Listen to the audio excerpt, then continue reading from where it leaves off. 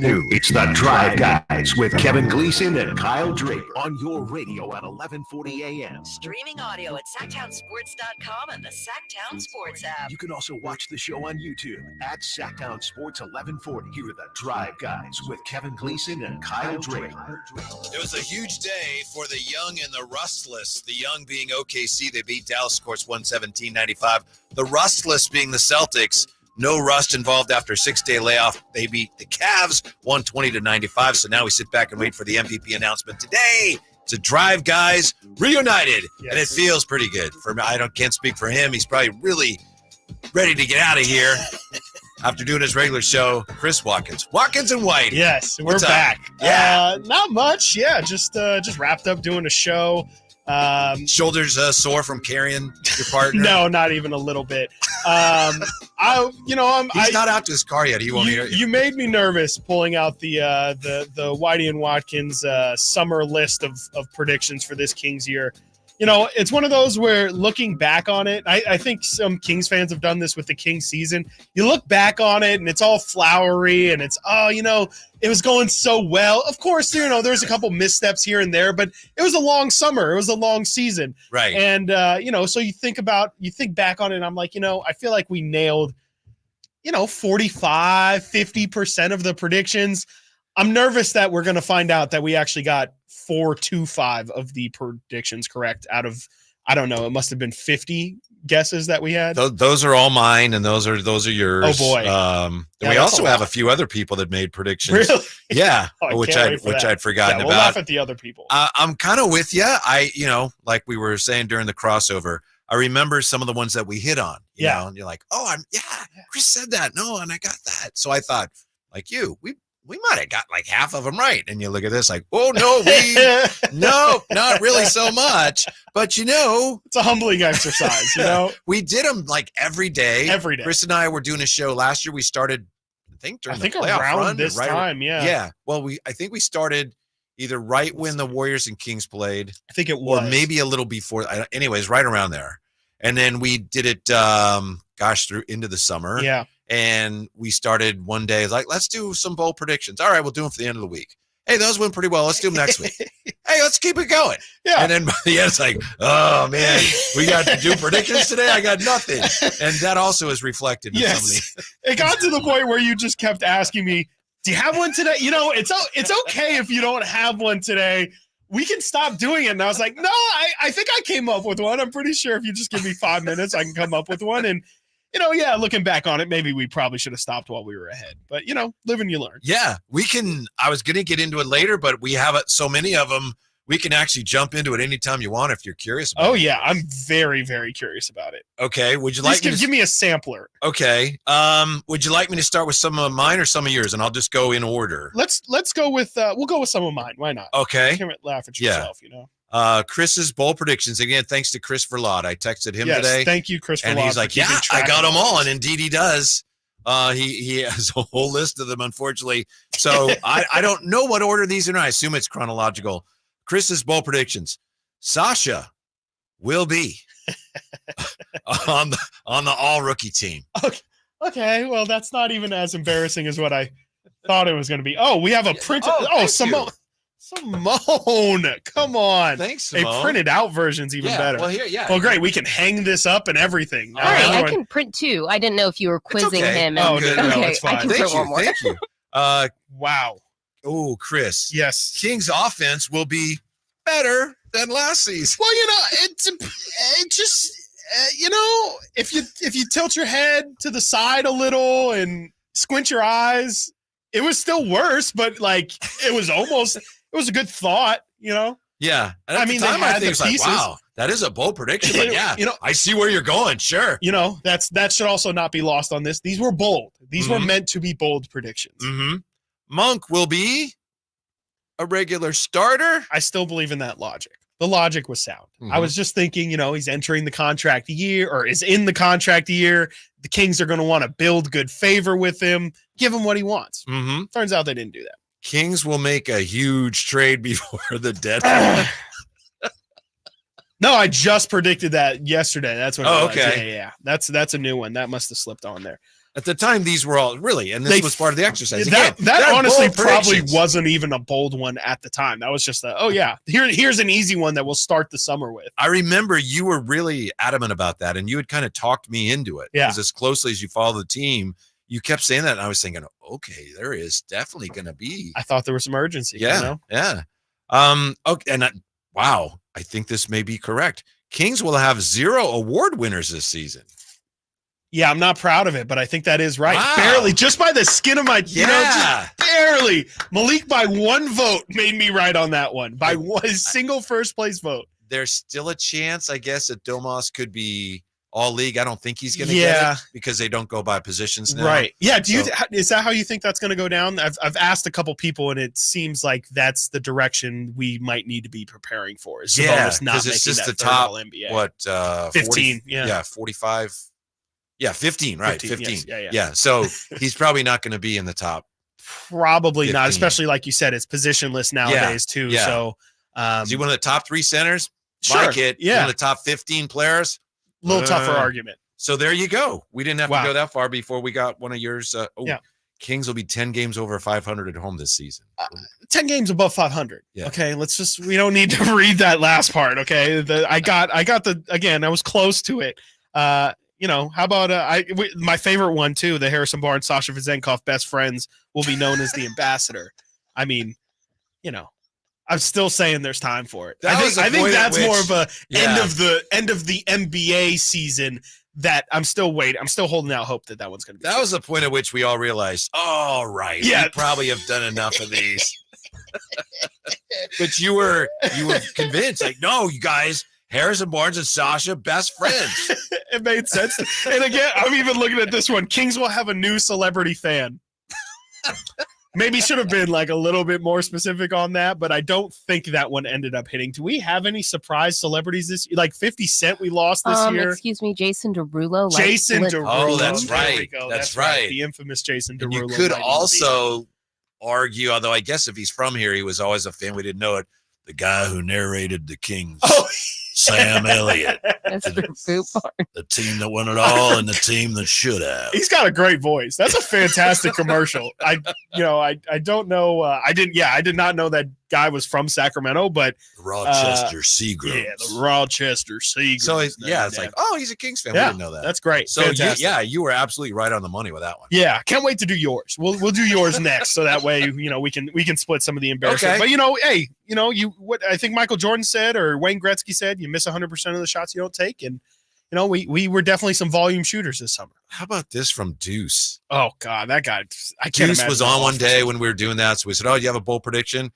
Deuce said Kings will be a top 15 defensive team. Nostradamus. And he just got in there. Barely, right? I'm checking right now just to make sure. I think they finished the regular season right at 15. Let me see. Let's see here. I thought it was 14. Defensive rating, and Whitey gets the car and the cash and the prize. 14. Deuce gets it.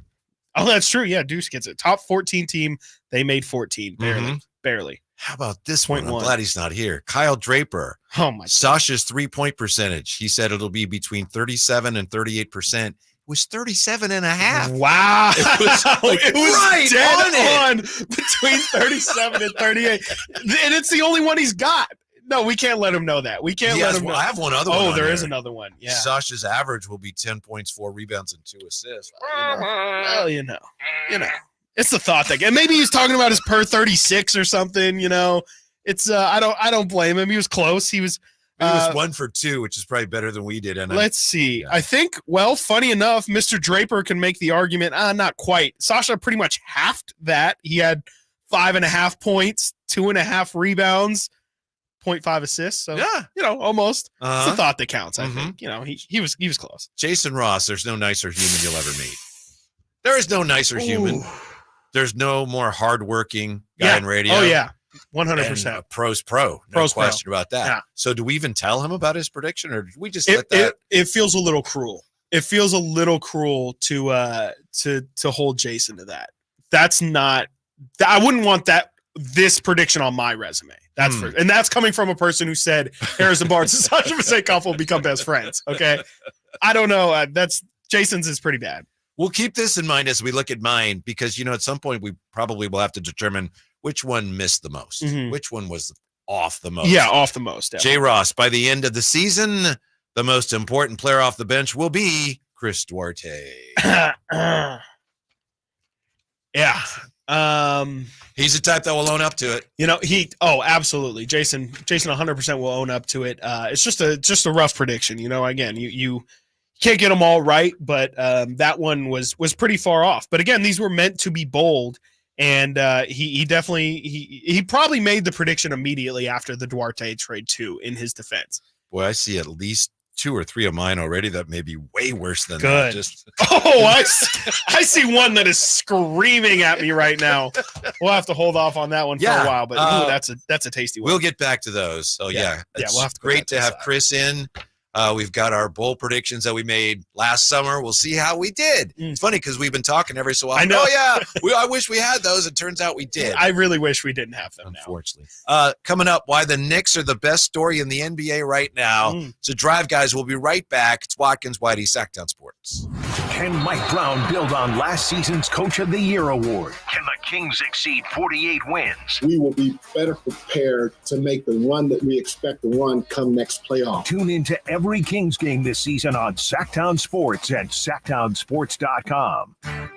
Hey, it's Carmichael Dave inviting you to make the switch to electric this spring and save big with American Energy. Stay ahead of those spiking energy bills this summer with up to $9,000 in rebates on a new ultra-high efficiency comfort system. American Energy is providing huge rebates from SMUD as well as spring specials by installing one of many incredibly efficient AC options available to you right now. Get rid of those fluctuating gas bills in the winter and switch to year-round all-electric with American Energy. Let them perform a free in-home energy efficiency analysis and see where they can help you save for the warmer months ahead. These guys are the best. Been serving the greater Sacramento area since 1981. A+ from the Better Business Bureau. Learn more by calling 916-520-9990. That's 916-520-9990.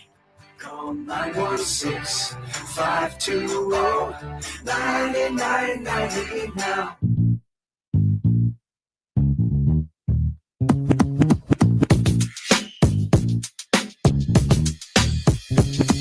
Sacktown Sports. Call or text at 916-339-1140. Chris Watkins with us today. Drapes should be back. I'm actually not sure if he's back Friday or next week. Jay should be back tomorrow. So we got Simone running the show today. Yes. Emil waiting he's in there already warming up. Oh, yeah. Stretching. Yeah, got to have him in the bullpen ready. Right. Stretch and toss, and then he really starts to ramp it up. Probably yes. At the end of this segment, maybe, really starts to get loose, and then we'll call him in. Yeah. Chris, we don't throw to warm up. We warm up to throw. When you're a kid, like if you're going to throw a baseball, just start throwing. Yes. And now it's absolutely. like, no, don't throw it. You got to warm up. Right. You got to stretch and do all that stuff. So we warm up to throw. We don't throw to warm up. Throw to warm up. We're at a very high level here. Yes. That makes a lot more sense. I wasn't quite tracking you there and brought me home. In this baseball analogy, really quickly, do you guys like the sweet crack of the bat or the pop of a glove? Which sound do you prefer? I'm going to say the crack of the bat. Yeah, there's nothing else like it. Yeah. There's just nothing like a pure barrel. Just you can really hear the pop from it, especially ones like where you can tell like, oh, that one's going far. Yes. Yeah. Every so often you can notice it's really cool. Yeah. Like, whoa, before the ball even goes anywhere. Like, oh, he hit that really hard. I want to add that's randomly sparked something in me.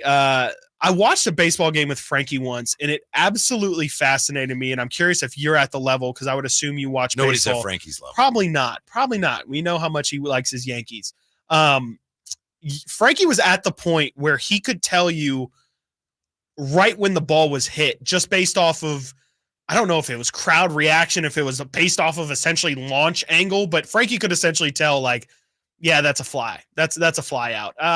You were at the game? Not at the game. It was on TV. It was via the broadcast. I was just curious if that was something that's normal amongst people who watch it. Because I also have the only thing I could relate it to is sometimes I feel like I have a good sense of right out of someone's hand. I can tell if the 3 is going in or not. Mm-hmm. And I was just wondering if you had either of those kind of sixth senses, if you will. Like I said, I would not claim to be on Frankie's Of course level. not. But, when you watch a lot, just like when Yeah, you watch a lot of exactly. basketball, there's lots of cues. Yeah, exactly. There's, I'll never forget one time the Giants were in Philadelphia, and it was the ninth inning, and I forget who was pitching, but Molina was catching, and the guy swings, and Molina goes, "Oh no, the catch! I'd never seen it before." Yeah. Well, he must have hit that pretty well.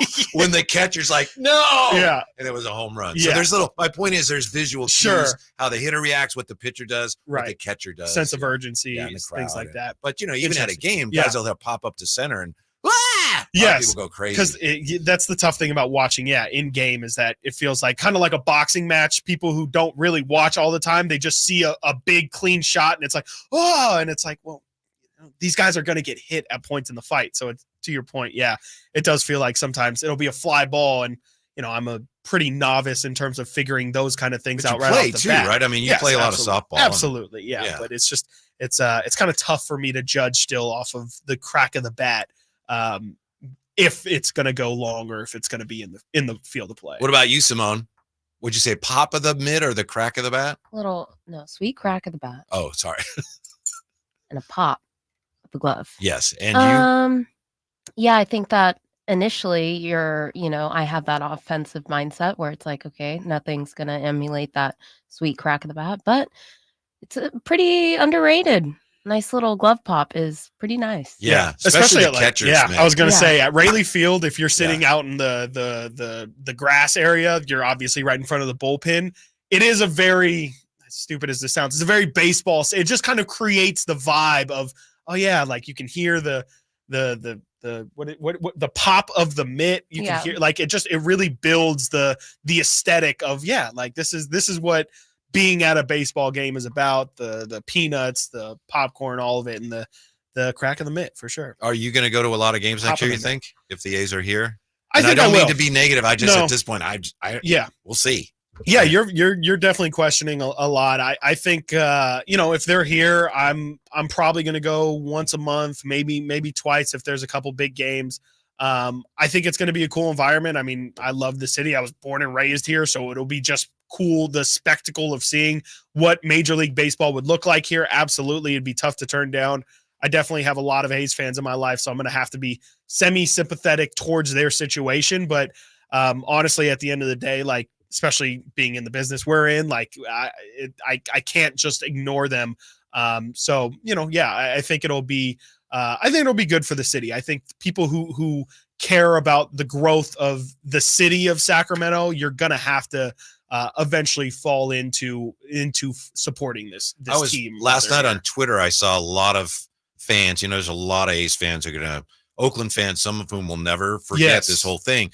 But I was surprised there were a lot of fans that were kind of saying, well, I mean, I'd rather they go to Sacramento than Vegas because I can still go to Sacramento. Yeah. Some people in the Bay Area were saying it's really far from where I am and, it's harder than you think. But definitely, a lot of people were like, yeah, Sacramento's better than Vegas. Absolutely. Yeah. I mean, it's a little bit morbid, but I keep comparing it to it's either you have a friend or a family member who's sick in the hospital or they just pass. And it's either you have the option of at least visiting and spending time with them while they're here, or they're just gone. And, I think a lot of people, even though it's not fun, I think a lot of people would rather just have them here than ultimately say it's one I haven't heard a lot. I'll be honest. I haven't heard that, comparison. It's a little morbid. It's a little morbid.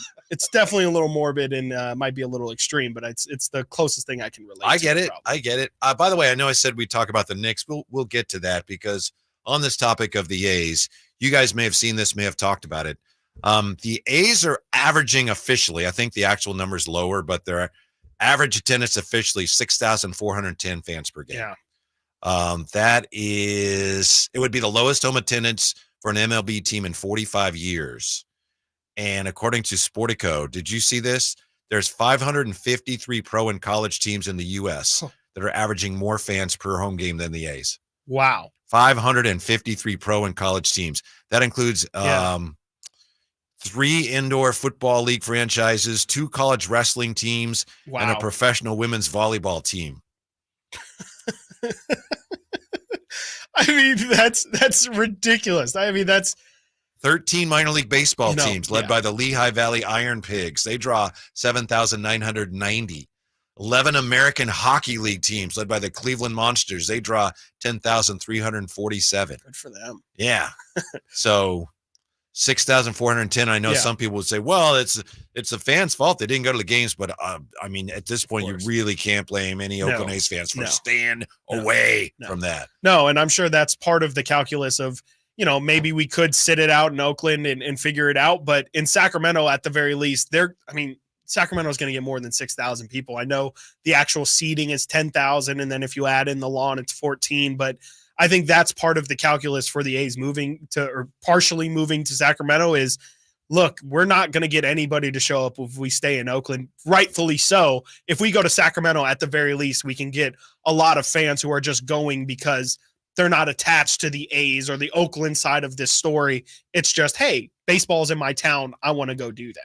List of college sports teams that rank ahead of the A's in attendance includes 78 men's basketball teams, 14 women's basketball teams, 12 baseball, 8 women's gymnastics, 6 men's ice hockey, and 2 women's volleyball teams. My goodness. That's shout out those those water polo teams or whatever that are out. I know, out doing the A's, but that's embarrassing. And that, what the crazy thing is though too is it's not just. The A's definitely have their own separate issue, but it's really not just an A's issue. Like baseball, I've been seeing a lot of pictures, especially of these day games. That's true. It's a ghost town out there, and I know especially for day games that's always kind of been partially the case, but it seems more and more as time goes by, there's less and less reason to actually go out to the ballpark. Let me ask you this. I had this for later in the show. I was going to ask Emil about this, and maybe we'll circle back to it. Sure. But you're a big WNBA guy. Yeah. You have been, since last year and even before that.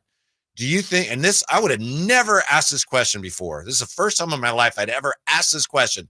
Do you think the WNBA is on its way to becoming more popular than Major League Baseball? I think it's a bit away, but I think they're trending in that direction in the next 10 to 15 years. I wouldn't say it's hard going to argue with that. That's incredible that like I said, that you can even have the discussion. No, me and Alan had conversations all King season at the media dining table. We would ask people how many baseball players are more famous than Caitlin Clark? And I think, Caitlin Clark is definitely by far the most famous, but you start trickle that down to, okay, Angel Reese, Sabrina Ionescu.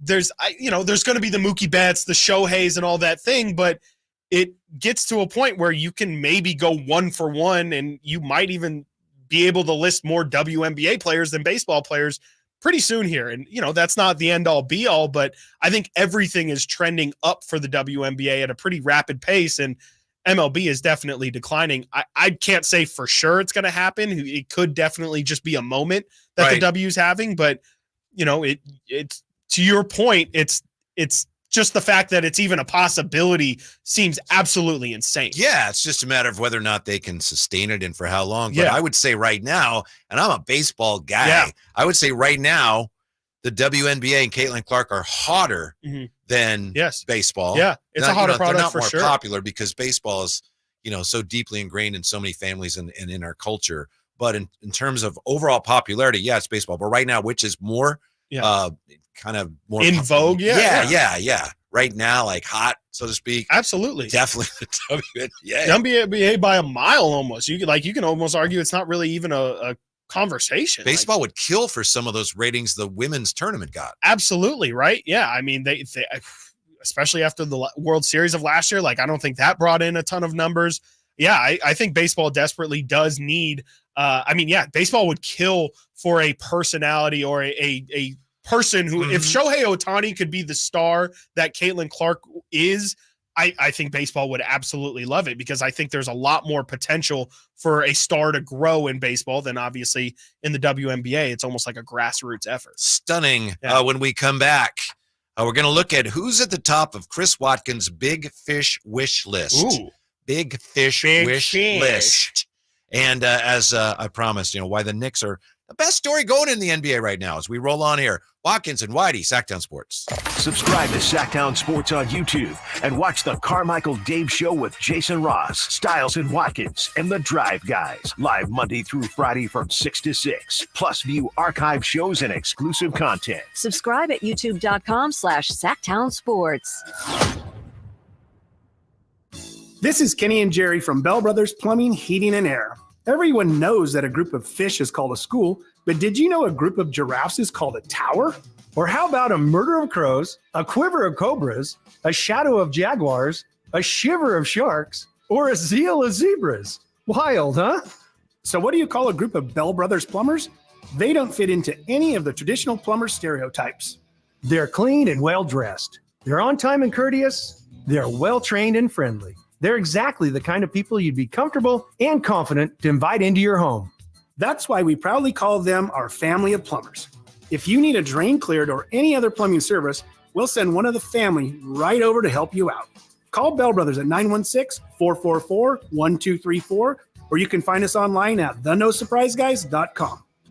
The No Surprise Guys, Bell Brothers.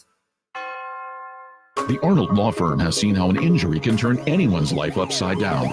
Whether it's a slip and fall, a car accident, or any other kind of injury, for almost 50 years, the Arnold Law Firm has been here to help you through the entire process to protect you and your family. If you are ever injured or in an accident, call the Arnold Law Firm. The Arnold Law Firm, providing real justice for you since 1975. Call 916-777-7777. That's 916-777-7777. Thunder, feel the thunder. It ignites something inside of you. Lightning and the thunder. Sets alight an elevated state of being. Days are pure exhilaration. And the nights, they're simply electric. See it, hear it, feel it. Thunder, feel the thunder. Lightning and the thunder. Thunder Valley Casino Resort. Feel the thunder. Country in the Park is back May 17th and 18th at Cal Expo with Brantley Gilbert, Dustin Lynch, Jay Cohen, Walker Hayes, and more. Tickets start at just $46. Country in the Park May 17th and 18th at Cal Expo. For more information, visit CITPfest.com. Brought to you by Kids Care Dental and Orthodontics, the Hot Tub Store, and Cattleman's. Guys, are you ready to give up because you think you've tried everything and you're still dealing with loss of energy, poor sleep, weight gain, and even ED? Revive Men's Health Sacramento has local medical providers that offer low T and ED treatments customized to each patient's unique physical makeup. By working with a specialized compounding lab, personalized treatments are guaranteed, even when generic pills and supplements haven't worked. It all starts with your free comprehensive exam and consultation. Availability is limited. Book today, and for this month only, Revive offers qualified patients a free 1-month supply of personalized ED medication, plus a free ED treatment producing immediate results. The experts at Revive Men's Health Sacramento will work to provide the right treatment for you so you can show up as the best you in all aspects of your life. Call 916-365-4566. That's 916-365-4566. Or send them a private message at revivemenshealth.com. You've been waiting all winter for the snow to melt and the golf course to awaken. It's time for your long-awaited spring golf getaway to Plumas Pines Golf Resort in beautiful Gray Eagle, California. The timing is perfect to take advantage of Plumas Pines Spring Special. You can walk the course for $75 or ride for $90, available 7 days a week through May 23rd. Beneath towering pines adjacent to the Feather River, Plumas Pines Golf Resort offers a spectacular round of mountain golf. You'll love the grandeur of the Sierra, the calmness of Gray Eagle, and the wonderful test of golf at Plumas Pines with spring special rates of $75 to walk and $90 to ride 7 days a week until May 23rd. Make your reservation at plumaspinesgolf.com. Whether you visit for the day or stay a few days, Plumas Pines Golf Resort will make your play memorable. Visit plumaspinesgolf.com and make your tee time reservations for the spring special rates available 7 days a week. That's plumaspinesgolf.com.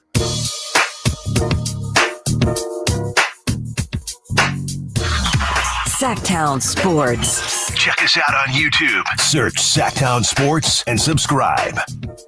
Manny Too Legit on the chat asks, Whitey and Watkins, what's the most you guys miss about this duo? I think he's asking everybody else, and no one answers, so he answers another question, which is great. But I'll ask you, what do you miss the most about this duo? Probably you taking free throws until you made one before every show. I think it would be I think it would be before we even like sat down to like prep. It would be like, all right, Whitey steps in the office. Yeah. He steps to the line. Yeah. And he has to. I didn't know if you had a certain number, or if it was just make one. Had to make one. But yeah. And then the angles were the weird. Angles were terrible. It was a very difficult shot. Very, very difficult. A lot harder than destroying my desk in the process. Yeah, that happened. I wouldn't say that definitely happened. Well, the ball would definitely bounce off a couple desks. And, And what I miss is the spiders coming down from. Yeah, that's definitely the part I don't miss is the spiders, and I think we've cleaned up that part of the office since then. But it was a lot more abandoned. And when you and I were doing the show, and we would have some surprise guest appearances in the pre-show. We would need a flashlight, and going to the back offices, it was like going into a cave. You don't know what exactly you're gonna find in there. Oh, and the cockroach! I just remembered that. Yes, on the stairs. Yeah, that was not cool. For some sort of analogy we were using at the time. That's a big son of a gun. Yeah. Someone had, I think, injured themselves, and it was that kind of comparison. I forget, but there was a lot of good. It was a good summer. It was a really good summer. 339-1140, 1-800-921-1140. Dale, I think Dale may be taking issue with something we said. Hey, Dale, you're on with Watkins and Whitey. What's up? Hey, Whitey. Hey. I think I love your show. Let's start off with that, and you guys make my day happier. All right. But I do have a problem with the whole saying that the WNBA is going to have higher credibility than the MLB. We're not even sure that the NBA has more power than MLB does. I mean, I'm a traditionalist. I'm a baseball guy. Okay. But I don't know. What do you think? I mean, what is the comparison with just the NBA and MLB? Well, first of all, thank you. And Chris is like that. He tries to stir things up here. So that's, I think, why he went there. But I understand his point. And to me, thank you for the call, Dale. To me, it would have been absolutely ludicrous to even have that conversation a short time ago. Yeah. So I just threw it out there. And I agree with Chris. I mean, baseball is, and again, I love baseball too, Dale. I love baseball. Brought up in a baseball family. Baseball's popularity seems to be waning, and the WNBA seems to be rising. So that's why I ask, is that where we're headed? Nobody knows. Yeah. It's a good point. Is the NBA more popular than baseball? I think in a lot of ways the NBA is. Yes, I would love to hear an argument about how the NBA isn't bigger than MLB. I think in every single way possible, basketball is bigger, more influential, more culturally relevant, which is hard to define, but I think it is. I just don't know what baseball has working for it that the NBA doesn't. And I think the WNBA definitely, like I said, I don't think it's there. I don't even know if it's necessarily close to being there, but just in terms of, if you look at the growth pattern, I would say the way that the WNBA is projecting right now seems to be, if it continues to be that way, which is possibly a big if, then there could be a chance that in 10 to 15 years, it is up to baseball. If baseball also at the same time is trending in the direction that it is trending. As you said, the WNBA is having a moment. Women's basketball, not just the WNBA. Yeah. They're benefiting from the fact that women's basketball is having a moment. Juju Watkins is right around the corner. Right now, WNBA, they don't generate close to the revenues of the other sports. I mean, they just passed having charter flights. Yeah. That just passed yesterday. Yeah. They just announced they're having private flights. I think you could look at that and go, wow, because I think about an eighth of their budget now is going to be travel. So, and they're expecting, more and more sponsorships. And I think the media rights deal is coming up next year, which is hopefully a big influx of money, but it's no guarantee. And, if it came off as if I was saying it's a guarantee, absolutely was not saying that. I think that there's a chance if things continue to trend for both cases in the way that they are trending right now. And that's why the question wasn't, is the WNBA more popular than baseball right now? Because no, of course it's not. Of course it's not. Do you think, as I do, that's kind of a leading question, but to me, the Knicks are the story of the playoffs right now. What do you think? I hope so. I really have enjoyed it. It's been my favorite thing to watch, especially from afar. It's been the funnest thing, I think, because it's, and I don't want to step on your point, but to me, especially here in Sacramento. To me, like the Knicks are in a way like a big market version of what the Kings have gone through, right? Is a team that's been not even a team, a fan base that has been starved for just anything, any sort of relevancy or successful relevancy for the past 20 plus years. And now you're seeing the same way we saw last year, how important making the playoffs was to the Kings. And, last year the Knicks made the playoffs too, but actually being a contender in all of this, it's been awesome to see just the city and the brand be where I think the NBA wants them to be. Yeah. The surprising thing about it to me is that typically your big market teams, they have the largest payrolls and they're the heavy favorites. And I tend to root more for the scrappier underdogs. But this Knicks team, they're playing in New York, I realize, but they're a very scrappy team. And they've got that underdog vibe, even though they're playing in New York. Yeah. No, you got Jalen Brunson as your best player. Like Becky Hammon earlier this season said, I don't know if you can have a championship team and have Jalen Brunson. Yeah. A tiny little five. Yeah. She essentially said too small to Jalen Brunson. And, it's an interesting question. I don't even know if Becky Hammon's necessarily wrong, but the way that they have played has allowed Jalen Brunson's style of play to succeed and thrive. I love it. I mean, I especially as somebody who enjoys hearing basketball history, there's a great 30 for 30. I think when the Garden was Eden, I think is what it's called, about the Knicks and their championship team. It's a historic fan base. It's a historic franchise, and it does feel right. I know Alan probably wants to throw up, but he hates hearing this, but it is right. It feels right to have the Knicks be an important player in all of this. Yes. It just feels like the Garden is the biggest stage in basketball. And we were checking on former Kings where they're playing in the postseason, and I hadn't realized this, but the Knicks have 3 former Kings. And that's the most of any team still playing, because they have Dante. They have Dante, and they have Alec Burks still there? And they have DeQuan Jeffries. Oh, really? And I don't know what his roster status is, but he's there.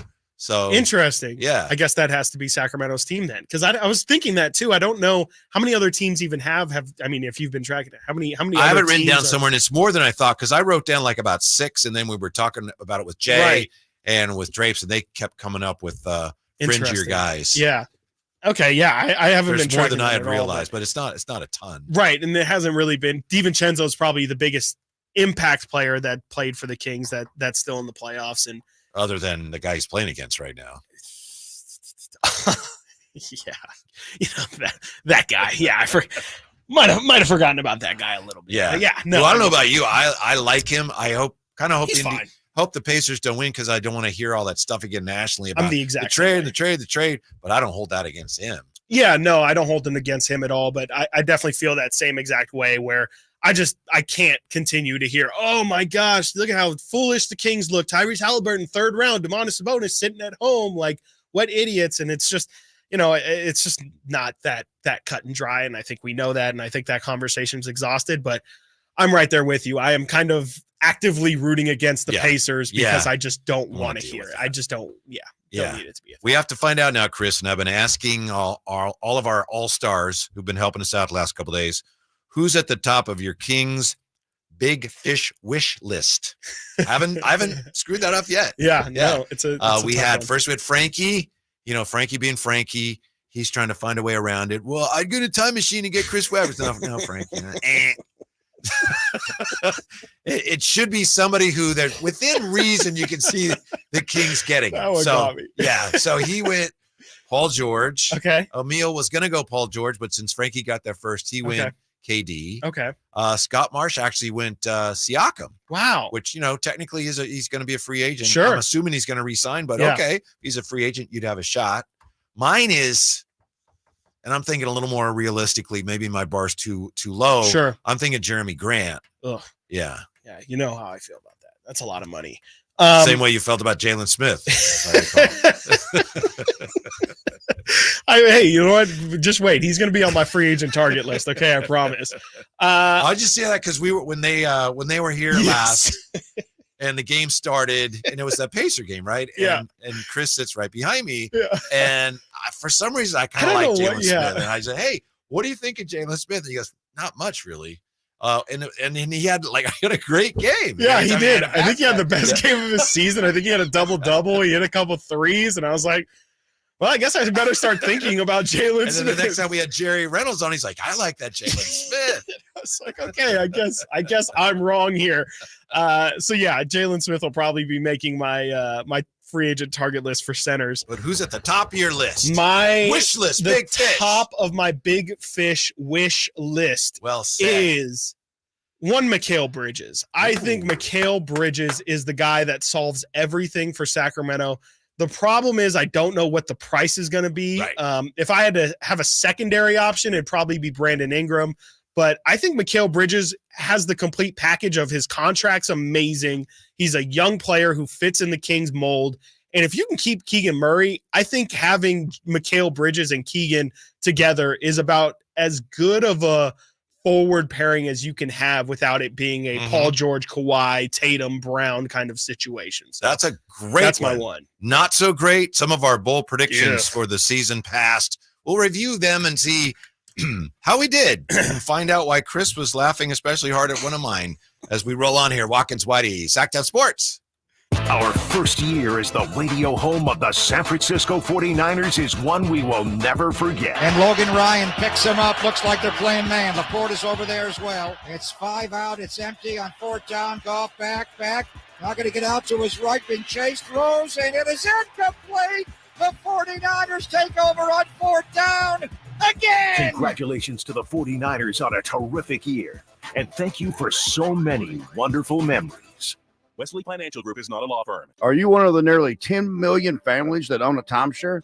Unfortunately, many families stuck in timeshares have learned the dark side of ownership, as their timeshare ends up being nothing like they were promised. I'm Chuck McDowell, founder of Wesley Financial Group. If you were lied to when buying a timeshare, you're going to need help.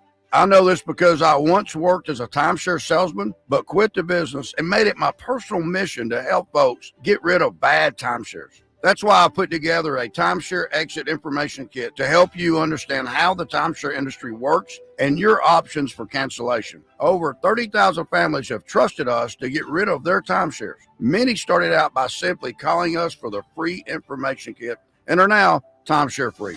To get your free information kit, call Wesley Financial now. Call 800-837-1919. That's 800-837-1919. 800-837-1919.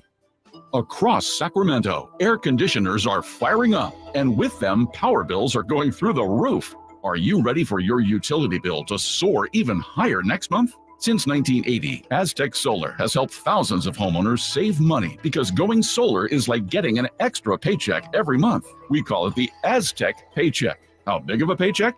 Find out at yourpowersavings.com. Visit yourpowersavings.com and Aztec Solar will text you how much money you'll save every month. Find out how much you'll save now at yourpowersavings.com. It's fast, easy, and reliable. Stop paying the power company and start paying yourself. Looking for a deal? Here's a timely offer from Aztec Solar. You can own a solar electric system for just $99.95. Cash price after incentives. Don't waste another dollar. Visit yourpowersavings.com and keep your money where it belongs, in your pocket. Aztec Solar. Solar and only solar since 1980. Catch all the action at Sky River Casino. Enjoy over 80 table games, more than 2,100 slot machines, and a thrilling high-limit room. Plus, with 18 elevated restaurants, bars, and lounge destinations, and Sky River rewards that add up and up. There's something for everyone. Just minutes from Sacramento, right off Highway 99 in Elk Grove. Join in the fun and experience new heights. Sky's the limit at Sky River Casino. Visit skyriver.com today. Gambling problem? Call 1-800-GAMBLER.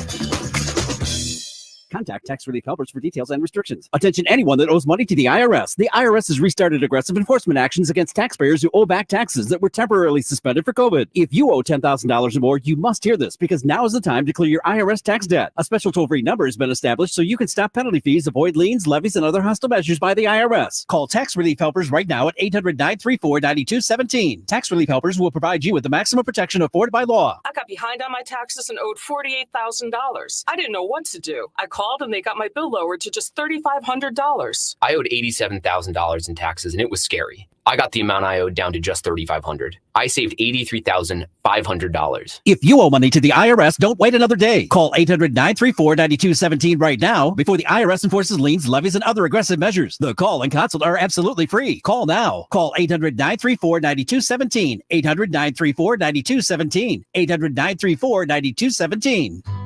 Seems like all this artificial intelligence stuff stirs up the age-old debate of man versus machine. Hi, it's Dan from the Good Feet store, and let me ask you, would you let a robot cut your hair? Would you rely on an app to teach a kid to ride a two-wheeler? Let's face it, some things require the human touch. People come to us seeking a solution to foot, leg, and back pain after trying all kinds of things recommended by in-store machines or website blurbs. An impersonal, generic approach to solving a problem that's unique to you. No wonder they usually don't work. At the Good Feet store, you'll meet with an arch support specialist who will take the time to learn about your needs, your feet, your lifestyle, and then fit you from over 300 models and sizes of arch supports, designed for pain relief, better balance, and more comfort. Do you have sore feet, an aching back, or plantar fasciitis? Then get to the Good Feet store nearest you for your free arch support fitting. Good Feet arch supports are only available at the Good Feet store. Maida Chevy saves you $12,000 off MSRP on every new half-ton Silverado LT 5.3 liter in stock after rebates. Always 5 to choose from. Exclusive. All in-stock pricing at MaidaChevy.com. Together, let's drive. See dealer for details. Ends 5/31/24. Are you stressing about your IRS tax problems? Have you received notices from the IRS threatening to garnish your wages, levy your bank accounts, or seize your property? You need an ally. Allies Tax Relief has tax attorneys and enrolled agents that are ready to fight for you. They have saved millions for taxpayers just like you. Allies Tax Relief can help put a stop to IRS collections and, most importantly, negotiate your tax debt. Here's Brenda, a happy client of Allies Tax Relief. I owed the IRS around $57,000, and they're about to start garnishing my paychecks. I heard a commercial on the radio about Allies Tax Relief, so I thought I'd give them a call. After a day, they were able to at least stop the garnishments, and after a few months of negotiations, I walked away owing the IRS only $301. If you owe the IRS, call Allies Tax Relief right now for your free consultation. Call 800-230-5174. 800-230-5174. That's 800-230-5174.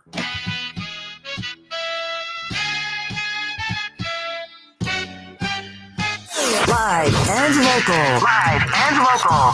This is Sacktown Sports. Breaking news today, we're just talking about baseball struggles.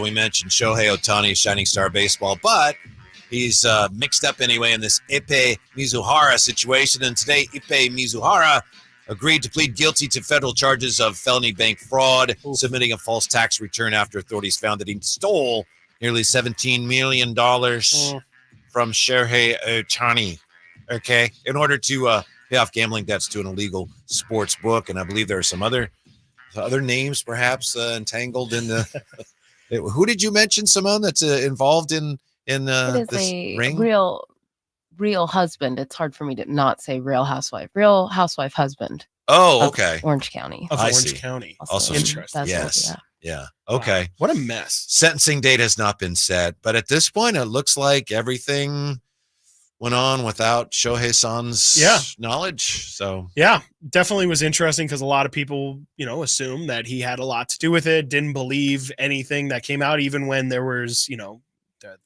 I think the FBI did research into this and found the text messages and everything. Definitely seems like Shohei is actually clear of all this, which makes sense. I mean, when I heard his teammates say, we don't know a lot about Shohei, but we do know he really doesn't watch or talk about sports at all. That was instant. Like, I don't think this guy's a gambler, because everybody I know who even, likes to do prop bets is obsessed with hyper focusing on those matchups and knows what's the score. Yeah. And so if you're out here putting millions of dollars on the line, I would think that you're at least going to pull out your phone and have some notification that says what the score is or something. Yeah. Obviously that's great for many, many reasons that he's not involved. Yes. Because it would be as a baseball fan, I don't know if baseball, that'd be a tough blow on top of everything else right now for baseball to deal with that. Yeah. I don't know if they would be able to come back from it. Truly. Like it would feel like something where it's like, this is your biggest star. You cannot have him crumble in front of us and then try and prop somebody else up. it would have been tough if Shohei got found of any of this. Chris, it's great to have you with us today. Unfortunately, we have only one more Yes, segment it's because so Chris hard. he did his regular show. So we just have time left for me to go over a few of my predictions. Yes. From the summer. Sure. See how it looks like I did pretty good here. Yeah. Whitey's bowl predictions. Kings will be a top 20 defensive team. Boom. Okay. Yeah. Davion Mitchell will be better than 35% 3-point shooter. Boom. Okay. Yeah. Got that one. Keon Ellis will play more. Boom. And I didn't love that one. Sure. Yeah. He played more. Kings will have 3 TNT games, 3 ESPN games, including an afternoon ABC game. Boom. I think you got that one. There you go. So that was that. Anyway. Well, no. Hold on. No. Anyway. Exactly. Hold on. Oh. No. No, those were. No, Those. You got those. That was not all you got, though. Mighty, I'm not going to let you slide like that. I'm not going to let it happen. Okay? Because this is crazy. You had some. Now, mine were terrible. I had a lot of really, really bad ones, okay? Celebrity fan and Sasha and becoming besties and all this stuff. But Whitey Gleason, you have one that is just screaming at me. Get him, Chris. The Kings will miss Chimezi Metu this season. Whitey Gleason. That's a direct quote. Should we keep going? Let's do it. 5-man backup unit, nickname plus the nickname of that backup unit will be DMV. The thing about Would that, you like to explain what DMV is? Because I don't remember. When I saw that today, not only did I not remember it, and I admit, I'm not saying, I didn't say that. It's like, I said it. I don't know what that means. But then Chris and I were talking about it earlier, and he helped me remember DMZ was something like Davion, Duarte, Monk, Vazenkov, and... You sure about that? Yeah, I'm like, okay. So I'm not saying it. No, it was right on. I'm just saying... I think that's what I was thinking. How about this, Sasha? You mentioned the V in the DMV. Yeah. You kind of contradicted yourself saying he's going to be part of the 5-man backup, but then you also said her laugh this hard. You also said Sasha's going to start 50 games. Well, that didn't happen. I don't even know if he played 50 games. I don't think he did this year. Is there any other funny ones? Oh, here's something not funny, but I guess kind of ironic. Kings will be a better team, advance to the second round of the playoffs, but have less wins in the regular season. That was kind of right. Kind of right. You were on track for a minute. Uh-huh. I don't think they felt like a better team this year, and they definitely didn't advance to the first round, but they did get less wins. You got that part right. How about Kings will win their first 9 games?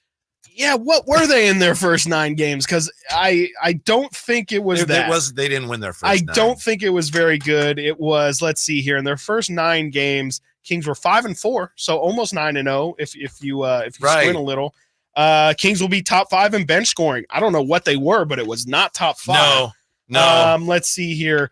I've got 2 more. You got Mike Brown will be the first back-to-back head coach of the year. That's not terrible. I think I said he won't be. This says Mike Brown will be the first coach to win back-to-back. And then this one was pretty funny to me. JaVale McGee will play 70 games and average 8 points, 6 rebounds, a little more than a block a game, and have similar numbers to what he had with the Phoenix Suns. Well, that's close. He played 46 games. Played 46 games. Yep, close. The rest of it we don't need to get into. Yeah. So, well, it wasn't perfect. It was fun though. It was a blast. Yeah, I'm trying to see if there any. Let's see here. There's somewhere we don't know yet, like some that could still happen, like your Vazenkov and Harrison Barnes' best friend. I don't know if the Kings sold out every game. I forgot about this one. This is something we actually got to track this year. Is De'Aaron beating Jason Thompson for most games as a King? I think that's supposed to line up with this coming season. That'll be interesting. That was yours, right? That was mine. Oh, wow. You have one on here. This is how you know we were doing this during summer. You have one here about Nerlens Noel. Yes, but when they signed JaVale McGee, I remember I went to Chris Verlaw and said, those should all be stricken. Strike it from the record. Okay, all right. Yes. So, yeah. Pretty fantastic.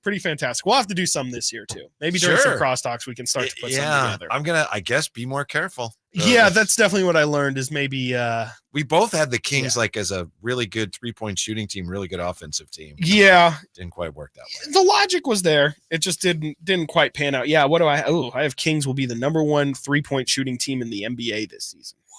Oof. Swing! Gonna miss. All right, thank you very much, Chris. Really enjoyed it. Appreciate thank you. it. Anytime. Yeah. Emil Fragoso will be along next, and we'll look at the OKC Thunder and how they are providing a lesson in culture. Next with the Drive Guys on Sacktown Sports. Thank you, Chris. Trying to find out where to catch your favorite team's games? Are you a fan of the Kings, Niners, and the NFL? Well, Sacktown Sports has you covered. Touchdown! San Francisco! It's all on his shoulders. Rocks. He fires for the win. He's got the triple. Catch all your Kings, Niners, and NFL games all year long on Sacktown Sports and SacktownSports.com. I didn't ask to be thrown in the streets with nowhere to go. I didn't think I'd survive. But I did ask for help, and Covenant House was there for me. 1 in 10 young adults will experience a form of homelessness this year. For these kids who didn't ask to be put in this unthinkable situation, Covenant House is there. Covenant House helped me break the cycle of homelessness in my family. They gave me the love that I needed. Over 2,000 young people will sleep safely in a Covenant House bed tonight. When youth who are experiencing homelessness have a hot meal, a safe place to sleep, medical care, and love, they can overcome heartbreaking challenges and have a brighter future. They just really genuinely just wanted to help me succeed, and I'm succeeding. I'm a speaker, I'm an author. Covenant House really helped me and really helped mold me into the woman I am today. If you or someone you love is asking for help, go to safeplacetosleep.org today. Power Business Technology is proud to be 100% independent, locally owned, and managed Toshiba copier dealer. Local ownership cuts out the red tape, allowing ourselves to never be too busy to personally answer the call when our clients need us. Recognized for excellence in service execution, training, and customer service, we're proud to be named a 2022 Toshiba ProMasters Elite Dealer. Contact us today for all of your business printing needs at 844-POWER-BZ. That's 844-769-3729, or visit us at powercopiers.com.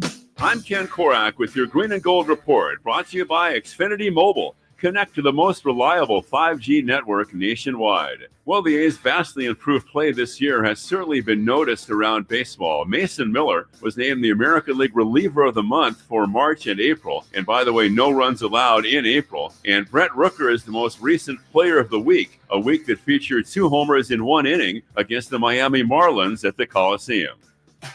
Want more speed? Well, Xfinity just increased their internet speeds, and they're faster than ever. It's time to get more out of your internet with faster speeds from Xfinity. Now through June 21st, get 150 megabit Xfinity internet for only $19.99 a month for 12 months with a 1-year contract. That's double the speed for the same great price. Click, call, or visit a store today. Requires paperless billing and autopay with stored bank account. Restrictions apply. Equipment, taxes, and other charges extra. After promo, regular rates apply. Actual speeds vary. What's up? We're talking to Chad Hoblet at Hoblet Dodge Chrysler Jeep Ram in Woodland. What's going on for Chrysler's It's the Season sales event? We're celebrating 75 years in business by offering Dodge Chargers and Challengers at enormous discounted prices to say thank you. We're sad to be saying goodbye to the last of the gas-powered Dodge Chargers and Challengers, but we're sending them out in style. Right now, save up to $11,000 off MSRP on the very last of the new 2023 Dodge Charger and Challenger Scat Packs. It's hard to believe that this is really the end. Yep, once they're gone forever. Don't wait and miss your chance, because there's only a few left, and with savings like this, they won't last long. Hurry in before they're gone. Stop by Hoblet Dodge in historic downtown Woodland for a test drive, or search, select, and save through our whole inventory at hobletdodge.com. Unbeatable prices, unbeatable selection, nobody beats Hoblet, period. 11,000 total net savings on select new 2023 Challenger and Charger Scat Packs. After 6,000 factory rebates and 5,000 dealer discounts. 5 of this net savings, sample VIN 596361. See dealer for details. Country in the Park is back May 17th and 18th at Cal Expo with Brantley Gilbert, Dustin Lynch, Jay Cohen, Walker Hayes, and more. Tickets start at just $46. Country in the Park May 17th and 18th at Cal Expo. For more information, visit CITPFest.com. Brought to you by Kids Care Dental and Orthodontics, the Hot Tub Store, and Cattleman's. Right now, while you're sitting on the couch or just driving around, your friends are at the Hagen Oaks Driving Range powered by Top Tracer. The vibe is perfect, whether you're an accomplished player or a newbie. Play a variety of fun games, play Pebble Beach, or compete against friends at the Hagen Oaks Driving Range. Hungry? The Hangout Food Truck offers burgers, chicken strips, and more. Check the summer-long free concert schedule. Be a part of the fun at the Hagen Oaks Driving Range, Fulton Avenue at Cap City Freeway, open until midnight. KHTKAM Sacramento, KYMX HD2 Sacramento. From the Power Business Technology Toshiba Studios, your new home for 49ers football in the 916. Sacktown Sports.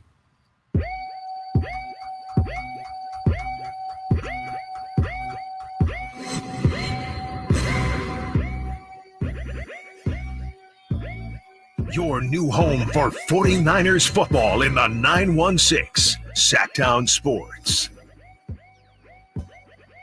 And who is our 49er insider, SacktownSports.com? He's with us once again today as we continue with the all-star version of the Drive Guys. Emil Fragoso back with us. Hi, guys. Fragosolicious. Fragosolicious. I did yesterday. Yeah. I'm back. Yeah. I'm back. I was afraid that after what you said about the Colorado airport that you would have been, I don't know, some cult or somebody would have gotten hold of you. Or... Yeah, I don't know if the gods are angered. I don't know. I'm back. I'm here. I made it. We're good. What's Glad up, you're back. You two fam, Drive Guys. Whitey, Yes. Simone behind the chair, back here and happy to be here. Thanks for helping us out. Drape's on vacation. Jay is out. Jay, I think, will be back tomorrow. Drapes will be back Friday or next week. So anyway, thanks for bailing us out, Simone and Emil Fragoso. Anything going on before we get back to the NBA? Anything going on with Brandon Ayuk? I heard something today about Ian Rappaport had some kind of Rappaport about it. I like that little rapport. Yeah. Rapport. Yeah. No, still kind of the status quo with Brandon Ayuk. You know, they're working to get a contract done. They've accelerated talks since the draft is now over. The main goal is to keep him on the roster long term, and that'll come in a lengthy extension. It's really coming down to how much money it's going to be, though. Obviously, there's structure and figuring out with the cap because they have a lot of contracts coming up, a lot of big ones, Nick Bosa included with his massive guarantee that he has. So they got to structure it correctly, considering Brock Purdy is also going to get paid here very shortly in the next few years. So they got to figure out how to fit that into the cap space. It will happen, I think, sooner rather than later. I would expect it to be done before training camp starts. All right, that's what Emil says. Here's what Ian Rappaport says. Yeah, the Pearsall pick really made everyone scratch their heads and go, maybe they really are trading Brandon Ayuk.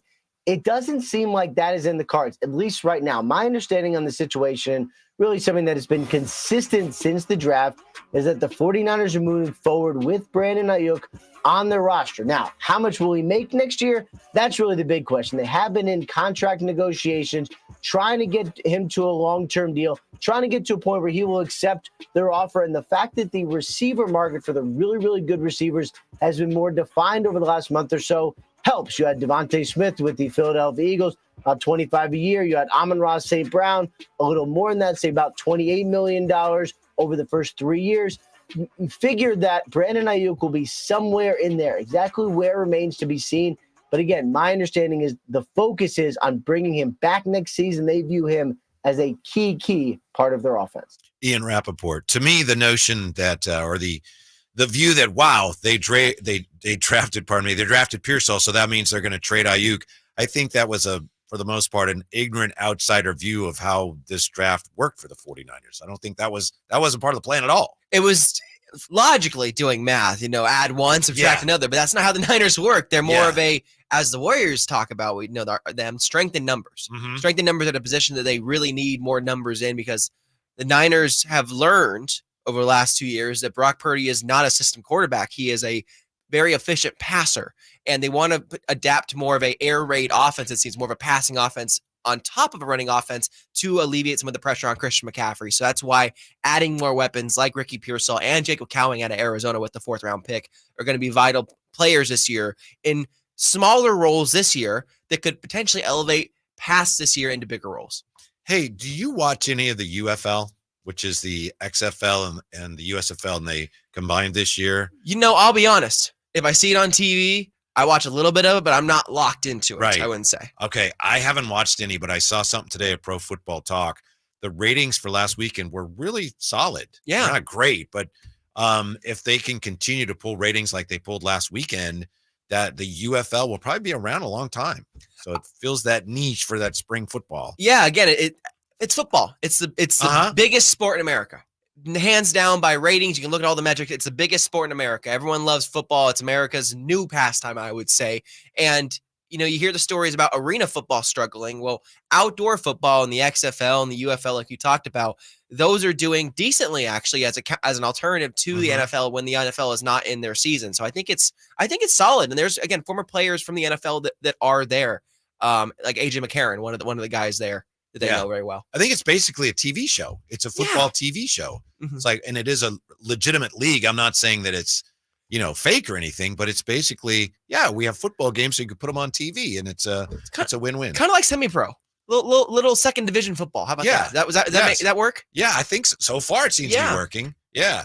Now NBA last night, OKC over Dallas. I don't like Dallas. I appreciate how good they have become this year, how well they've defended. Luka, I just don't like Luka, so I was delighted to see him humbled last night. I'm a Luka truther, so it's tough for me.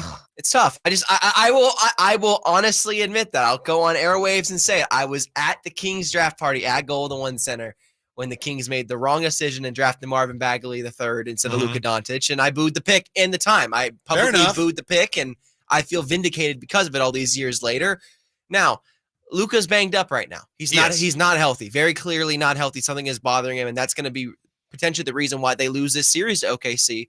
And it's unfortunate because I really do love the chemistry that he has with Kyrie Irving. I think that Kyrie Irving has been unlocked next to Luka more so than any other year outside of the Cleveland years he had with LeBron. One of the things about Luka that rubs me the wrong way, when he's playing hurt, and he's been hurt a lot, let's face it, to your point, and he's hurt right now, but he makes sure when you're watching him and he's hobbled, he makes sure that he's a little hobbled. There's things he misses a shot and then, limping a little bit.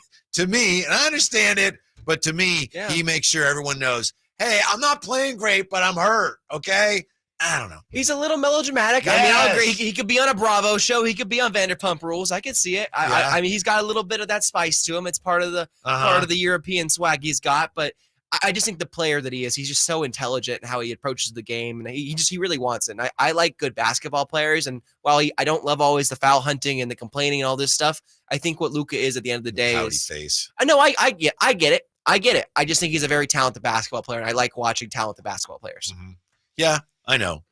He definitely is. What did he say to a referee a couple of years ago? He was upset about the foul calls, and he actually said to a referee, "Why do you hate me?" He actually said that to a referee. And, of course, he also said to that female referee, did you see the foul? What foul? When I fell in love with you. He actually said that. And if I'm the official and he says that, he's gone. You're gone. That's just wild. Yeah, That's wild. You can't say, I'm an official. You're out of here. I didn't know that. I thought you were just making a dad joke at first. He actually That actually happened. I can show you that. Yeah. Yeah. Isn't he like in a long-term relationship? And she was like, she's like, what foul? You can see the video. She's like, what foul? Because she's like, I didn't miss a foul. Is when I fell in love with you. And she's like, she kind of makes a goofy smile, which makes it worse, actually. Get out. It's like the reporter in the Caitlin Clark situation again. Like, geez, what the heck are we doing here? Can we? Yeah.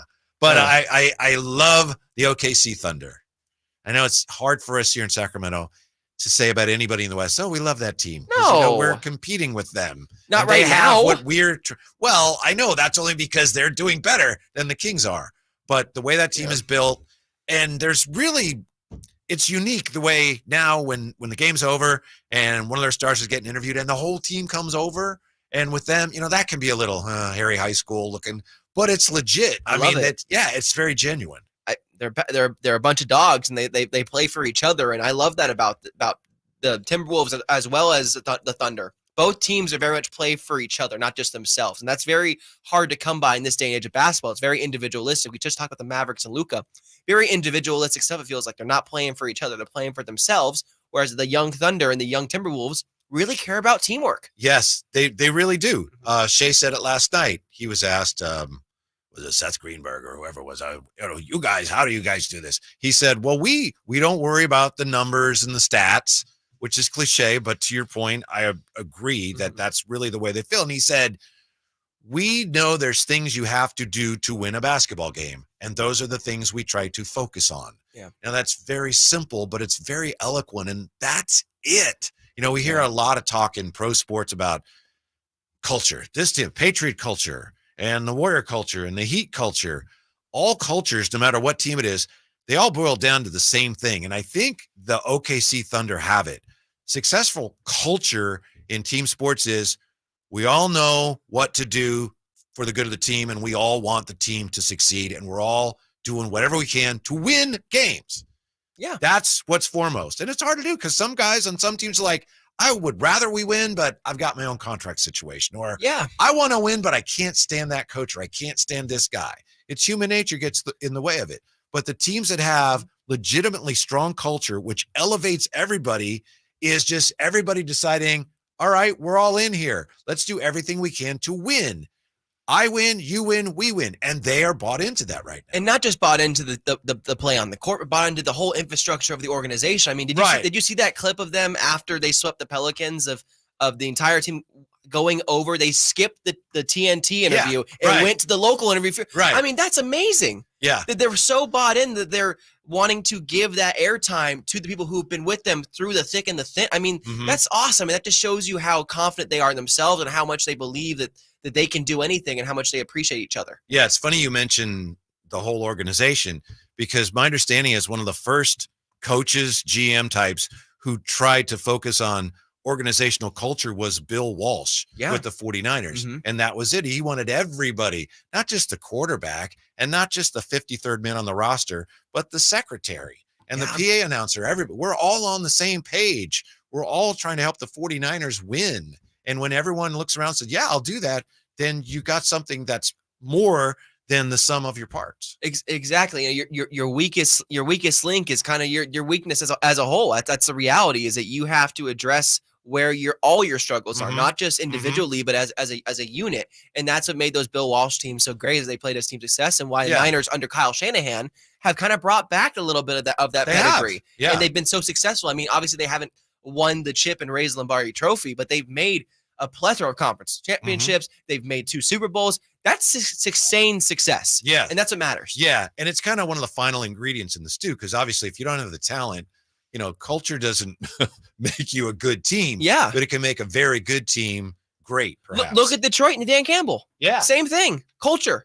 He changed a culture in 2 years, and The now mindset. they have some talent, and he brought those guys to a conference championship.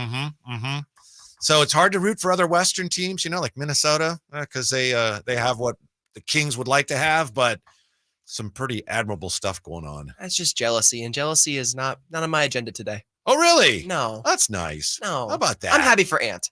I just am. Yeah. When we come back, what the heck are the Kings going to do with that first-round draft pick? The lottery's coming up, right? Emil is in today, and we're right back. Drive Guy, Sacktown Sports.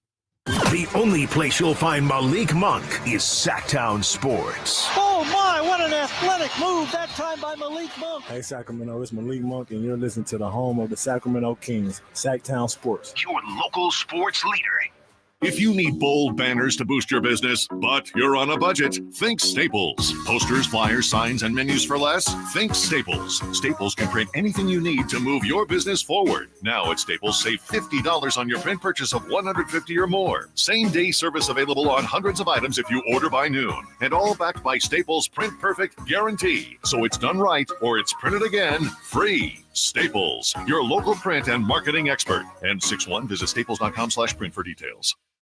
At Progressive, we know money can't buy happiness. But money did buy your boat, where you find peace fishing, unlike at home with 3 teenage daughters. Because fish never argue about who stole whose crop top, or get mad the other fish used up all the hot water. No, they just swim around, never embarrassed to be seen with you in public. So save money by bundling your boat or RV insurance with home or auto from Progressive. And buy more happiness, or something close to it. Progressive Casualty Insurance Company affiliates and other insurers, not available in all states.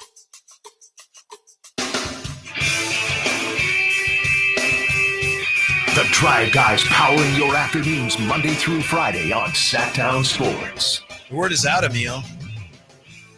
Simone says on the chat. Simone says Emil has entered the Drive Guys rotation. Drop any questions or concerns. He's a huge Mavs fan, by the way. I would say That was before he even said the Luca part, too. Wow. See, I wear one Luka jersey in the office, and they want to crucify me because I'm a fan of Luka Doncic, and I have been since Real Madrid. He was 16 years old, and I don't know. I feel very vindicated that he's an all NBA talent. Okay, Yeah. wait. Do you have any Kings merch? Yes, I have multiple Kings jerseys. I probably have 4 or 5 different Kings jerseys in Okay, my house right you've now. never worn them. Yes, I into have. the studio. You just weren't paying attention. Yes, I have. I have a Vlade jersey. I have a Reggie Theus throwback jersey. I have a Bobby Hurley jersey. Oh, yeah. Bobby Hurley? I do, yes. Wow. Yeah. Compio says Emil is a little too much of a Luka fan. You know, everyone's got an opinion. It's Yeah. okay. I appreciate that Emil comes in and says, this is how I feel. This is what I am. Yeah. It's repulsive, but he's being honest about it. Yeah. I appreciate the honesty. Honesty is the best policy. Yeah. Diversifying the marketplace of ideas. Thank you, Emil. Yes. Yes. And so you say that you were not happy when the Kings did not draft him. Do you have any thoughts on who the Kings might be drafting this year, or what even they should be looking at? We have the lottery coming up. Man, it seems like so long ago that the Kings were last in the lottery, but it was just 2 years. It really wasn't that long ago. As someone who's I a know. 2000s baby, let me tell you right now, I've been through many lotteries in my life. And so it's just kind of like, oh, hello, old friend. How are you? One thing I used to always tell people when the Kings were in the lottery is take all your Kings bobbleheads, if you have any, and wherever they're having the lottery, you turn them so that they're facing that direction.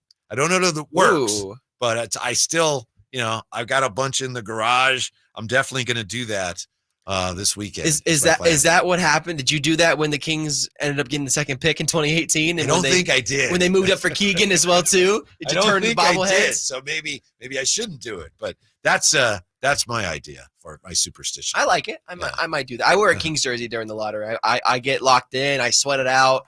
I make loud noises and get really excited, especially when the Kings trade up. What kind of loud noises? I'm just like yelling because it's watching it's literally the lottery. It's watching ping pong balls get picked. And so it's super exhilarating, exciting, and they drag it out too. So you're texting and you're tweeting and you're like, what's going to happen next? Here's all the options that are left. And so it's really exciting for me. I liked it better in the old days of the lottery. And I understand why now mathematically it's better not to do it that way. But where you'd have the commissioner and they would reach in, that you'd have like a drum, clear drum with all the envelopes in there, and he would pick one out and you'd see it and you were actually seeing the drawing.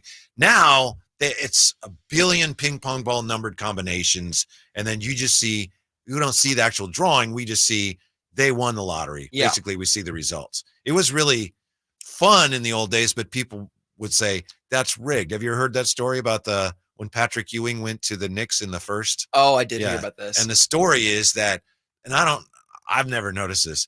The commissioner goes in, like I said, it's a big clear drum, and they've got all the envelopes. And he goes in there, and people say that he feels one, then goes to the next one and pulls that one out, and it's the New York Knicks.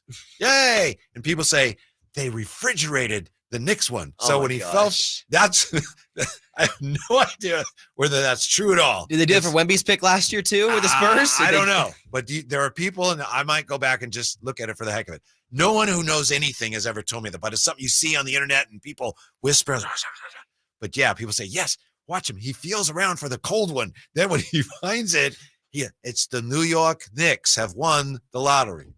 That's a great Stern impression. That was excellent, Whitey. Bravo. Thank you. Bravo on air. I appreciate that. Look, the commissioner. It's going to feel rigged sometimes, especially last year with the Spurs getting Wembanyama. It was like, really? They got to get another generational center. They get David. They get Timmy. Now they get Wemby. Really? Yeah. Hey, man, fate's got a funny way of working sometimes. Do you remember a few years ago when Tom Benson, the owner of the Saints, he bought the Pelicans? Mm-hmm. And then what happened? They won the lottery. He bought the team and they win the lottery and they got Anthony Davis. How about that? How about that? Hey, look, man, Dan Gilbert and the Cavs won the lottery twice, and they picked Anthony Bennett with one of those picks. Right. So it's not always a surefire thing. Yeah. Just saying that. Yeah. You got to still make the right pick. Well, they must have won it 3 times, right? Because they got Braun and they got Anthony Bennett and they got Kyrie. Or maybe Kyrie. Yeah, I think they won it. Was Kyrie one? I think he was. I had to go through my draft history. Yeah. Chat, if we're wrong, yell at us, please. Yeah. So I think they I know 3. 2 for sure. I can count 2 in my head, but you might be right on 3. Yeah. So any idea what kind of player the Kings should be getting if they end up 13th? That's the other thing about this lottery. Sometimes you look at the odds and it's nervous time. they're almost certainly going to be picking 13th. It's a the odds are in our favor. 3.4% chance of the Kings moving into the top 4. 3.4%. 0.8% chance of being the number 1 pick. As Jim Carrey would say. So you're saying there's a chance. Right. Oh, who was it? Sorry. Oh, Kyrie. Yeah, Okay. Yeah. Okay, Kyrie's there. I'm thinking of the Andrew Wiggins thing, I think. Because they got the number 1 pick, and it was Andrew Wiggins, and they traded it for Kevin Love. Yeah. Maybe is that the third one or is that the second one? Well, Anthony Bennett, right? LeBron. Yeah. And then Wiggs. Yeah. I get 3. Yeah. Okay. There you go. I think. I don't know. I'm losing track of math. Anyway, for the Kings at number 13, what do they need? Who do they need? It's a really tough year because it's one of the worst draft classes in the last few years. There's no denying that.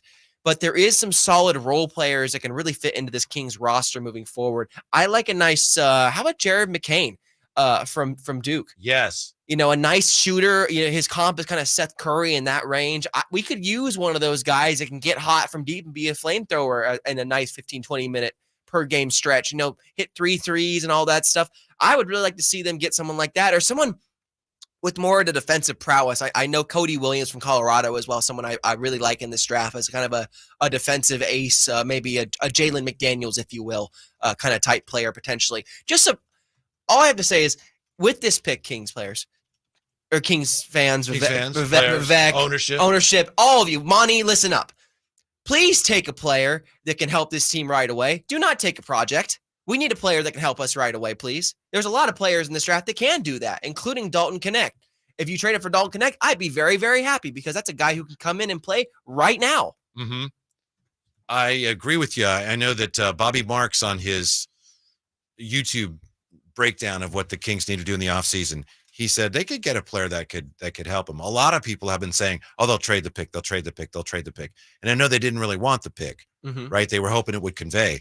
But I think given that you have some other crunches salary-wise, if you can make this pick part of a package for a nice player, yeah. But otherwise, that's a cost-controlled player. At 13, I know it's not supposed to be a great draft, but you got a chance to get a guy who's going to be a nice asset for you. And that's what this is about. Again, we did it multiple years ago, taking Davion. And while people were like, well, Davion's kind of slugged off, he's still been a part of the rotation. He's still here 3 years later, going to year 4 now. Davion's still been a viable piece for this team, and that's important because what you don't want is a Jerome Robinson situation where the player's out of the league in 2 years. Have you seen Jerome Robinson play in the NBA recently? I have not. And that's the thing. Just draft somebody that can play multiple years and potentially multiple positions because we need some versatility. Here's the thing on the Cavs. 2003 LeBron. Yes. 2011 Clippers, but it was conveyed to the Cavs. They got Kyrie. Okay. Then you had Anthony Bennett in 13 and then Wiggins in 14. That was the Cavaliers later traded to Minnesota. So 4 times, basically, they've won the lottery. Yeah. All right. Of course, Minnesota, considering they got Wiggins in the trade, they had the number 1 pick in the draft 2 years in a row. And they, Wiggins and Cat, and they still are trying to make that work. Yeah. Win a championship. They're doing very well right now, I realize, but they were struggling to figure that out. Yeah. LeBron, when he got there, changed the infrastructure, then left. It got bad again, then came back. It got better. I'm just glad that they have some. This last playoff series is their first playoff series win in 35 years since the Mark Price days, 40 years potentially. The Cavs? Yeah. Huge. Well, their last playoff win was when they beat the. But they're without LeBron. Oh, without LeBron. That's what I mean. Without LeBron. Mm-hmm. Like that's good success to have it, to not have to rely on the second greatest player of all time to get you a playoff win, to have some success by building up the roster that Kobe Altman has built there. Is Donovan Mitchell a guy that would be on your Kings wish list? No. How come? No. He's a very heliocentric player, and I don't think he's a winning player. I don't think he's a winning basketball player. I tend to agree with you. I didn't think he was as good when they got him from the Jazz. I didn't think he was as good as he's been with the Cavs for the reasons you just mentioned. He's done a good job for them, and he's carried them through, the last few games against Orlando. But I'm with you. He's a really good player, but I don't think he's quite as good as they need him to be to get to where they want to get to. Yeah. How does Darius Garland go from being a emerging two-way point guard to being kind of an afterthought on that team within 2 years? And that all came from trading for Donovan Mitchell. I don't love the fit. I think Donovan needs to be the sole creator at guard, and that's kind of how he needs to work because Darius has taken a backseat and it's really hurt his career so far. Mm-hmm. All right, so look at the Kings lottery history. Did the Kings ever win the draft lottery? That's a sad story, and that's coming up for you here with the Drive Guys. We've got a meal in today, Sacktown Sports. Did you miss any part of our live local shows? Don't worry, you never have to miss them again. Check out sacktownsports.com and search our podcast page and play our shows when you want. The Carmichael Dave Show with Jason Ross, Stiles and Watkins, and the Drive Guys. Plus, other podcasts like Return of the Empire, Return of the Roar, the Stingers Up podcast, and Golf to Go with Frank LaRosa. They're all available right now on sacktownsports.com. Hey there, wanted to take a moment of your time so I could talk to you about insecurity. I could talk to you about confidence. I could talk to you about girth. Yeah, what? Girth? Yeah, okay. Let me tell you about the Upsize Clinic at upsizematters.com. My good friend, Dr. Jack, and his friend, Dr. Pash in San Francisco, have a safe, effective, long-lasting doctor-performed procedure. It's non-surgical. Virtually pain-free. Now listen, girth is consistently ranked as the most important attribute. What Dr. Jack and Dr. Pash are offering is a free consultation. The procedure can be done on the same day as your consultation and get that confidence back. Reset in the bedroom with your partner. Financing is available. It's very private. It's very discreet. Available in Roseville with Dr. Jack and San Francisco with Dr. Pash at upsizematters.com. That's upsizematters.com.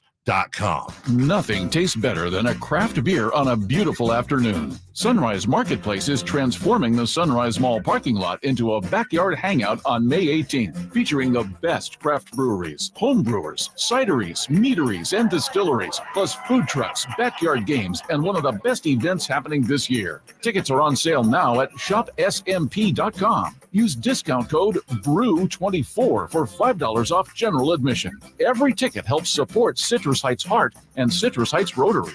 Hagen Oaks Demo Days is in the home stretch, and this is your last chance to register for an individual fitting appointment with the manufacturer's fitting staff from Ping, TaylorMade, Mizuno, Callaway, Cleveland, Strixon, and Zexio. You've waited many long months for the new golf season, and Hagen Oaks has your new golf gear right now.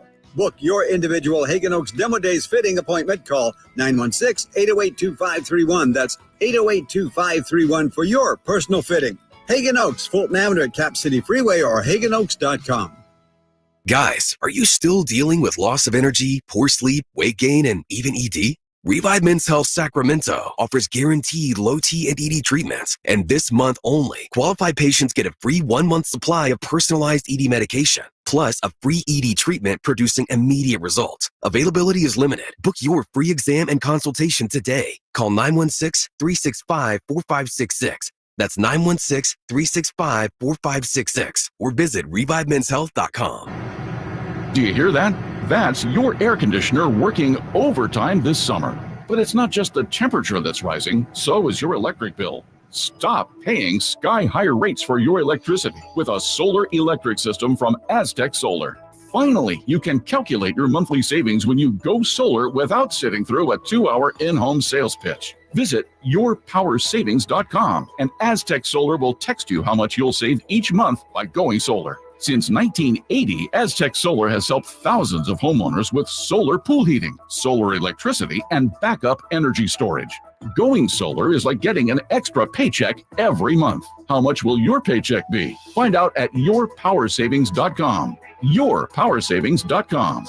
Looking for a deal today? Now you can own a solar electric system for just $99.95 cash offer after incentives. Act now. This offer expires soon. Aztec Solar. Solar and only solar since 1980. Contact Tax Relief Helpers for details and restrictions. Attention anyone that owes money to the IRS. The IRS has restarted aggressive enforcement actions against taxpayers who owe back taxes that were temporarily suspended for COVID. If you owe $10,000 or more, you must hear this because now is the time to clear your IRS tax debt. A special toll-free number has been established so you can stop penalty fees, avoid liens, levies, and other hostile measures by the IRS. Call Tax Relief Helpers right now at 800-934-9217. Tax Relief Helpers will provide you with the maximum protection afforded by law. I got behind on my taxes and owed $48,000. I didn't know what to do. I called and they got my bill lowered to just $3,500. I owed $87,000 in taxes and it was scary. I got the amount I owed down to just $3,500. I saved $83,500. If you owe money to the IRS, don't wait another day. Call 800-934-9217 right now before the IRS enforces liens, levies, and other aggressive measures. The call and consult are absolutely free. Call now. Call 800-934-9217. 800-934-9217. 800-934-9217.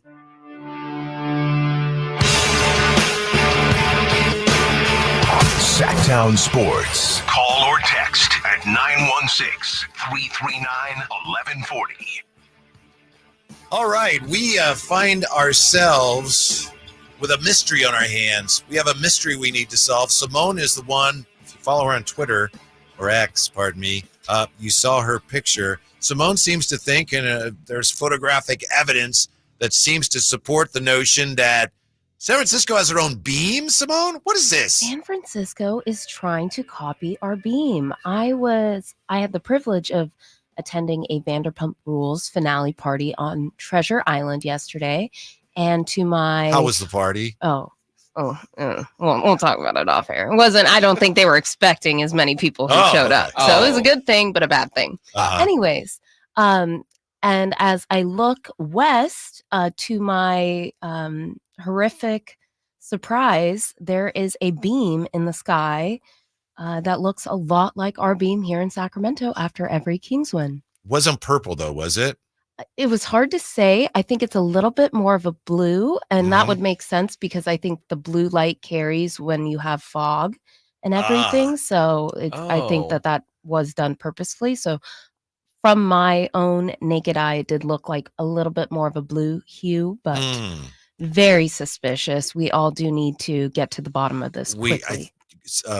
Emil and I have gotten to the bottom of some of it. Emil is in today, the Drive Guys, and I just see this here, SF Gate. Giant mysterious laser beam appears over San Francisco. It's supposed to be visible from at least 12 miles away. It's a green and blue laser spotted in the San Francisco sky earlier this week. No one seemed to know much about its purpose or origin until now. There's a guy who is the CEO of Mega Lasers and CTO of Tarsal, a data security company. His name is Barrett Lyon, and he said he's testing out the 400-watt beam in the Coit Tower parking lot for an upcoming conference. He says, it's kind of a fun art project, but it's also kind of a fun celebration for our security company. So we have people from all over the city come up there and ask me about it. So, yeah. Mortified. Yeah, the laser is called the Architect. The laser itself is called the Architect? The laser, dubbed by its manufacturer, the Architect. The Architect by Skynet. Yeah, it's visible from more than 12 miles away. So the Architect by an architect. Apparently. Okay, all right. We're in the Matrix. Yeah. And Barrett Lyon said he saw it and received approval from the city and the Federal Aviation Administration. As Emil pointed out, that can wreak havoc with flights. Well, that's why we turn ours off at midnight or whatever, right? Is it making it the flights or whatever? They're trying to give us a run for our money. Yeah, there's nothing in here about Sacramento, of course, has their own beam, blah, blah. Nothing about that. It's all about the Bay Area all the time because they're special. The project was born out of Burning Man's famous Mayan warrior art car. What? Okay. So you can check the story yourself at sfgate.com. I'm afraid I'll just get us deeper and deeper into the mud the further I go with some of these things. But damn Beamgate. Then the laser obsession turned into a business. Yeah. And then, the business got bigger and our obsession with bigger lasers got worse. So, yeah, I don't know what the plan is for this. He says it's for some kind of conference. There are other applications. Not hard to imagine San Francisco adapting and adopting this laser for other applications, some of which may infringe. To destroy Earth, apparently. Sacramento's provenance. You're going to start mining into the Earth's core? Is that what that laser's for? Like, what? I guess if you pointed it the other way. But there you go. That's what you saw, Simone, apparently. Thank you. That was really informative. And I'm still horrified and still mortified that they would just take our whole verse, our whole bar, bar for bar. Yeah. Where'd you get the idea? Was it from the Kings? No, it's from Burning Man. From Burning Man. Anything could be inspired from Burning Man. Yeah, that's It's true. Outrageous. Do we know how far away our beam can be seen from? I don't know. As someone who's driven back from Niner games late at night after Kings win, I as soon as I get to the causeway, I can see it. So you can see it pretty far. It can at least 15, 20 miles, in my opinion. You can see it outside the city. Mm-hmm. It's kind of what I've seen. I know you can see it in Natomas as well too. I know Frankie has posted pictures on his Instagram and Twitter. Go check him out, Frankie Carcelli on Instagram and Twitter. Mm-hmm. With the beam from his house, and so I know you can see it very visibly. I know didn't they upgrade it this year? Yes, they did. So making it even bigger. So I guess again, Bay Area copying us. Mm-hmm. Copycats. Mm-hmm. Beam Horrible. beef now. Beamgate. I'm open to this, and I think I'm the only one. So I'm just going to say it, and then I'm going to get shouted down, and I will drop it. I'm halfway open to the idea of the A's having a green beam when they're here. But I don't think anyone else wants I don't know about that. I don't know about that, Chief. It's a Sacramento thing, or is it just a Kings thing? I think it's a Kings thing. Yeah. All right. Like I said, I will drop it. I'll throw it out there, and I will move on. Look, if we open the door to one, we open the door to all. Just think if you had them both on some night. What if we did? I mean, I don't want to. Never mind. I don't want to Shouldn't the do Republic a have a beam then? negative homage. I was gonna say, like, what if we release some feral cats every time there's a the river cats? Yes. As an homage to the Coliseum, we could just release, some feral possums and cats. things. Yeah, Some possums, some rats, that's awful. some ratones. Yeah. Well, yeah. If you see that beam heading to the bay one of these evenings, there you go. What they plan to do with it, we don't know yet. I like this one on the chat from Emma Drock. Will they call it the Beamstock because it's green? I would, but I guess I'm not going to get that chance. I like it. Did you know that the Sacramento Kings actually won the draft lottery once?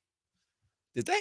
Yeah. What year? 1989. The Kings got the first pick. They had finished 27-55, and they won the lottery. And I think that was still during the time when, if you missed the playoffs, you got your envelope in a drum, and then they picked one. So it wasn't weighted like it is now. So there was no freezer? Well, I don't know if there's a freezer or not. But now it's like, depending on where you finish, your odds are greater. Yeah. Yeah. In the first days of the lottery, it's like, if you miss the playoffs, you are in the lottery. So everyone had the same team that odds? won 12 games had the same chance of winning the lottery as a team that missed the playoffs by one game. See, that was the whole idea of it originally. Man, if Adam's looking for a way to stop tanking, that's how you do it right there. That was how it did it originally, Yeah. and then they've massaged it, so now we have the different odds. But yeah, it was 1989, and the Kings ended up with the first pick, and they drafted. Have you even ever heard of Purvis Ellison? I've heard of him. It was a mistake. Didn't work out. Like a lot of the Kings draft picks. Yeah, didn't work out. And then the year they got Tyreek Evans, they had the best odds of getting the first pick, and they ended up picking fourth. And everyone was so upset by that. Yeah. Yeah. Just like Detroit last year. They had the number one odds, and they dropped to 5, I believe Detroit did last year. Yeah. So it's the lottery. It's a gamble. It's a bunch of ping pong balls and odds. So may the odds be ever in your favor. They were in it for San Antonio last year, and before that, the Pistons, or before that, it's not the Pistons. It was someone else.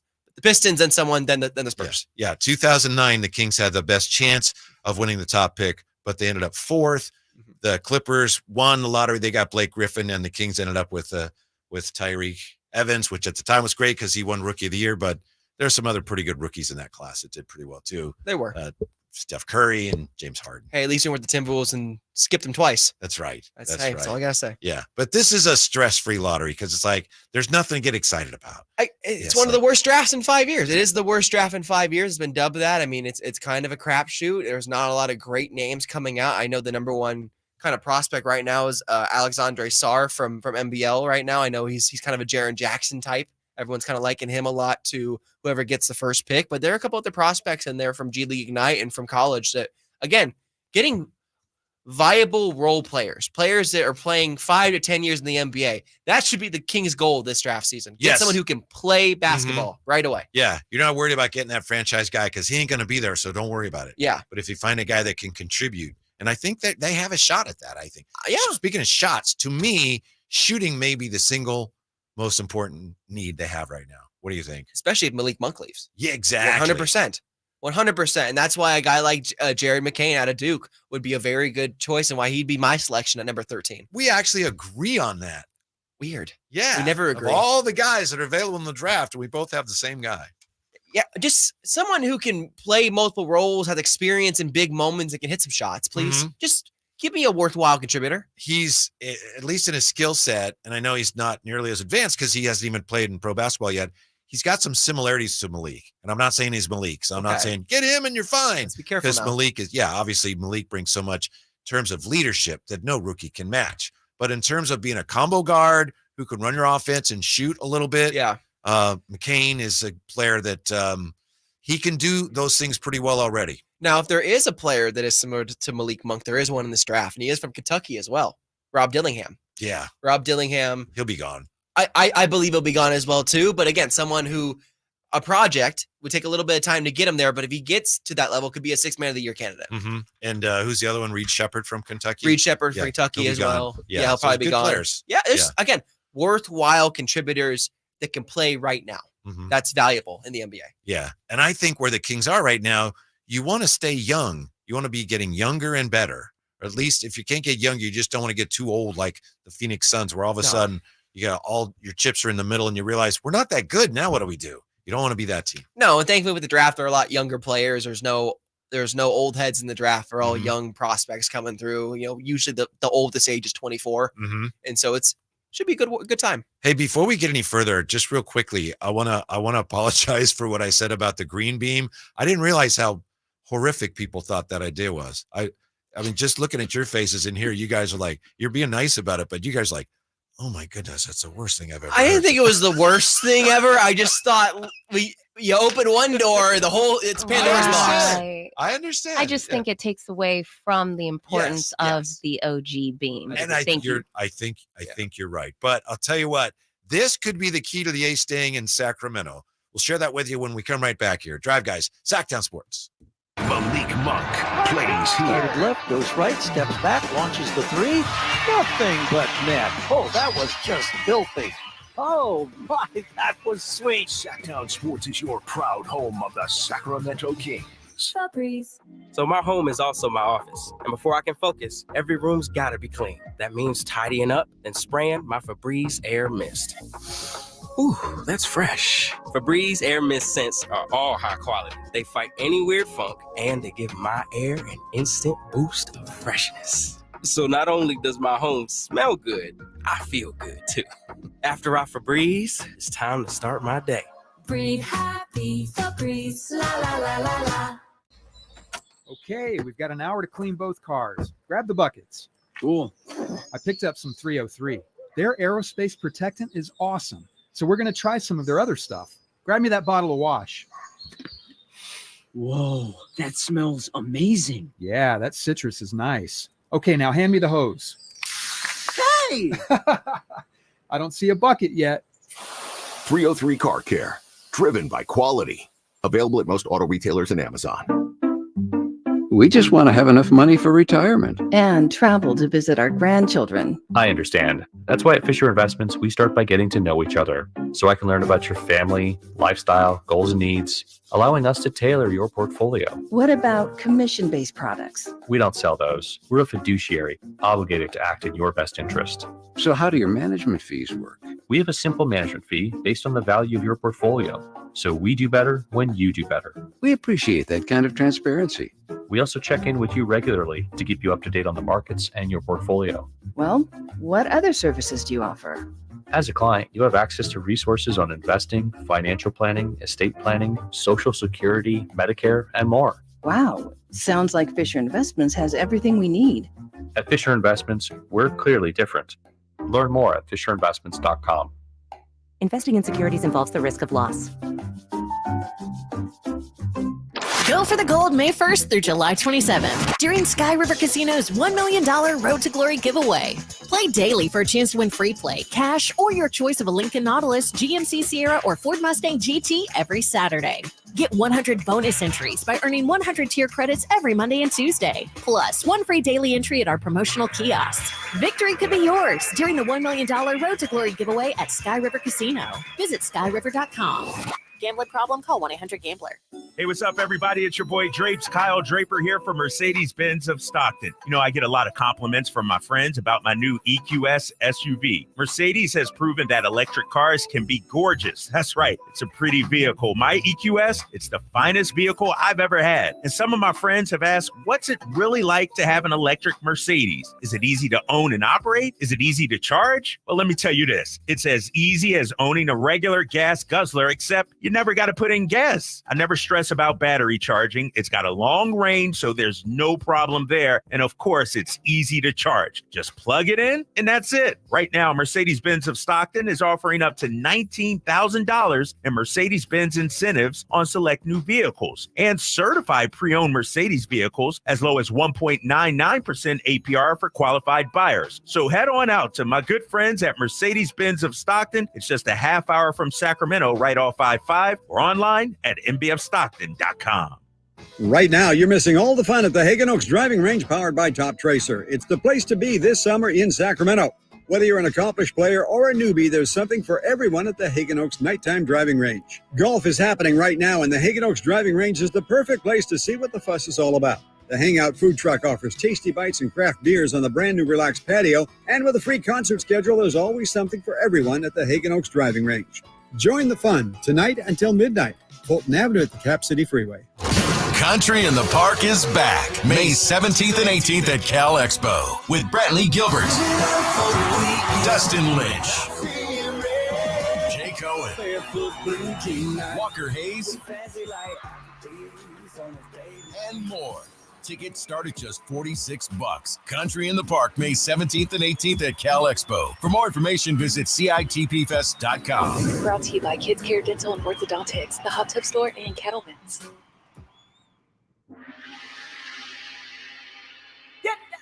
This team that's very young and very fun. Rooker, a high drive to center field. Tavares going back. He's going to run out of room. It's off the wall. This team. That's courtesy of NBC Sports California. Brent Rooker with a home run. The A's winning game one of a doubleheader today. Yeah. 9-4 A's over Texas in the first game of a doubleheader, and then they're just getting underway.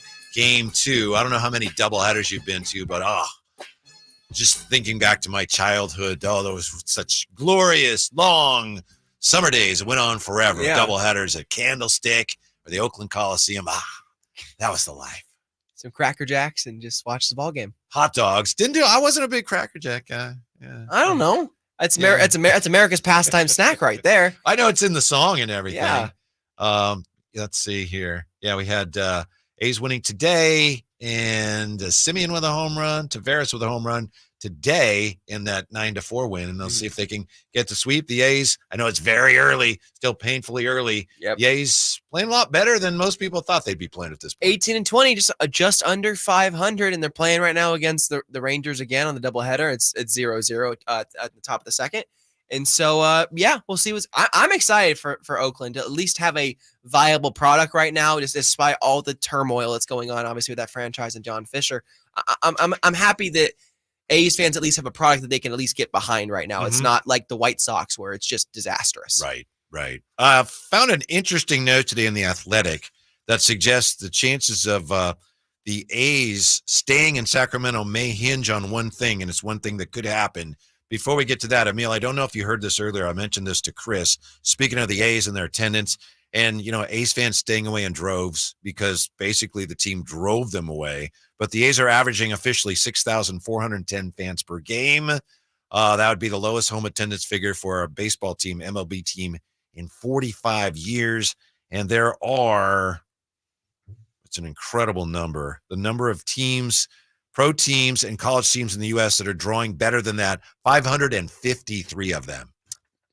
It's a lot. It's a big number. It's a big number. Look, hey, when Sacramento Republic is out drawing you, you have a problem. Yeah. I'm just saying. The A's trailed nearly 200 college football teams in home attendance, including 133 FBS programs, 58 FCS programs, 6 Division II schools, and even 2 Division III football teams.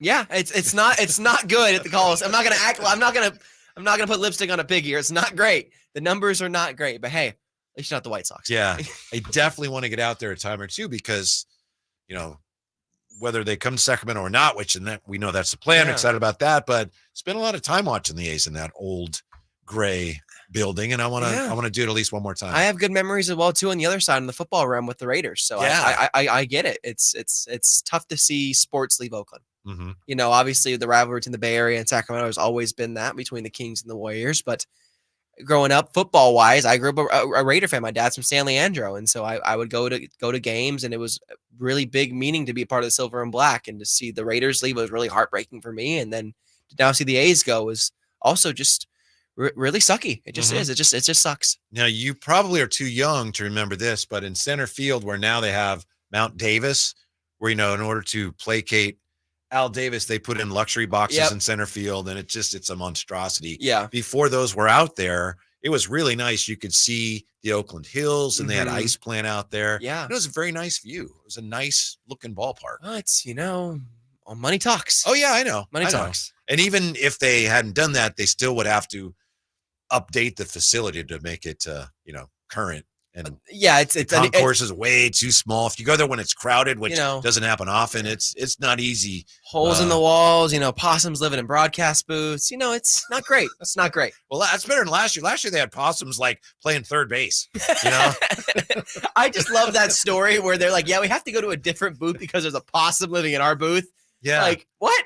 Yeah. Is that real? Here's what Tim Kawakami says about the A's staying in Sacramento. Somebody named Dan B wrote to Tim Kawakami in his mailbag in The Athletic, and here was the question from Dan B. In 10 years, where are the A's playing? Dan B said, I'd put Las Vegas at 40%, Sacramento at 35%, and Oakland at 25%. Ooh. And then Tim Kawakami says, those odds sound about right, but with John Fisher, any weird thing is possible. And he goes on to say, I will say this, if NBC Sports Bay Area wants the A's in Sacramento permanently, which seems very possible, I would tilt those percentages up to 40 to 45%. Money talks. And it's easier to have the Oakland A's or whatever, the A's, whatever, at least 2 hours away, not another state. It's easier to have them relocate to still in Northern California, where you can have an assimilation of traditional A's fans go up north to Sacramento and go watch the A's. It's still part of that. So I get that. I totally get that. It's a mess. Yeah. It's such a mess. I hadn't thought of that before. So I guess the idea there is if NBC Sports Bay Area says, no, we like this programming, they would make it financially worth John Fisher's while or whoever owns the team. Hey, stay here and we're gonna get you a nice TV. It's gonna be Fisher. Let's be honest. If he hasn't sold by now, he's not selling.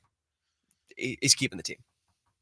I know, but I like, it's good to have goals and things. It's good to dream. It's good to dream. Just like with Art Moreno. Don't you think Vivek is going to, that's his whole plan. Eventually he's going to end up with the team, right? He'd want to. Again, finders keepers is how he's treating it.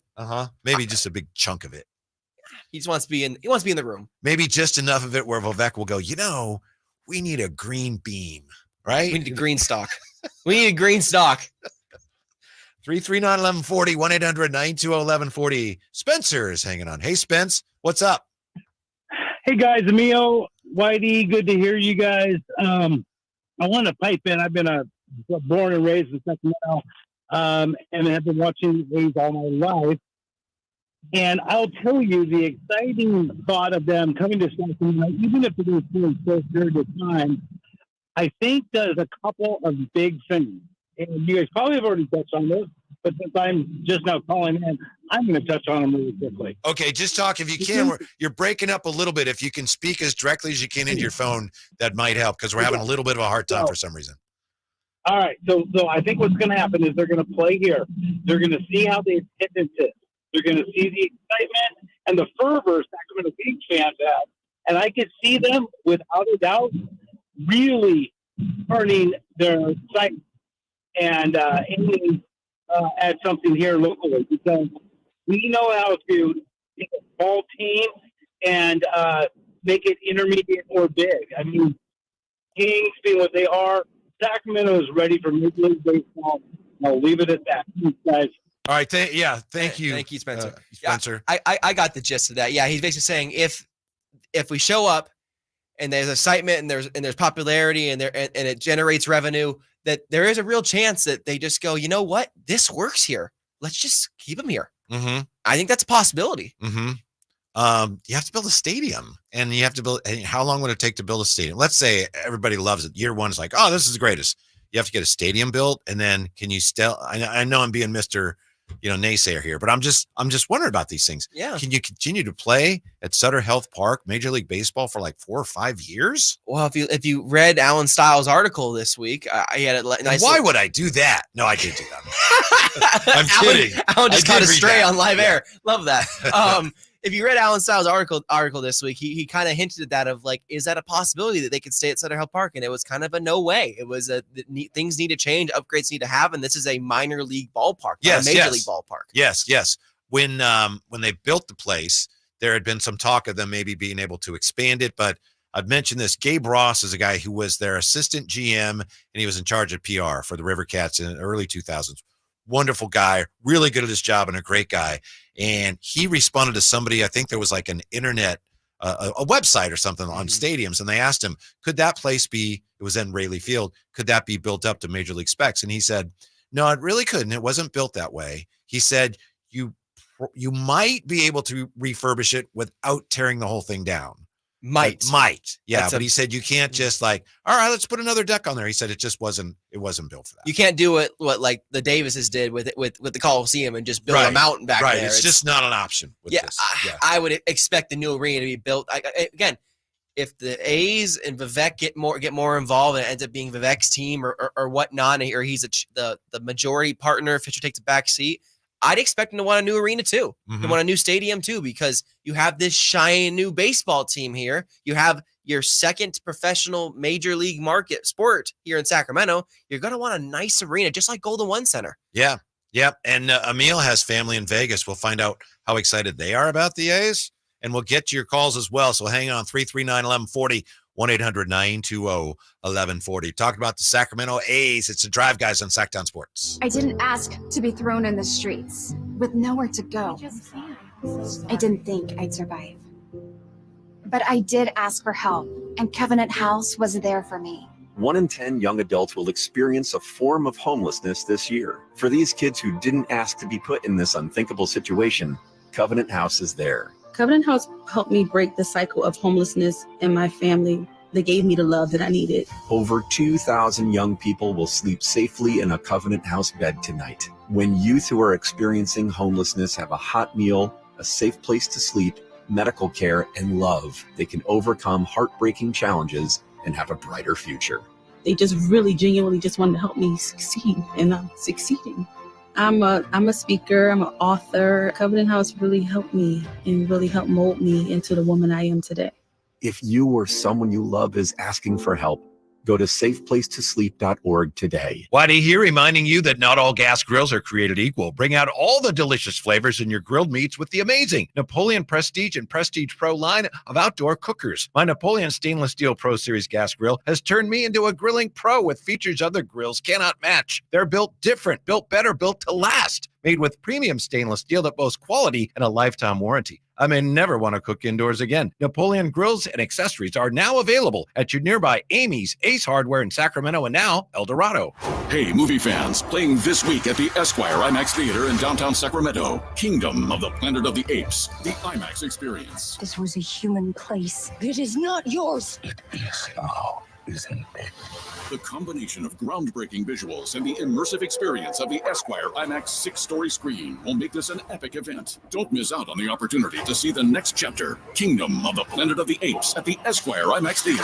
Grab your tickets at IMAX.com/Sacramento and reserve your seat today.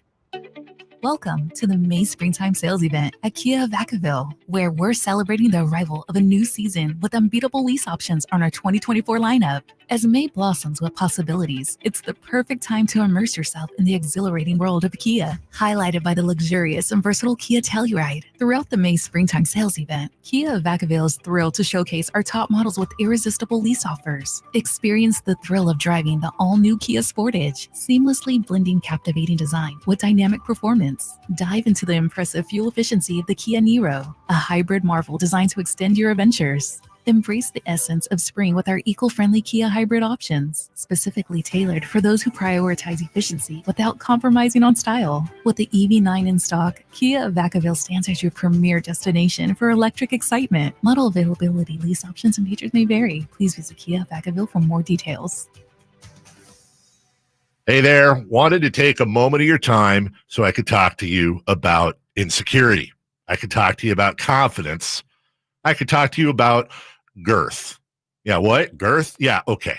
Let me tell you about the Upsize Clinic at UpsizeMatters.com. My good friend, Dr. Jack, and his friend, Dr. Pash in San Francisco, have a safe, effective, long-lasting doctor-performed procedure. It's non-surgical, virtually pain-free. Now listen, girth is consistently ranked as the most important attribute. What Dr. Jack and Dr. Pash are offering is a free consultation. The procedure can be done on the same day as your consultation and get that confidence back. Reset in the bedroom with your partner. Financing is available. It's very private. It's very discreet. Available in Roseville with Dr. Jack and San Francisco with Dr. Pash at UpsizeMatters.com. That's UpsizeMatters.com.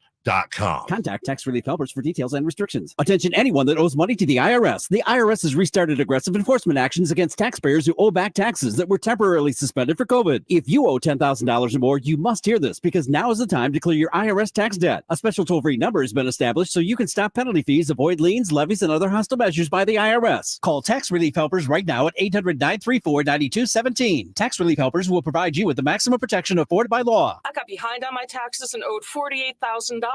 I didn't know what to do. I called and they got my bill lowered to just $3,500. I owed $87,000 in taxes and it was scary. I got the amount I owed down to just $3,500. I saved $83,500. If you owe money to the IRS, don't wait another day. Call 800-934-9217 right now before the IRS enforces liens, levies, and other aggressive measures. The call and consult are absolutely free. Call now. Call 800-934-9217. 800-934-9217. 800-934-9217. KHTKAM HD1 Sacramento. KYMX HD2 Sacramento. From the Power Business Technology Toshiba Studios. This is Sacktown Sports.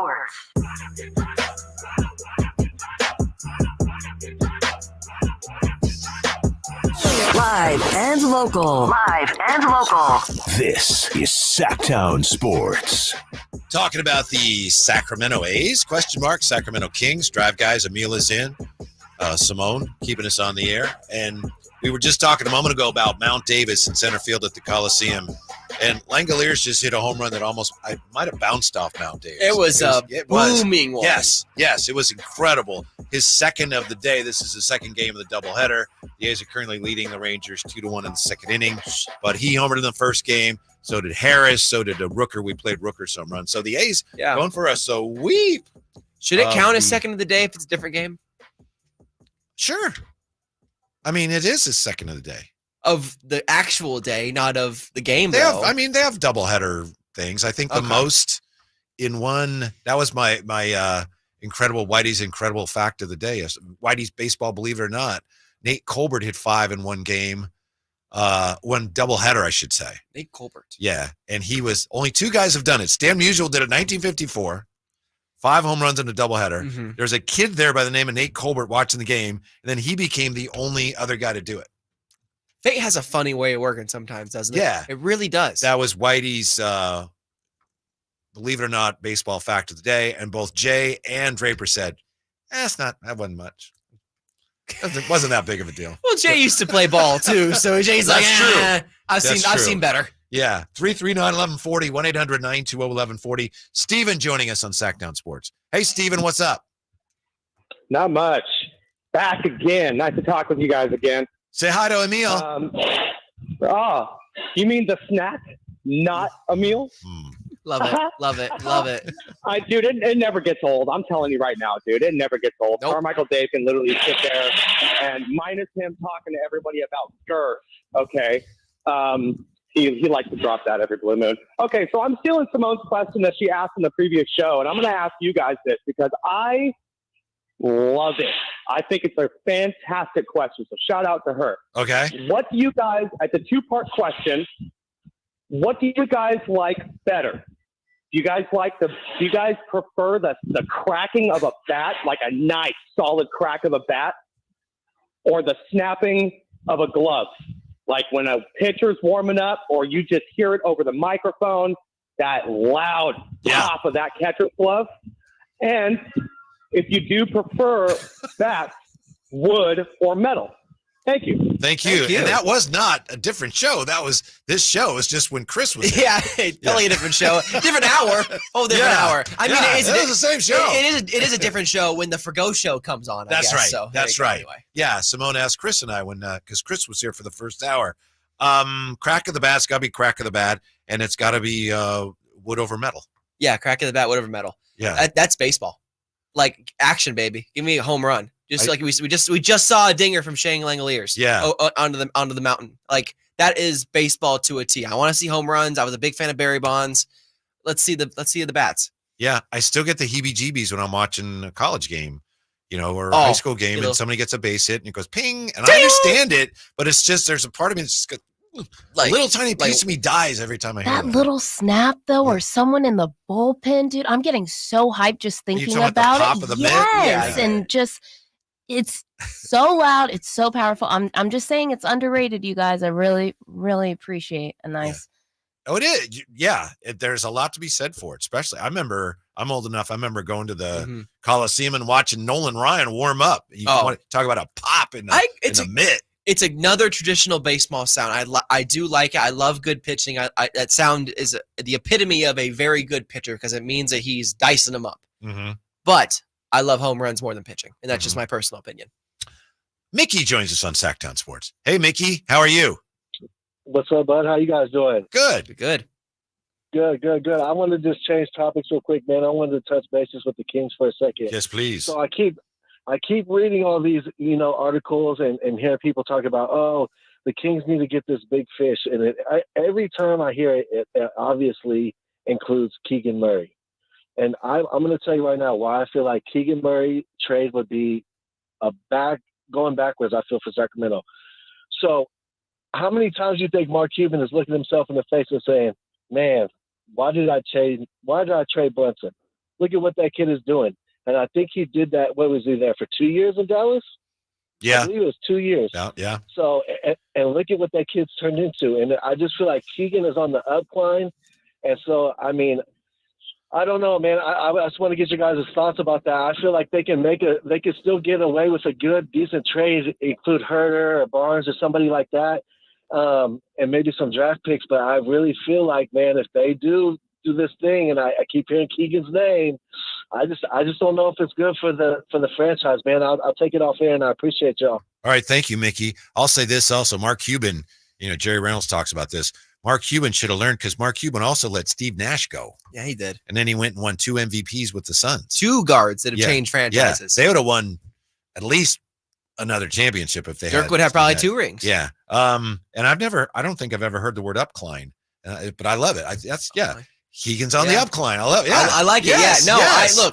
Look, I respect Mickey's point because I also agree with that. I would prefer not to trade Keegan Murray out of fear of what would happen if we did, if he becomes that player, if he get just like Tyrese Halliburton, if he gets that edge of you traded me, okay, let me show you now. Because Keegan is the least egotistical, most humble kid out there on the basketball court. Give that kid a little bit of an edge. I think he could be a very, very special player. And I think that's one of the reasons why you don't move him. But the caveat is that he is really the biggest fish, the biggest trade chip that the Kings, Monty has, to acquire a big star like Paul George, or Kevin Durant, Donovan Mitchell, per se, even though I'm not a fan of him.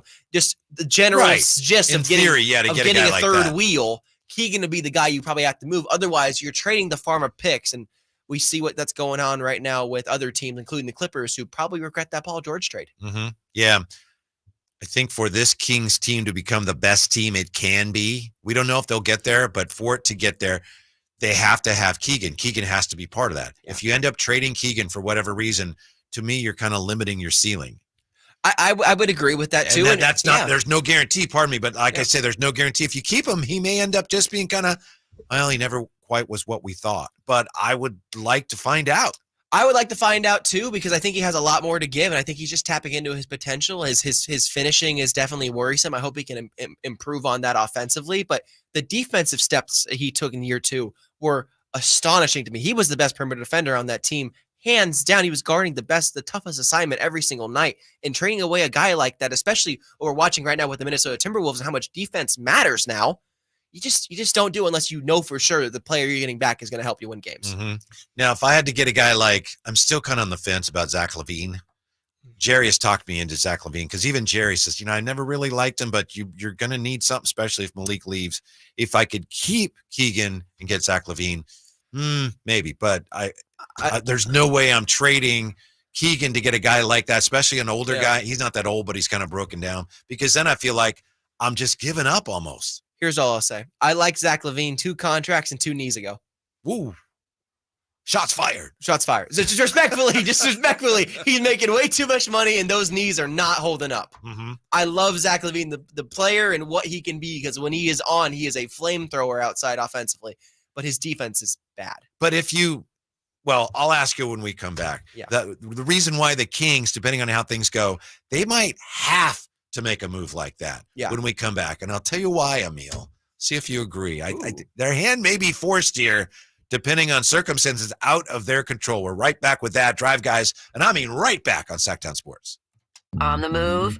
Got somewhere to be? Take Sacramento Kings basketball with you. The Sacktown Sports app will let you stay connected to your passion. Never miss a moment of Sacramento Kings basketball with the Sacktown Sports app.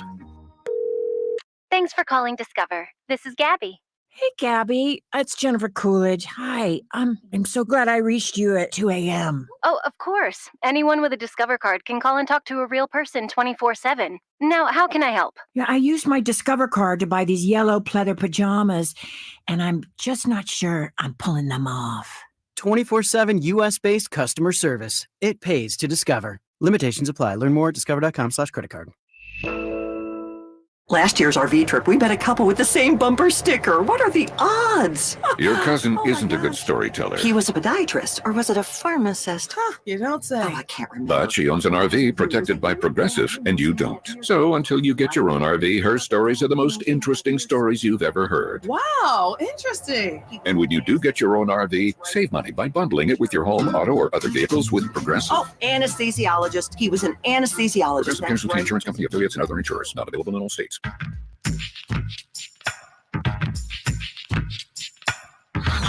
Sacktown Sports. Check us out on YouTube. Search Sacktown Sports and subscribe.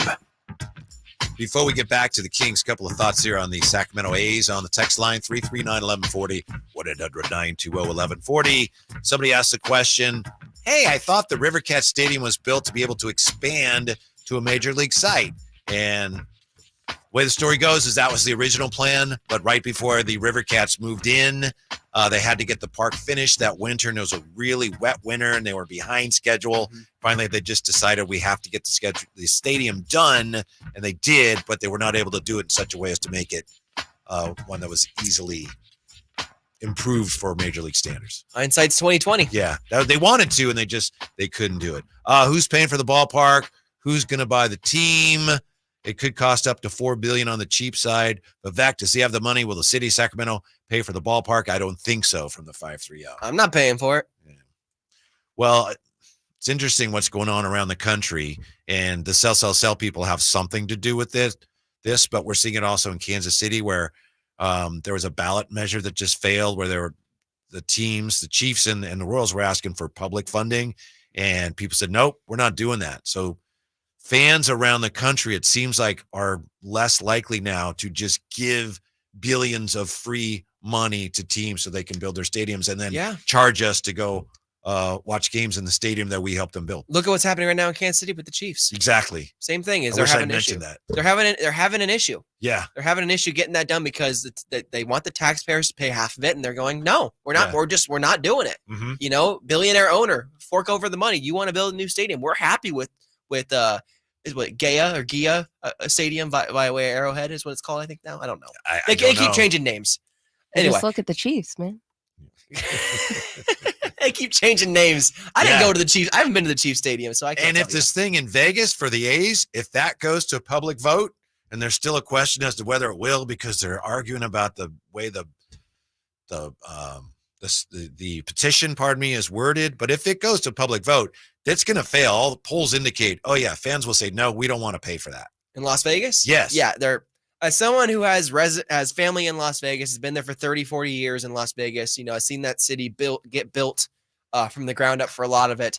They are skeptical on the A's moving and what's going to happen with that. They think it could get done, but they also know that they want to use the Tropicana. They want to use that area to get it done. And the Tropicana, I don't believe it's been torn down fully yet. They're still trying to figure all that stuff out. I think they have like a April 1st of 2025 is a deadline to have it. The whole thing is just like, what is going on? It's all over the place. Yeah. And the residents don't want to pay for it. Same thing with Kansas City. They don't want to pay for it. There was a story yesterday, Emil, that the powers that be behind this project said, we don't know exactly where the stadium is going to go. That's a problem. Yeah. You don't know where the location of the stadium is? Well, they have a general idea, but where the stadium is going to go is like, yeah, we're not sure yet. General, like West Sacramento? Yeah, real general. So the whole thing is just, oh my goodness. Yeah. It shouldn't be this hard. Mm-hmm. It shouldn't be this hard to bring a professional sports team to a city, especially a city that has a lot of people like Las Vegas, that you've seen success with other teams. The Raiders move there. Everyone likes them. The Las Vegas Ace is a homegrown team there. The Golden Knights, hockey's huge out there. Mm-hmm. Even with the A's, they have the Aviators out there. They have the AAA team out there. It should be a no-brainer, and yet, nope. This is probably a month ago or so, 6 weeks, whatever. I tweeted about how, I have a hard time getting behind the Sacramento A's. I support Oakland's efforts to keep the team. Mm-hmm. So I heard from some really angry Sacramento fans and some smart arguments, but some angry people, angry A's fans. And there's like two guys from Vegas. And, because I said Vegas doesn't want the team. And there's these two guys, about only two people that said, no, we do want the team. And from the things that they tweeted, they were dumb as rocks. But that was it from Vegas.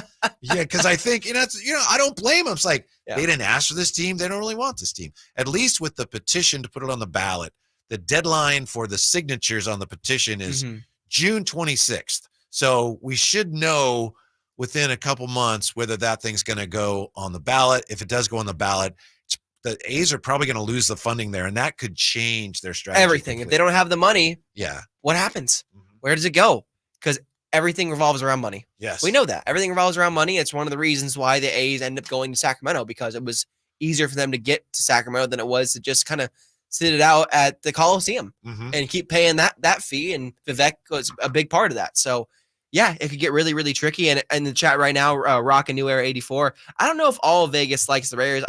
I think a portion of them don't really care. I would agree with that. So even the Raiders, who have been kind of accepted by Las Vegas. They're doing well, though, aren't They're they? doing, Yeah. financially doing very, very well, because it's just like at SoFi Stadium with the Rams. It's a spectacle to go to the games. It's not really about the game. It's about the experience of being there at the And arena. with one game a week, you can rely more and count more on fans flying in for that team to watch. Exactly. Where with baseball, 182 games. 162. That's a lot. It's still a big number. Yeah. I was thinking of basketball. You're thinking 182. You're assuming they're going to be in the postseason. Which, hey, man, they're almost a 500 team right now. Anything's possible. What year was Sutter Health Park built? I think it was built around 2000. I have to double check on that. Somewhere around there. So anyway, people talking about, Utah, Beamer, Beams, or Beamley. Yeah. State of Utah, giving whoever comes in like 1.5 billion. They're all excited they got their hockey team. Yeah, I mean, I forget the Ryan Smith, I think, who owns the Jazz now, has really taken it upon himself to kind of become one of the new sports tycoons in the industry right now. Again, he's got the Jazz, he's got now the Coyotes are going out there. Who knows? They already have the Salt Lake Bees, the Angels affiliate. Maybe there's a dark horse to get the A's. Who knows? What do you think, Salt Lake City Yeti? What would you call them? Salt Lake City A's? I don't know. It's the hockey team. Oh, Mammoth? the hockey team. That can be plural. Remember the mammoth? Oh, yeah, the Mammoths. They have a bunch of names they're supposed to pick from, and they weren't great. Was one the Ice? Yes. The Salt Lake Glaciers? I don't know. Salt Lake City Ice is one. Salt Lake City Ice? Yeah. Maybe. I don't know. I've put you I'm on not the good. I'm spot. not good at this. I'm not in marketing. I'm not in marketing. I'm not good at this. All right. Here's the deal on the Zach LaVine situation for the Kings. I was saying they might have their hand forced. As you know, if Malik Monk leaves, then wow, they've got a PR issue on top of all the other issues they have. They might be forced there. Look, we're going to need offense. We need to do something that's going to engage fans again. Sacramento fans will always be engaged, but there's still a lot of disappointment. Then at that point, they might be forced to do something that they might not want to do otherwise, and they might have to go, look, we can get Zach LaVine. There's some risk there, but if they're going to take our standard package, which is Herter and Barnes, then maybe we have to do it. I'd be happy with that. I'd be happy with it? I'd be happy with it. Like, I wish Kevin Herter had played better last season. I wish he didn't get hurt last season. Mm-hmm. But the facts are the facts. He struggled in year 2 with the Kings, and he was kind of played out of the rotation. Mike Brown just didn't end up trusting him in the end, and defensively there were a lot of issues. I'm not saying Zach LaVine's a very good defender either, but at least I think Zach LaVine's offensive potential is a little bit higher than Kevin Herter's. And Harrison Barnes, while he's been a great mentor for a lot of these young guys, I think he's entering a different phase of his career. Mm-hmm. And I think for the Kings, they're not in a position to go, well, we're just going to write it out and see what happens, because we just saw how that went down the street with the Warriors. Yeah. The sense I get is one of the reasons the Kings have had such a hard time making a trade the last year or so is that's what they're offering every team, no matter who it is. We want so-and-so. What will you give us? We'll give you Barnes and Herter. It seems that way. It's 50 cents on the dollar. And they're both, Herter, especially before he got hurt, that's a guy that can shoot, but it's just so obvious where the Kings are. And they just, especially Kevin Herter now, coming off his worst year and coming off an injury, there's just not a lot of value there. I can't see a lot of teams going, yeah. Here's Bobby Marks talking about thank you, Simone. Bobby Marks talking about the Kings situation. Now, so you go into the offseason here. You've got the 13th pick in the draft. That would have gone to Atlanta if it was picks 15 to 30. So you have 2 picks in the top 45. You've got 13 in either 44 or 45 to add to your roster. What do you do with that pick? You are allowed to trade that pick come the night of the draft. Although you owe Atlanta a protected top 12 protected first in 2025. It's got protection in 2026. You are allowed to move that pick come the night of the draft. I do think where their salaries are going, where Sacramento's salary is going, a guy on a rookie scale contract, a 4-year rookie scale contract has value based on your salaries. Yeah. So pick a good player in the draft. The rest of it, we'll see. But they may, if Malik leaves, they may have to go, we got to get somebody that fans are excited. And they might use, just like Bobby Mark said, they might just use the pick when they take it on draft night and package it with a Herter or with the Barnes and try and sweeten the deal to get a Zach LaVine or to just get a bunch of pieces that can play basketball right now, because what they don't need, like we talked about earlier in the show, a prospect that you have to develop over time, because they're kind of in a win now window right now. Yeah. Hey, it's the Kings. Oh, what do you guys? Let me guess. You're offering us Herter and Barnes. We're offering you more than that. Herter and Barnes and the 13th pick in a draft that everyone thinks is a bad draft. Deal? Huh? So put her there. Put her there. How about a little sweetener? You want to take Chris Duarte? But that's why Zach LaVine might be the guy, because the Bulls apparently are like, please, will somebody take him? Look, when you have 2 sunken costs, you kind of have to trade it for another sunken cost. And that's why Zach LaVine makes a lot of sense. Unfortunately, the money thing makes him, I'm not going to say untradeable, but damn near Bradley Beal territory untradeable. It's a lot of money for a guy that has a hard time staying healthy. Yeah. Well, can't make an omelet without breaking a few eggs, Emil. I like that. Yeah. I mean, that's just where they are. And then, they have enough money. They might have to go to luxury tax at some point. They can. Yeah. Yeah. Well, and Sean Cunningham talked about that last week with you guys, about how there's a pattern of, if you want to be a contender right now, you got to go into the luxury tax. You got to go into the aprons, because you need to spend the money in order to be successful. Mm-hmm. Although I think of the 10 teams still playing, only 4 of them are the top payroll teams, top 10 payroll. Unless you have a good coach and a good infrastructure. If you're lucky there. Yeah. But look at Minnesota. Again, they have they're paying $100 million to 3 centers. 3 centers. It's a lot of money. I know there's this ongoing ownership dispute. I know that Alex Rodriguez and Mark Lowry have talked about lowering that payroll if they do become the owners of the Minnesota Timberwolves. Who knows? I think this year has proven that all 3 of them play really well together. And do you want to move off, or you just want to pay the fine? This might actually be almost a last dance for that group. Yeah. Because if A-Rod and the other guy, if they buy the team and they do cut payroll, they may have to get rid of somebody like Cat just because they don't want to pay that much. Which is wild to think about considering how much he's developed this year and become much more of a winning. He went from a basketball player of like, you cannot win with this guy. We've given up on him being a winning basketball to you can actually win with this guy. I mean, look at the defense he was playing on Jokic the other night. What if you could get Cat, but you had to give up Keegan? Nope, not even close. Really? No. It's the same thing. You got two centers that don't really play great defense next to each other in Sabonis and Cat. Sabonis just got to vote for all defense. That's not moving me. I'm sorry. That's just not moving me. He did. That's just not. I know. Did you see the way Cat played defense against Jokic in Game 2 when Gobert wasn't even there because of the haunted airport in Denver? Yes, I did. It was again, but that's a cultural thing. That's him not being the number one on a team and letting Anthony Edwards, who is potentially the next face of the NBA, around an infrastructure and Tim Connolly and Chris Finch, building up a culture of team camaraderie. I just don't know if trading Cat now to a Sacramento situation, he's going to be happy in Sacramento and he's going to want to be here. That may be. Zach LaVine, it's going to be, huh? It's going to be either Zach LaVine or it's going to be just filling in with some useful pieces around the margins. We should have signed Naz Reid. They didn't even give anybody a chance. They snapped him up pretty quickly. They did. I think he was restricted, and they took care of that business real quick. By the way, did you see the picture of Malik golfing with Vivek and everybody today? So I did, and there, I guarantee. Please stay in. Over under on Malik Monk telling him between every single hole, pay me that money. What do you think the over under is on that?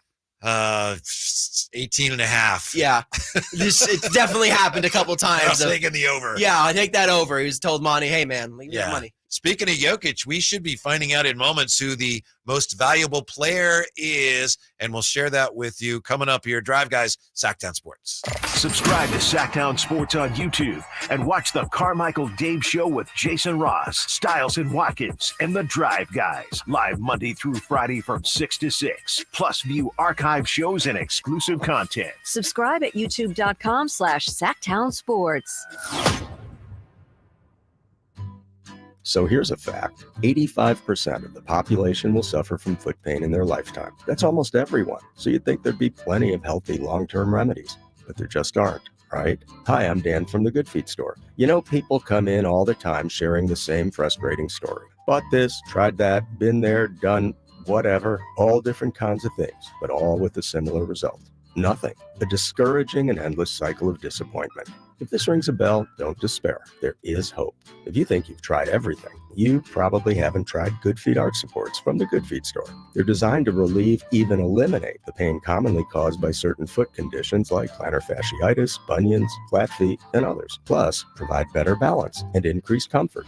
Do you have sore feet, an aching back, or plantar fasciitis? Then get to the Good Feet store nearest you for your free arch support fitting. Good Feet Arch Supports are only available at the Good Feet store. Without the ones like you, who work tirelessly to keep things running, everything would suddenly stop. Hospitals, factories, schools, and power plants, they all depend on you. No matter the weather, emergency, or time of day, you're the ones who get it done. At Grainger, we're here for you with professional-grade industrial supplies. Count on real-time product availability and fast delivery. Call, click Grainger.com, or just stop by. Grainger, for the ones who get it done. You can host the best backyard barbecue when you find a professional on Angie to make your backyard the best around. Connect with skilled professionals to get all your home projects done well. Inside to outside, repairs to renovations. Get started on the Angie app or visit Angie.com today. You can do this when you Angie that. In a world where everybody and their mother makes a primed trim board, contractors have to ask one question. Do I know what's under the primer? Available at just about every lumber yard you can imagine. Vintage trim boards are made from lodgepole pine. That's the stuff telephone poles and railroad ties are made of. It's durable. It's straight. It's been doing the job for generations. Manufactured right here in the USA. Ask for it by name. VintageTrimboards.com.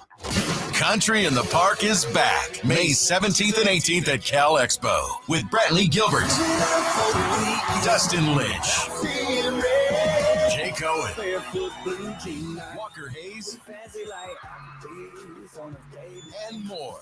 Tickets start at just $46. Country in the Park, May 17th and 18th at Cal Expo. For more information, visit CITPFest.com. Brought to you by Kids Care Dental and Orthodontics, the Hot Tub Store, and Kettleman's. What's up? We're talking to Chad Hoblet, Hoblet Dodge Chrysler Jeep Ram in Woodland. What's going on for Chrysler's It's the Season sales event? Right now, you can save up to $8,000 off MSRP on those hard-to-find new 2024 Ram heavy-duty trucks, starting as low as $49,495. Plus, we have over 500 new Ram trucks available, which means the Ram truck you want is waiting for you at the Hoblet Ram Truck Center. But why drive all the way to Hoblet? We do things different here at Hoblet. You're not just a number. When you buy from Hoblet, you become family. There's a reason we are California's #1 Ram truck dealer and #3 in the nation. We have the big city selection and savings, but the small town feel you can't find at an auto mall. Now is the time to get the new Ram truck of your dreams. Search, select, and save through our whole inventory at HobletDodge.com. Unbeatable prices, unbeatable selection. Nobody beats Hoblet, period. 8,000 total net savings on select new 2024 Ram 2500 Laramie's after 7,500 dealer discount and 500 factory rebates. 5% net savings, 49,495 net price after 2,500 factory rebates. Rebates include 1,500 Ram commercial bonus cash. Not everyone will qualify. 5% net savings, sample VIN 197372. Play and win to take your loyalty to new heights at Sky River Casino. Sign up for Sky River Rewards, and you'll get $15 free play to use on your first visit. Plus, you'll be in the know about upcoming special events and offers. Just minutes from Sacramento, right off Highway 99 in Elk Grove. Join in the fun with rewards that add up and up. Sky's the limit at Sky River Casino. Visit skyriver.com today. Gambling problem? Call 1-800-GAMBLER.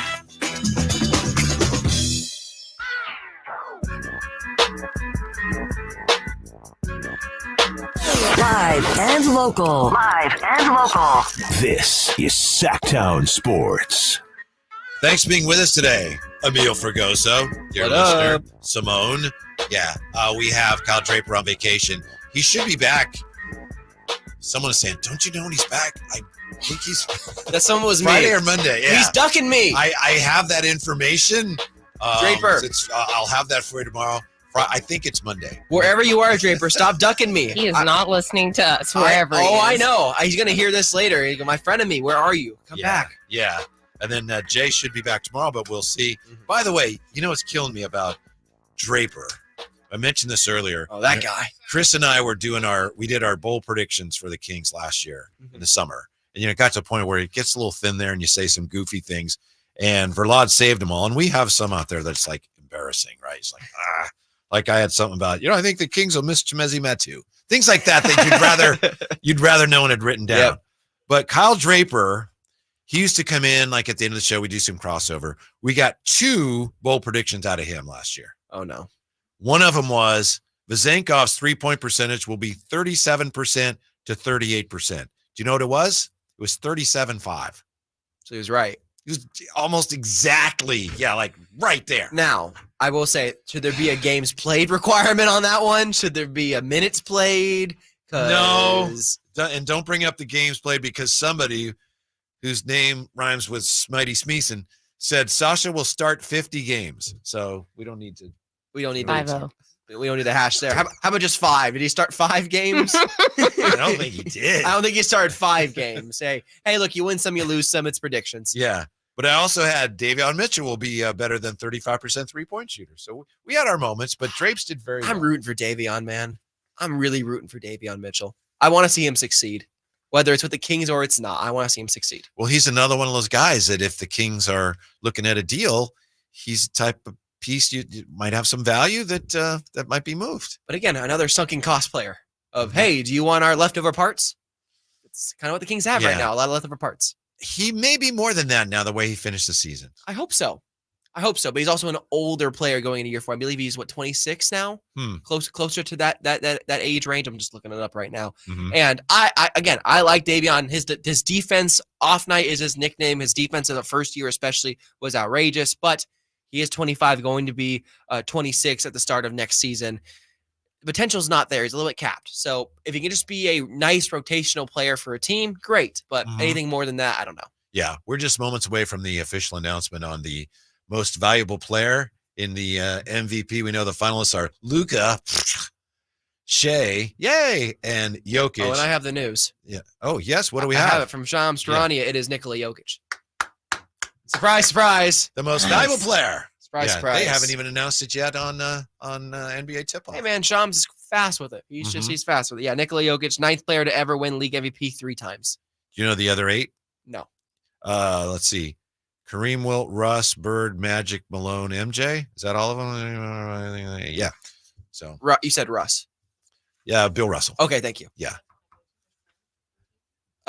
Sure. Let's see what they got. Thank you, Simone. Nikola Jokic. And we congratulate the Joker, who for the 3rd time is the Kia MVP of the NBA. There we go. So that's Ernie Johnson. Charles Barkley with the official announcement. 3 MVPs is big time. It is, especially when you're down 0-2 in a series. And on the verge of a sweep. That has nothing to do with it. This is a regular season award. Okay. Then there's a case for Shea to win that as well, too. You sound like you're a little bitter about it. No. Frankly. I'm not. You sound like you're very bitter about it. I'm not bitter about it. You're bitter because your guy Luka didn't win. Luka. I'm not bitter about Luka should not have won. I would not have voted for Luka either. If anyone was going to win other than Jokic, it would have been Shea. Considering what that team has gone through, the elevation of exceeding expectations with such a young roster. And to be that guy this early on is very, very special for Shea. He will get one eventually. No doubt in my mind. But Joker is the correct person to win it. Now, a 3rd MVP. Mm-hmm. It's just quite ironic and funny.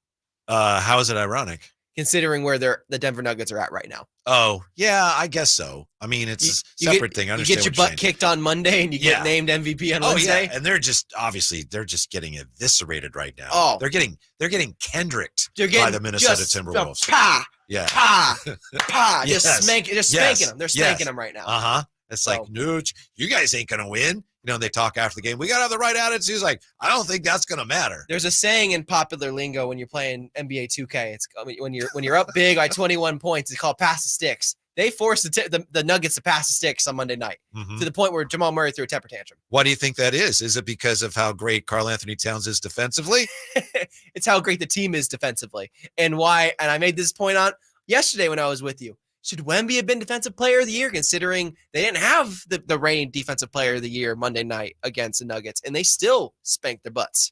Mm-hmm. Just saying. Yeah, the answer is no, and he wasn't. Yeah, and he wasn't. Yeah, but it's food for thought. Mm-hmm. Shea's phenomenal this year. Yeah. Obviously, I would have been fine with him winning it, but I'm better with Jokic winning it. If it's Luka, I might never have watched the NBA ever again. Even though I know he was, the way he played this year, he deserves some consideration. But that's fine. You're a finalist. Great. Now go away. Yeah. Domas has also got a vote for Defensive Player of the Year, so it's okay. I thought that Jokic should have won last year, but I think the voters didn't want to give him 3 in a row. And I know Embiid last year was great. Well, I'm not saying Embiid was, there's no way he should have won. But I did think if I'd have voted last year, I would have voted for Jokic. And I really think voters looked at it and said, that's like Larry Bird stuff. We can't give Jokic 3 in a row. But now he's got his 3. So it's time to start stacking him up against some of the all-time greats. It is. And it's funny, actually, considering that if Joel did not get hurt earlier this year, he was in line to potentially go back-to-back. He was playing as the best individual player all season, at least initially for the first 25 games. And then the meniscus injury forced him. Yeah, but saying if Embiid hadn't gotten hurt, and bless him, and I don't like to see him get hurt, but that's like saying, if the straw house hadn't blown down, the Wolf would have never gotten in. I know. And that's kind of why last year felt like a makeup for Joel to get an MVP, because the year prior it went to Jokic. And it was so close. It felt kind of like, okay, Nikola, you got 2 in a row. Let's give Embiid 1 before you go back to winning another. And lo and behold, 3 in 4 years. Pretty damn good. Now, I think some people, I don't know that you're going to say this, maybe you will, but I think some people will look at the rest of the series, and let's say the Nuggets can't turn it around, and it doesn't look like they will. Some people will say, well, how can he be the MVP? And I don't think that has anything to do with it. This is a terrible matchup for the Nuggets. Yes. Minnesota has a lot more size and a lot more depth, and that doesn't diminish anything that Jokic did this year, in my opinion, nor should it. One of the best defensive teams I've ever seen, honestly. They are one of the best defensive teams I've ever seen. That first half Monday night was one of the greatest defensive performances I have ever seen in a playoff game. They made them look like a JUCO team. Like it was It was the varsity versus the JV. That's how it felt. And that was going against the reigning champions. And it calls into question of, where has this put Ant? Mm-hmm. Where has this put this team of, oh man, they're here now. We thought, oh, they're a nice, cute little story. Minnesota, Wolfpack go on a run. They swept the Suns. The Suns weren't very good. Now they're going up against the defending champions, and they're manhandling them. I know. In Denver. In altitude. Mm-hmm. Doesn't matter, because anytime, anywhere, they're bringing it to you. Mm-hmm. Clearly, the arena is haunted, just like the airport. All of Denver's haunted, anyway.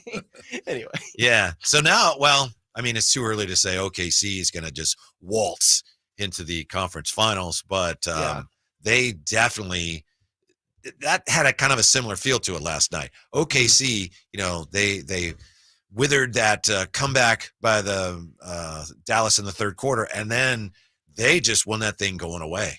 They're such a complete team, and just like the Timberwolves, we talked about it earlier, they play as a team. They play as a unit. It's not about an individual A young player. team's not supposed to be that good in such a big game. Without a center. They don't have an actual center on the team. I just want to put that out there. Their one center, I think, is Mike Muscala. I don't know if he's on the team anymore. Well, Holmgren's kind of He's really a stretch five. Mm-hmm. He's not five as a center. He's a stretch five. Yeah. Because just he's not ready yet to be a center, because he's still technically a rookie. Mm-hmm. He's not built physically yet to withstand being a traditional center that can be a paint protector that way. He's the reason why he's able to get away with defensive stuff, because he's so long and has instincts and IQ. But you see the defense with the strength being an issue. It doesn't matter, because Mark Dagnall, Marky D, shout out to him and his coach of the year. Well deserved. Really, really great Thunder team and a lot of fun to watch. So are you telling me that it's going to be the Minnesota Timberwolves against the Boston Celtics in the NBA Finals, Emil? Is that what you would have us believe right here, right now? I think it's more than a believe. I think it's a Chuck guarantee. Sorry, I had to do that. And I think Boston's going to wax the floor with them. I think it's possible. I don't know if it's this year. I think, again, I picked the Celtics to, and this was off air. I wasn't on air saying this. You're on air. Just so you know, you're on air. Now I'm on air. Yeah. I picked the Celtics to win the NBA Finals before the playoffs started. Not knowing what would happen with Denver, just because I thought if the Celtics couldn't do it this year, with this roster, with this team, they're never going to do it with Talk this about unit. your bold predictions. So before the playoffs started, you said the team that was favored to win it all was going to win it all. Yes. Against the defending champions. Yeah. Guaranteed. Oh, pretty good. We'll see. Things can change so quickly in the playoffs, but I just don't see Denver getting back into this thing with Minnesota. And I like the Nuggets. I would like to see them do it. No, they snatched their souls. They snatched their souls in Denver, just like the Black Magic at the airport. The Black Magic has turned around and reared its ugly head, and Denver has to answer some questions now. Jokic is the MVP, 3-time MVP. When we continue here, we'll look at the Kings, who are ready to make moves, but how about other teams in the West? Yeah, the Kings are moving, but so are those other teams. Who else in the West is ready to make a big move, and what does that mean for your Kings? Next, Drive Guys, Sacktown Sports. What's the missing piece for the 49ers? Which names will they add during free agency? Whether it's in season or off season, the coverage never stops. Get the latest 49ers news on Sacktown Sports at sacktownsports.com. Sacramento weather is brought to you by Folsom Lake Kia. I'm Mark Finan in the KCRA3 Weather Center. This gusty wind will gradually be easing as we go through the night tonight. Tomorrow will have a lot less wind, and it will be a warm day with sunshine. Look for highs in the upper 80s. Get the latest forecast on the KCRA News and the KCRA3 app. Coach Doug Christie here to remind you, if you're in the market for a new car, shop Folsom Lake Kia. Low interest rates, low payments, and zero down deals with approval of credit. Folsom Lake Kia, over 25 years, right here in Folsom. Hey, it's Carmichael Dave for American Energy Heating and Air with a question. Have you recently had a technician diagnose your HVAC system and you were a bit surprised at how much it cost? Or did something seem off about their quote? Because at American Energy, they take pride in giving you honest, straightforward solutions to get that system up and running. Have their qualified technicians come out and give you a free second opinion. It's free. You got nothing to lose but some dollars off of that original quote. They're making the uncomfortable comfortable. They've been doing it since 1981, serving the greater Sacramento area. A+ with the Better Business Bureau. That's why why they keep having customers coming back for more and more and more. You can call them and set that appointment at 916-520-9990. That's 916-520-9990 or AmericanEnergyAir.com. Call 916-520-9990 now. Getting quality employees to fill positions in your company is essential, but finding those people can be a major hassle unless you use ZipRecruiter. ZipRecruiter makes finding quality people a breeze. ZipRecruiter's advanced technology identifies candidates with the right skills, sends you great matches, then you can easily invite them to apply. 4 out of 5 employers who post on ZipRecruiter get a quality candidate within the first day. See for yourself. Go to ZipRecruiter.com/free to try ZipRecruiter for free. That's ZipRecruiter.com/free. If you need bold banners to boost your business, but you're on a budget, think Staples. Posters, flyers, signs, and menus for less? Think Staples. Staples can print anything you need to move your business forward. Now at Staples, save $50 on your print purchase of $150 or more. Same-day service available on hundreds of items if you order by noon. And all backed by Staples' Print Perfect guarantee. So it's done right or it's printed again free. Staples, your local print and marketing expert. N61, visit staples.com/print for details. Hi, I'm Kamiko, the founder of Miko's Hot Chicken. When we started our family restaurant, we were also raising a family. But let me tell you, it wasn't easy. Our Chase Inc. card was there to reward us on all of our business needs. Now we have a thriving location, and we're hungry for more. With the Chase Inc. Business Unlimited card, you can earn unlimited 1.5% cash back on every purchase, so your business can go from here to possible.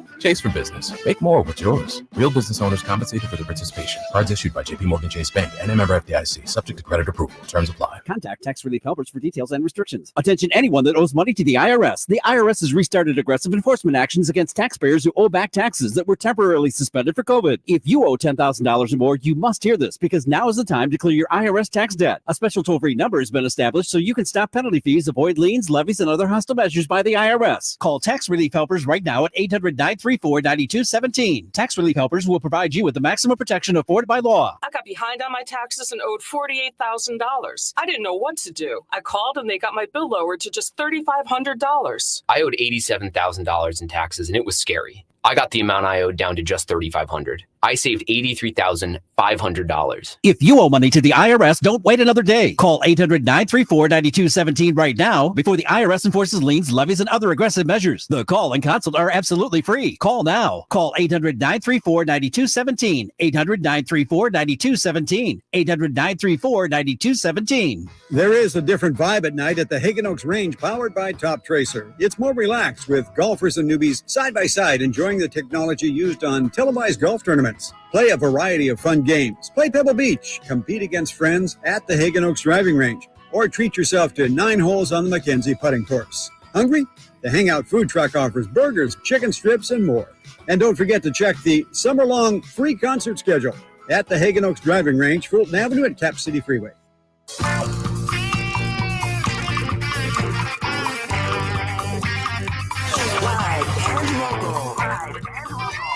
This is Sacktown Sports. Well, congratulations are in order. I'm trying to do Ernie Johnson. I realize I've never tried that before, and no one knows what I'm doing. Congratulations to Nikola Jokic. He's the most valuable player. But you look at these voting results here, as Simone and Emil and I are doing here. You got Jokic first. You got Shea second. Shaq's having a hard time with that. He thinks Shea got Shaq snubbed. had a whole soliloquy about it. Luka third, Giannis fourth, Brunson fifth, Tatum sixth, Ant seventh, and look who's eighth. And the MVP voting results: Domantas Sabonis. He got 1 4th place vote, so 3 points overall. 3 points overall. Yeah. How about this? Receive some votes in MVP and Defensive Player of the Year for Domantas Sabonis. How about that? Mm-hmm. Special season. Yeah. The only other person to get any points was Kevin Durant. He got a 5th place vote, so that was good for 1 point. So Domas is on the ballot. He wasn't on my ballot, respectfully. not on my defensive ballot. My MVP ballot, yes. Defensive ballot, no. That shocked me the most. MVP ballot, 100%. There's I think we talked about it yesterday, didn't we? Or maybe I was talking with Scott Marsh. There's a lot of the metrics that say he had a pretty good defensive year. some of the metrics numbers. and eye test are two different things, Mhm. respectfully. That's why we have metrics, because we don't always know what we're seeing. Yes. And plus minus is always a tough thing to watch too. It's always tricky to figure out what plus minus is. And by my eyes, by the eye test of watching a lot of Kings games last year, it was very clear that Domantas Sabonis needed a more defensive big next to him to help him out with that stuff, because he can't be the lone defensive stopper. Can I tell you the thing on plus minus? Yes. Plus minus over a period of games, it's like, it's worth looking at. Over 5-10 games or more, it's worth checking out. One game, it's meaningless. And if anybody ever cherry picks and says, so-and-so had this many points there, plus 26, you could just tell them to stuff it. So because they don't, it doesn't mean anything. So like, you can find many cases where a guy has great numbers, where everyone will agree he had a great game, but he'll end up being like -7 or something. One game, it's just meaningless. But people like to cherry pick and say, oh, look what a great game he had. And he was +9. That's the internet. That's just the internet, though, is cherry picking one stat that can prove your point. Yeah. Or So an anecdote that can prove your point. Over a number of games, you can. I've told this stupid story before. I didn't know what plus minus was. First time I saw it was when I was in high school, junior year, and I had started the first game of the year, and we lost. And then the coach had the stats on the window of his office in the locker room. In high school? Yeah. They were doing plus minus in high school? That's the first time I saw it. Wow. And I walked by it, and, they have all the things there, and I know all the field goal percentage, and I was like -4 or -5. And I felt like I must be the worst player. I didn't know what it meant, but I just knew I was -5. I was like, I thought I played pretty good. I know I missed a few shots, but I'll never forget that feeling of, oh my goodness. I didn't know what it was. And -5 isn't even that bad. It's single digit minus. It's not double. Again, it's one game, which means it's no big deal. Yeah. But when I saw that, I was like, oh, I'm not only I'm -5, man. Oh, yeah. Plus minus in high school. I never had to experience that. Yeah. But that was the last time after that, I think, I'm not even checking that. I don't even want to know what it is. I just want to check my minutes. That's it. Am I getting minutes? We good? Cool. Okay. Congratulations again to Nikola Jokic. And I'm sorry, Shaq, but the right guy won, okay? The right guy won. I understand Shaq's argument. I get it. Shea was fantastic this year. It's not his time yet. He will win one. Same with Luka. They will both win one. And Shea's probably like, okay with it. I mean, I know they asked him last night, you're going to watch the announcement. He said, oh, I didn't know it was tomorrow.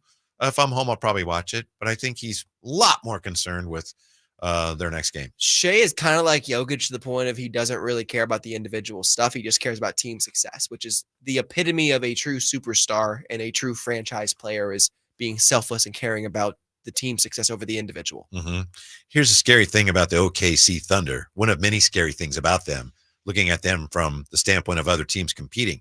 We're talking a lot about here, the Kings, how they're ready to make a move, and we'll continue to talk about it. They're not the only team in the West that could be in position to make a big move. All the other teams aren't just standing there, waiting. Well, we're not going to do anything. Oh, the Kings made a move. OKC is a team that if they wanted, they have the draft capital, they could make a move. They have the draft capital to reacquire Paul George. Yeah.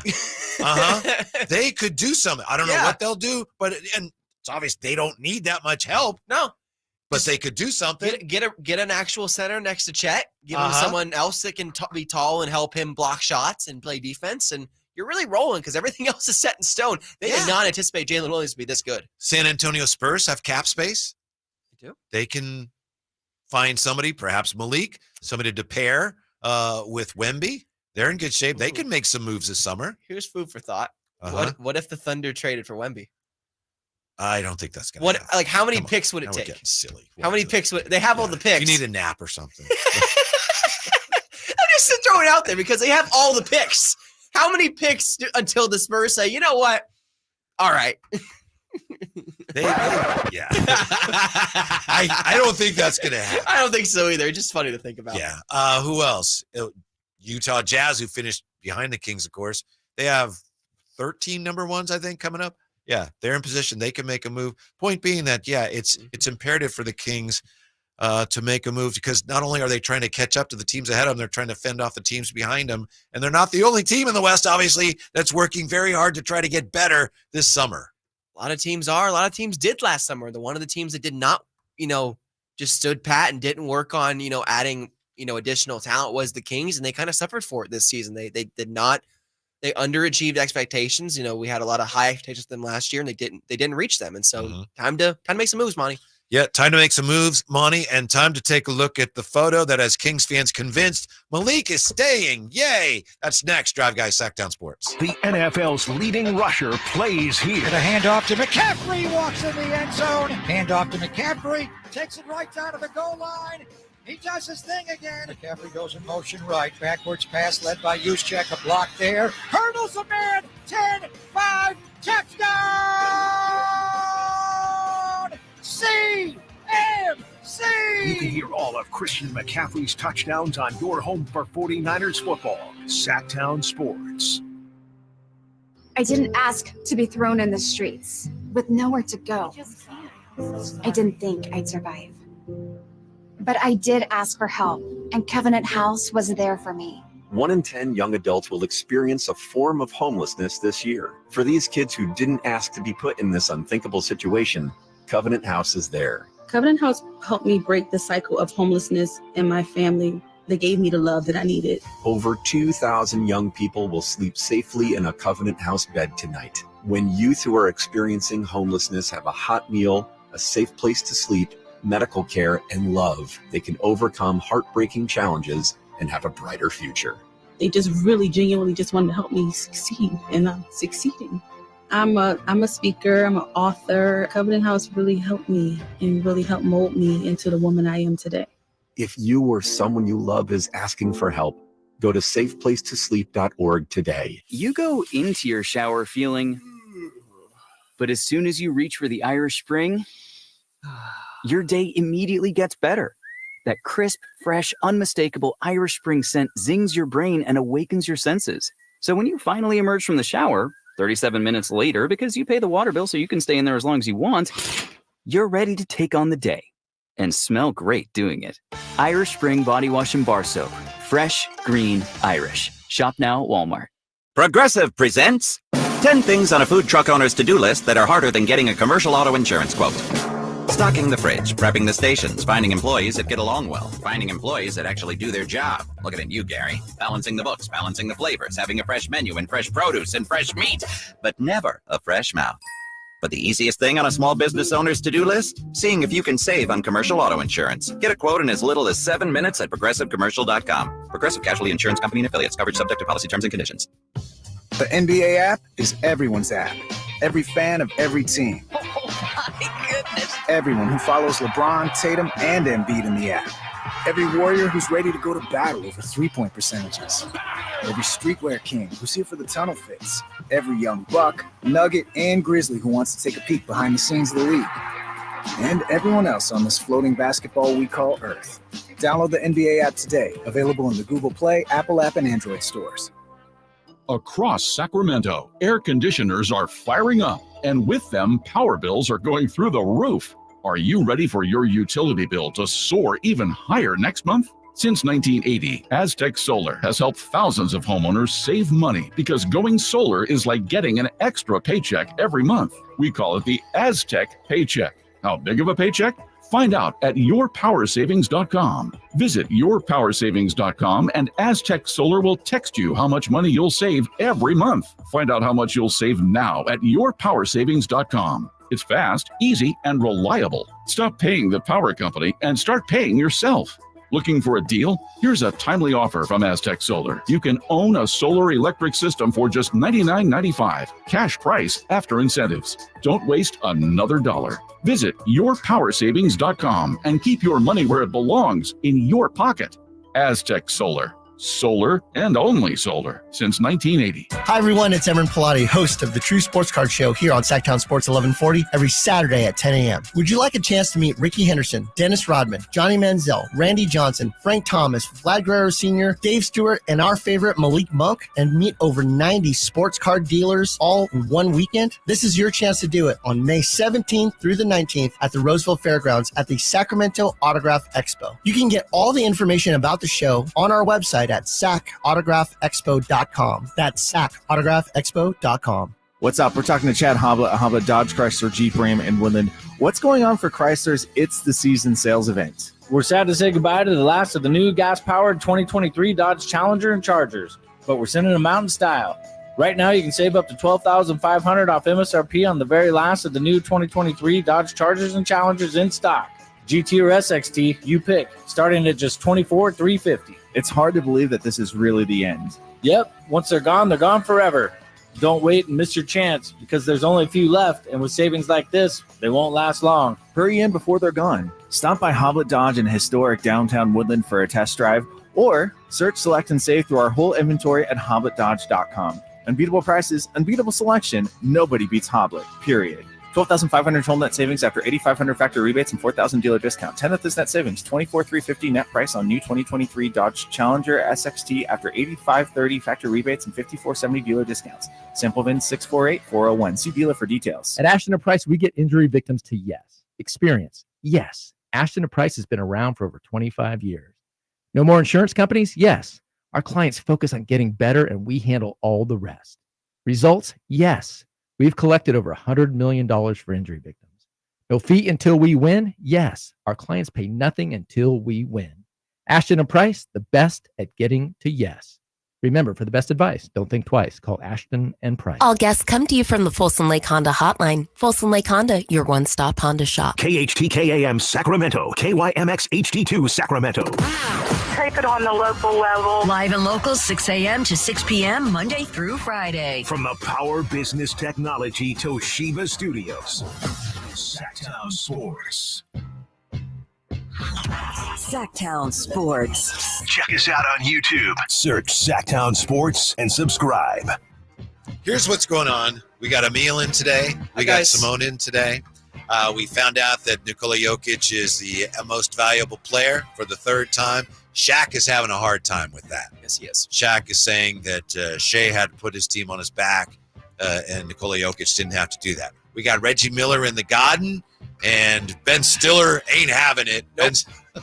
So Reggie's hearing it from some of the Garden faithful. And Reggie's loving it. Yes, he is. Reggie loves this attention and loves the spotlight when it comes to the old Knicks-Pacers rivalry. He knows it very, very well. Mm-hmm. And that's why tonight's game is both fun on and off the court, because you just don't know what's about to happen. A couple days ago, Reggie was saying, the bogeyman is coming. He was warning the fans there, and he said, well, I hope I don't hear a bunch of Reggie sucks. And then he said, no, I hope I do hear that. I'll be disappointed if I don't hear that. Yeah. So Reggie wants to play the villain. Yeah. He likes to play the villain, especially with Knicks fans. Mm-hmm. Bing bong. Bing bong. I love that. Love it. Love it. Let's bring that back. Can we bring that back? That and Side Talk NYC. Gotta love it. So anyway. No, Reggie Miller. President Byron. Byron. I swear, man. That was part of my COVID summers, was watching those TikToks. Oh my gosh. Oh, good times. Good times. Yeah. I understand they're getting very excited about the Knicks in New York these days. Some of the post-game videos and things. It's every postseason win is a party. Yeah. It's like they literally won the title every single night. And they do the wildest things ever and say the wildest things possible. Mm-hmm. Good for New York. And that's why the New York fan base with this team, with this iteration, with this We Believe team to a degree, is a lot of fun to watch. See, but that reminds me so much of Sacramento Kings fans. We just have our West Coast sensibilities that are very tender and sweet. But I love Knicks fans. They're unhinged. And it reminds me of the City of Trees. Yes. Because it's very honest and emotional. A lot of personality. Yeah. That's the heart and soul of that city is the Knicks. Yes. And the heart and soul of this Kings team is this guy right here. And I'm pointing to this picture. That everyone can see. 23 hours ago of Malik Monk playing golf with, let's see, you got Mike Brown. You got, that can't be Keegan, can it? Because he's smiling. Wow. Oh. I mean, I've never seen him, as Emil and I were saying, I've never seen him smile that much. Why does he look more comfortable in golf gear than a birdie will do that? A birdie will do that. Yes, Give you a little smile. Yeah. Malik in his bucket hat, Vivek Ranadive, Alvin Gentry, Monty McNair, and I'm not sure who this is. It probably either a son or a co-worker. Who knows? Yeah, and I apologize if it's a luminary of the Kings front office. I apologize. But anyway, they're having a great time. And look at Malik with his arm around Vivek, his hand on his shoulder. He's staying, man. He's staying, man. Yeah. Oh yeah. I bet you too. I bet Florida you money. has nice golf courses too. Yes, it does. Yes, it does. I bet, and they have no state tax. So I bet you, even though I don't gamble, I bet you that Malik 100% after every single hole or every single putt was like, Monty, I make this, you give me the money. Mhm. Monty, I hit this 300 yards, you give me the money. Malik was incessant about it, I bet. That's my 2 cents. But he knows, doesn't he? It's like, Vivek's like, this is the money I can give you. You can have all of it. One more, unless are you suggesting there's some backdoor dealing going on? I'm not suggesting that. I'm just suggesting that Malik is a man that wants to get paid, considering that 2 years ago he signed a 2-year, $18 million deal that at the time felt like a lot of money for a player Malik Monk's caliber, and he proved everyone wrong. He became a 6th Man of the Year candidate, should have probably, in my opinion, won the 6th Man of the Year, and now is set to make a hefty sum, closer to $100 million if he does go elsewhere. Do you guys know? I'm not sure, and I don't recognize it. Maybe I should. Do we know where this was, where they were playing? I do not. Somebody must know. Someone in the chat, though, said that's Wes Wilcox. Okay, thank you. That's Wes Wilcox. Yeah, sorry about that, Wes. Thank you on the chat. And if anybody knows where that was, we'd appreciate that. I'm just curious. But it looks very chummy. Doesn't look like the type of outing you'd have necessarily before a guy says, see you later. But I don't think so. Wishful thinking. Hey, where's De'Aaron at? Is De'Aaron golf? He's a pickleballer. Is he really? I don't know. I'm not saying he's not a golfer, but he is a pickleballer. I didn't know he played pickleball. Yeah. Interesting. I bet he's really, really good at it. I bet him and Sabonis are a great tag team at pickleball. Little pickleball, little vino afterwards, a nice Sunday afternoon in Up Nap Valley. Mhm. Absolutely.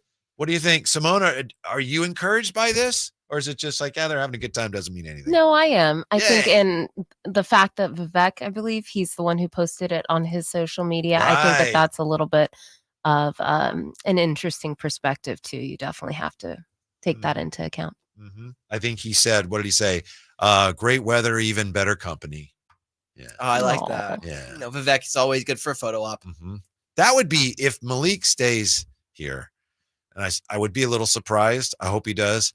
But that in and of itself would be, you're halfway to having a great summer, right? Just by keeping it. Yes, it really is. Halfway. Yeah. Halfway. That's half the job right there. But then it comes into the question of what else can they get? Because we just saw what this team was with Malik and with Sabonis and De'Aaron and Trey Lyles and, you name it. And they couldn't make the playoffs. So what needs to happen next? Because Malik is great. Love Malik. But Malik in the 6-man role, other than Malik starting, are two different things. Yeah. Beamer Beams or Beamley says, I almost want Monk to get paid. Almost. Yeah. There you go. We all would we'd love to see him get paid, right? Yeah. Yeah. Yeah. But we'd rather he stay. Yes. We'd rather him stay. I would rather him stay. I like Malik Monk. There you go. Compio says Vivek is paying for all Monk's golf if he stays. There we go. And then Manny said Fox might be the one taking the picture. LOL. That's he might right. be. That's right. He might be. De'Aaron's more of a private guy as it is, so he might be. Do you have a gut feeling about whether Malik stays or not? We know what you want. We all want the same thing. What do you think? I think he leaves. I think at the end of the day, I money knew he was talks. going to say this. As soon as I was finished asking the questions, like, nope, shouldn't have asked him that. No, you should not have. I know where he's going. No, it's his business. Why? It's business. It's not personal. It's business. If Orlando, especially this Orlando team, what we just saw in the playoffs, take Cleveland to Game 7 with a team devoid of a second playmaker. Malik's like, oh, I can start with this young team and be their best offensive guard and be a part of this team in Orlando with no state income tax, like $100 million. Sign me up. But they're crazy for Clay, apparently. I think it's rumors. I think they'd rather pay Malik Monk than Klay Thompson at this stage of Clay's career. Malik's a better player. Right now, Clay's probably a better shooter.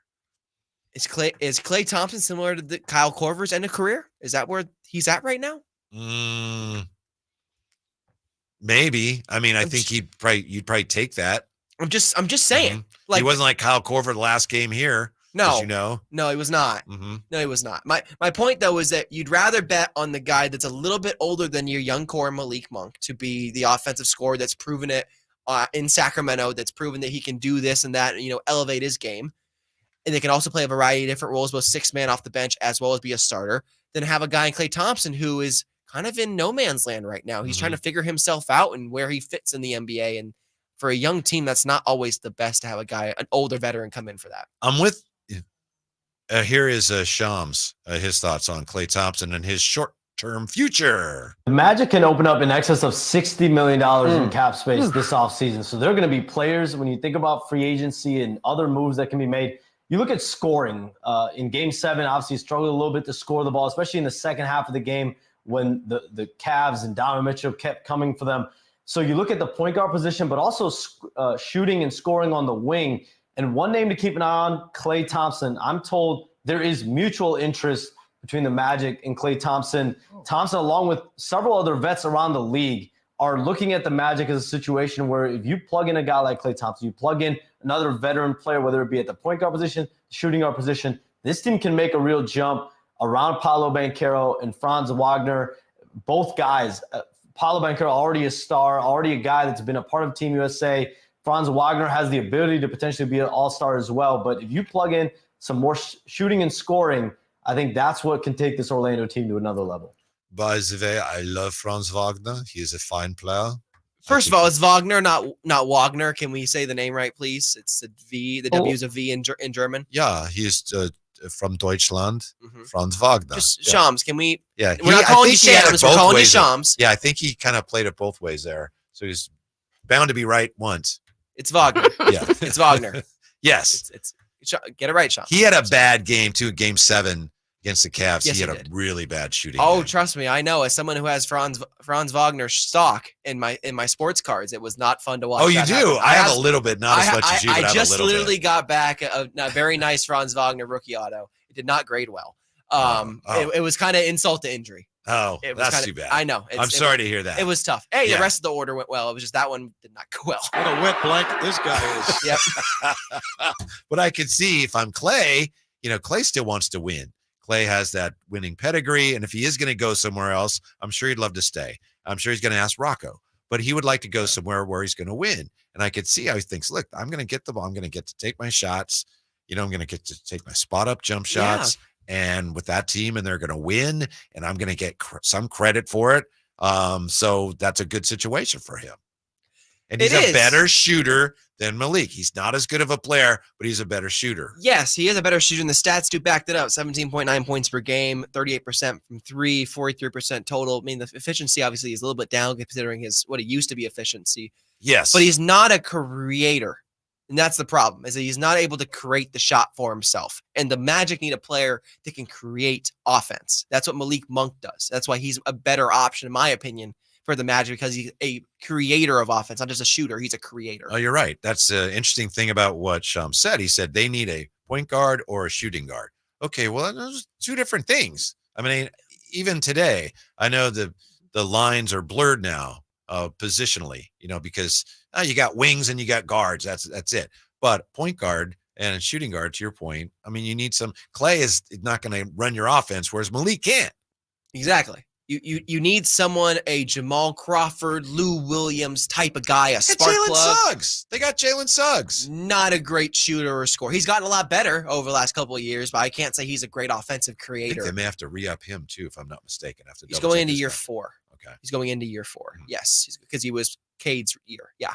He was 2021. So this is his 4th year he's going into. My point being, though, Malik Monk, in my opinion, for this Magic team, younger player, less of an injury risk, less of a overall demeanor risk, more of a playmaker, which is what they need. They need a playmaker because they have great young pieces.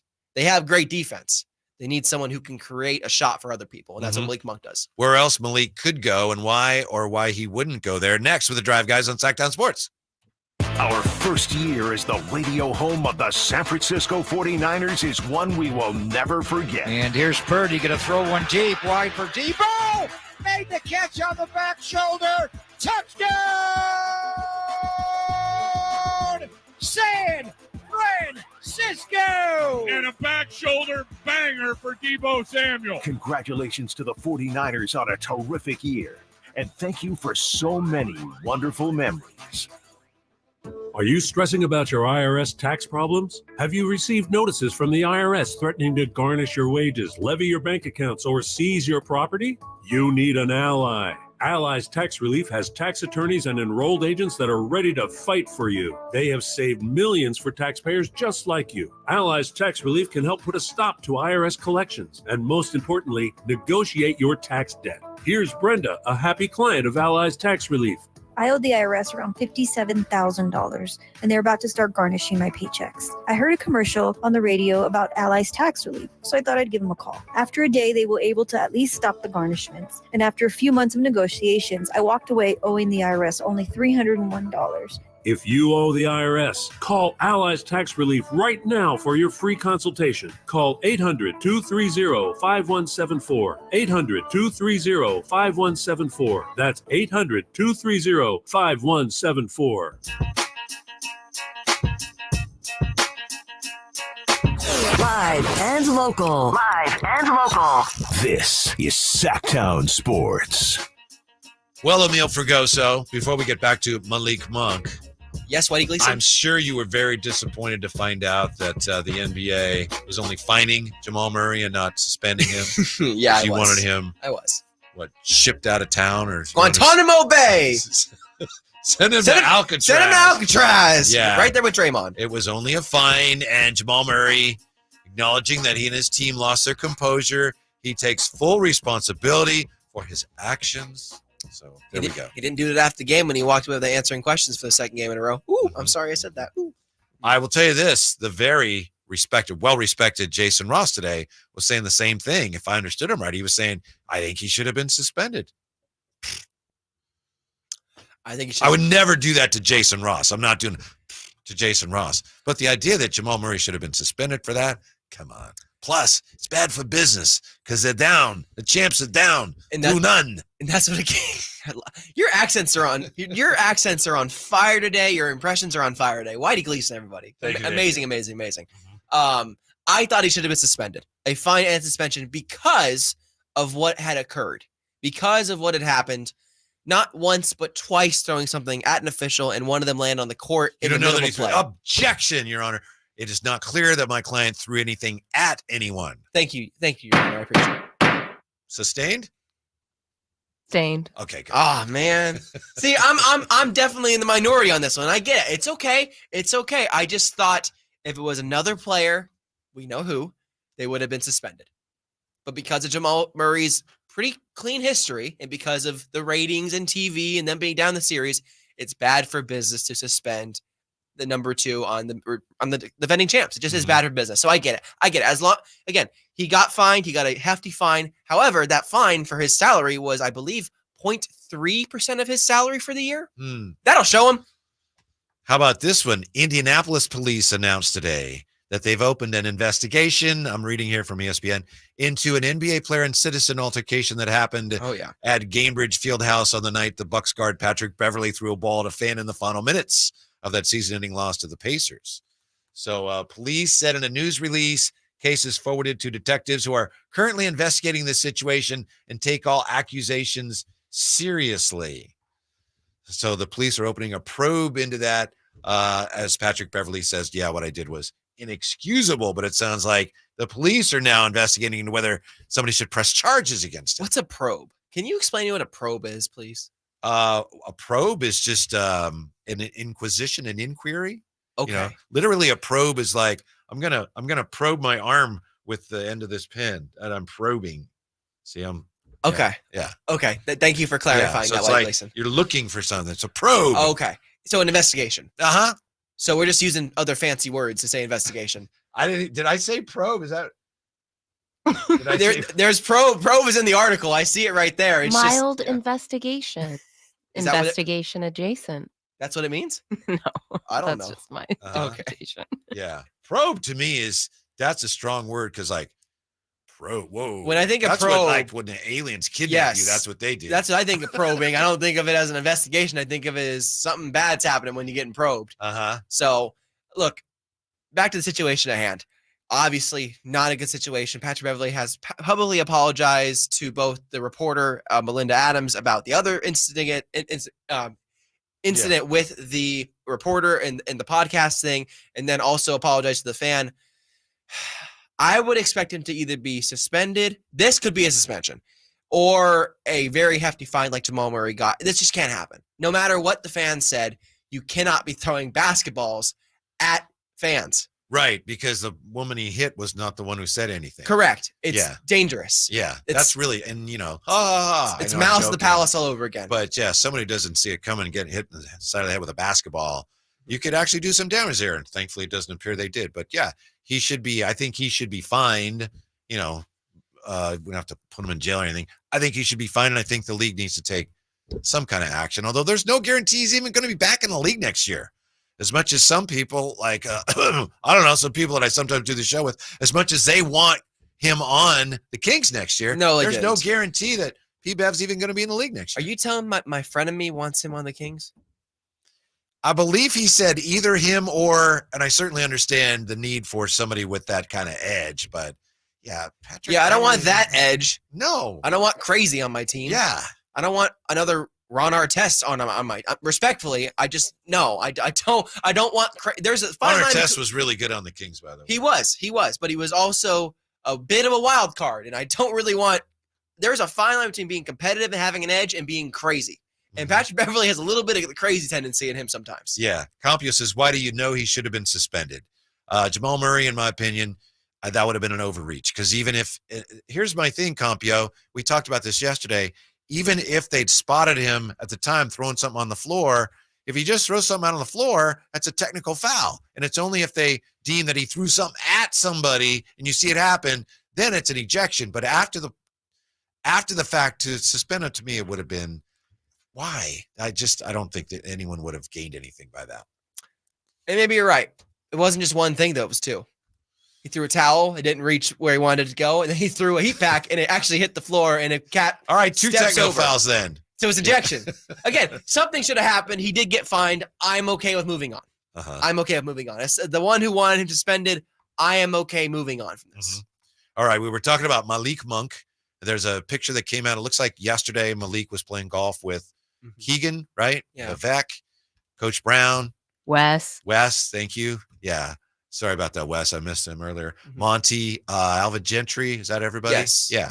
And they're having a great time. And it looks like he's having a great time. So a lot of us are convinced, well, that's it. He's staying. But if he doesn't, where else could he go? We've talked about Orlando, the pros and the cons. I think Orlando makes a lot of sense for both parties.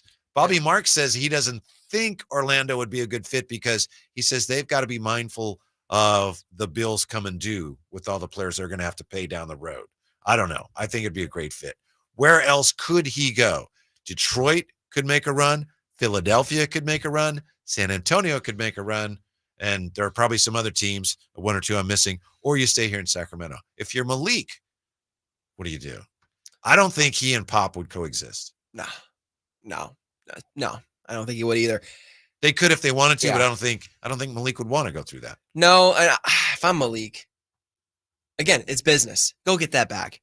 There is no guarantee for tomorrow. There is no guarantee that you are going to be able to get through another season. There just isn't. Look at Lonzo Ball. Honestly, being as sincere as possible. Yeah. Lonzo Ball was a winning basketball player, was a point guard that could shoot threes, got paid money, got a multi-year deal from the Bulls, and then his knees gave out. And now we don't even know if he'll be able to play basketball again. Things can change like that. It takes one play to change an entire career. We've seen it all the time, obviously with Ralph Sampson too. Going from this generational talent to he's out of the league. Greg Oden, generational prospect, out of the league. Things happen. It's a sport. Injuries happen. If you're Malik Monk, you have to take care of yourself financially. And that's why I think he will explore all options. He will have many suitors this offseason. If he stays in Sacramento, good for him. He will get paid the bag. He will get paid that 4-year, $78 million, no doubt in my mind. However,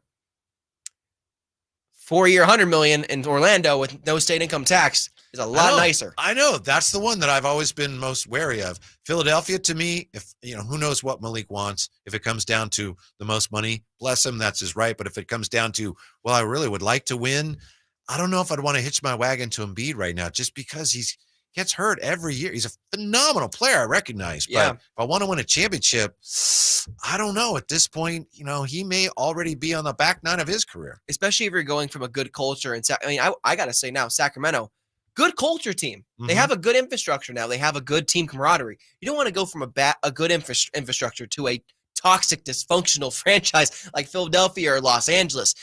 Orlando is also a good infrastructure. They have They have a good setup so far. You could actually go and help whatever that is. You can help build that there, like Mm-hmm. he helped build it here. And there will be no pressure on him to be the number one guy because that's not his role. It's to be the spark plug off the bench or to come in and do spot starting minutes and be the scorer, which is what he wants to be anyway. What if he wants to be a starter? I think he could start. I think he could absolutely start. I just think that Jamal Mosley will use him in a variety of roles, and it might end up being, hey, Malik, you're a great basketball player, but we love what you bring off the bench as a spark plug. You're going to close for us as well, but we love what you bring off the bench in that second unit. You really galvanize our guys, our younger guys, to really want to play hard, and they're good defensively, but your offense and setting people up, that's important for us too. So you think the Clay stuff is overstated? I think it's an agent fishing for stuff. I think it's an agent putting stuff out there. Like Clay's agent, yeah. Yeah, I just don't think Clay's going to have a big market. I don't. I don't think after this last season, there will be a market for him. I just don't think it'll be the money that he's looking for. And it'll be a tough reality for him. Yeah, I think he wants to stay with the Warriors, and maybe you're right. And his agent's letting the Warriors know, hey, there's other teams that are interested in your guy here. You better do something. Why else would Shams be putting that out there right now when the Warriors aren't even relevant, haven't played a basketball game in how many weeks? Mm-hmm. Why else are you putting it out there? We're not even anywhere near the start of free agency. That's in July. It's May. We still got the playoffs to go. Why else? It's fishing. It's fishing. Do you think from the Kings standpoint, are we better off if the Warriors lose Clay or keep Clay? Because that's another one of those teams that we're jostling with for all this position. If you want to see the Warriors kind of unravel, do you hope Clay stays or do you hope he leaves? I think you want him to stay. If I'm as a Kings fan, Kings, yes. Yeah, stay. no, I want him to stay.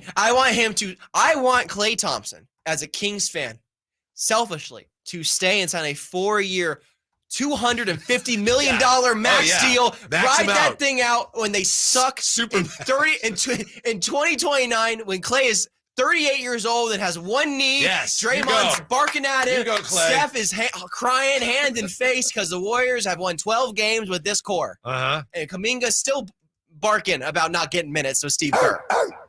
That's what I want. I don't think it's going to happen. That's what I want. Keep them all. By the way, real quick, we've been talking about ideal offseason acquisitions. Here's one I forgot to mention earlier on the text line. My ideal offseason acquisitions, Matisse Thybulle, Jonathan Isaac, and Moses Moody. You got to aim a little higher, huh? I like Matisse Thybulle as a rotational guy. I don't want Jonathan Isaac anywhere near California. What's that? I don't want Jonathan Isaac anywhere near this team. Why is that? For the off-the-court stuff. Oh, okay. All right. Respectfully. I don't think he matches with this team. Yeah. Moses Moody, he's a pretty good player. But, we're talking that's your ideal acquisitions? You got to aim higher, don't you? I would hope so. But then again, the Kings have let us down in years past. Those would be solid, probably a nice moves around the fringes there. All right, when we come back, of all the players still playing in the playoffs, Simone, dear listener, who's your go-to guy with the game on the line? One guy, of all the players still playing, games on the line, who is your go-to guy? Next with the Drive Guys on Sacktown Sports. Did you miss any part of our live local shows? Don't worry, you never have to miss them again. Check out sacktownsports.com and search our podcast page and play our shows when you want. The Carmichael Dave Show with Jason Ross, Stiles and Watkins, and the Drive Guys. Plus, other podcasts like Return of the Empire, Return of the Roar, the Stingers Up podcast, and Golf to Go with Frank LaRosa. They're all available right now on sacktownsports.com. I'm Tiffany, founder of Harlem Pilates. When I couldn't find Pilates in my neighborhood, I started a studio from my studio apartment. Chase Inc. helped me grow from 1 Pilates studio to 3. Because when you start small, you're going to need some big help. With the Chase Inc. Business Cash Card, you can earn up to 5% cash back on business essentials, so your business can go from here to possible. Chase for business. Make more what's yours. Real business owner compensated for their participation. Cards issued by J.P. Morgan Chase Bank and a member FDIC. Subject to credit approval. Terms apply. Capital Casino has been serving the greater Sacramento area in the same convenient downtown location for over 20 years, with plenty of close-by, well-lit parking monitored by security staff and offering the most variety of table games in the region in a safe and friendly environment. Best food, best service, and the best action. That's Capital Casino. For more information on tournaments and gaming, check out their website at capital-casino.com. And please remember to gamble responsibly. 1-800-GAMBLER. Power Business Technology is proud to be 100% independent, locally owned, and managed Toshiba copier dealer. Local ownership cuts out the red tape, allowing ourselves to never be too busy to personally answer the call when our clients need us. Recognized for excellence in service execution, training, and customer service, we're proud to be named a 2022 Toshiba ProMasters Elite Dealer. Contact us today for all of your business printing needs at 844-POWER-BZ. That's 844-769-3729, or visit us at PowerCopier.com. Golf to Go is brought to you by the Hagen Oaks Golf Super Shop. Here's Frank LaRosa. Golf Monthly lists 10 things great golfers don't do. They don't arrive at the course with minutes to spare. Get there in time to properly warm up. They don't follow one mistake with another. Take your medicine and move on. They don't lose their cool. Tiger takes 10 steps and the problem is gone from his mind. They don't give up. A bad round can always get better. They don't blame their tools. It wasn't the putter's fault you three-putted. And they don't worry about three-putting. Move to the next hole and try again. Great golfers don't take unnecessary risks. Keep those large numbers off the scorecard. They don't underclub. Weekend golfers think they hit the ball farther than they actually do. They don't always hit the driver. Put the big stick back in the bag when it's not behaving. And finally, great golfers don't hit balls randomly. Have a plan on the range and stick to it, and take that same plan to the course. It's a game. Have some fun out there. That's your Golf to Go. I'm Frank LaRosa. This is Kenny and Jerry from Bell Brothers Plumbing, Heating, and Air. Everyone knows that a group of fish is called a school, but did you know a group of giraffes is called a tower? Or how about a murder of crows, a quiver of cobras, a shadow of jaguars, a shiver of sharks, or a zeal of zebras? Wild, huh? So what do you call a group of Bell Brothers plumbers? They don't fit into any of the traditional plumber stereotypes. They're clean and well-dressed. They're on time and courteous. They're well-trained and friendly. They're exactly the kind of people you'd be comfortable and confident to invite into your home. That's why we proudly call them our family of plumbers. If you need a drain cleared or any other plumbing service, we'll send one of the family right over to help you out. Call Bell Brothers at 916-444-1234, or you can find us online at thenosurpriseguys.com. The No Surprise Guys, Bell Brothers.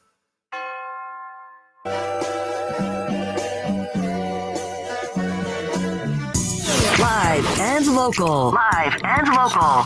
This is Sacktown Sports. Yes, it is. Thanks for being with us today. Appreciate it. Drape should be back next week. Jay may be back tomorrow. Got Simone today. We got Emil Fragoso, and he's been Fragosolicious. Yes, sir. Mm-hmm. Although half of the things he said today have made no sense whatsoever, and they've been very offensive. That sounds about right. Sounds about right. Again, big Luca fan. It's the reason why I'm a writer, not on air all the time. I'm a partial on air, more so a writer. By the way, early first quarter, there's 2:59 left, and the Knicks lead the Pacers 24-22. So, big bong. We're Knicks fans. I'm a Knicks fan again. I don't like the Knicks usually. I grew up also liking the Boston Celtics because my family's from the East Coast. Goodness, I'm gonna have to dump that, Emil. You can dump it all you want. My mom's from Plymouth, Massachusetts. I had a little bit of Celtics in my life because that's part of my family, and so I there was always that weird rivalry. No, I get it. You got a knack, man. I got a knack for just grinding gears. I get it. But no, I like this Knicks team because they're about playing for each other. They're about team basketball, and I like team basketball. You know, they're down. I actually like both these teams. I do too, but I like the Knicks more because they're down. You know, Julius Randle, their number 2, as well as Mitchell Robinson's now out, and you know they're also down Bogey as well. So they're down a bunch of key players, but they're not giving up. They're playing hard. They're playing feisty, and you know whether you agree with how Game 1 went at the end with the referees, they still won the game, and they're playing tough, and that's respectable. Mm-hmm.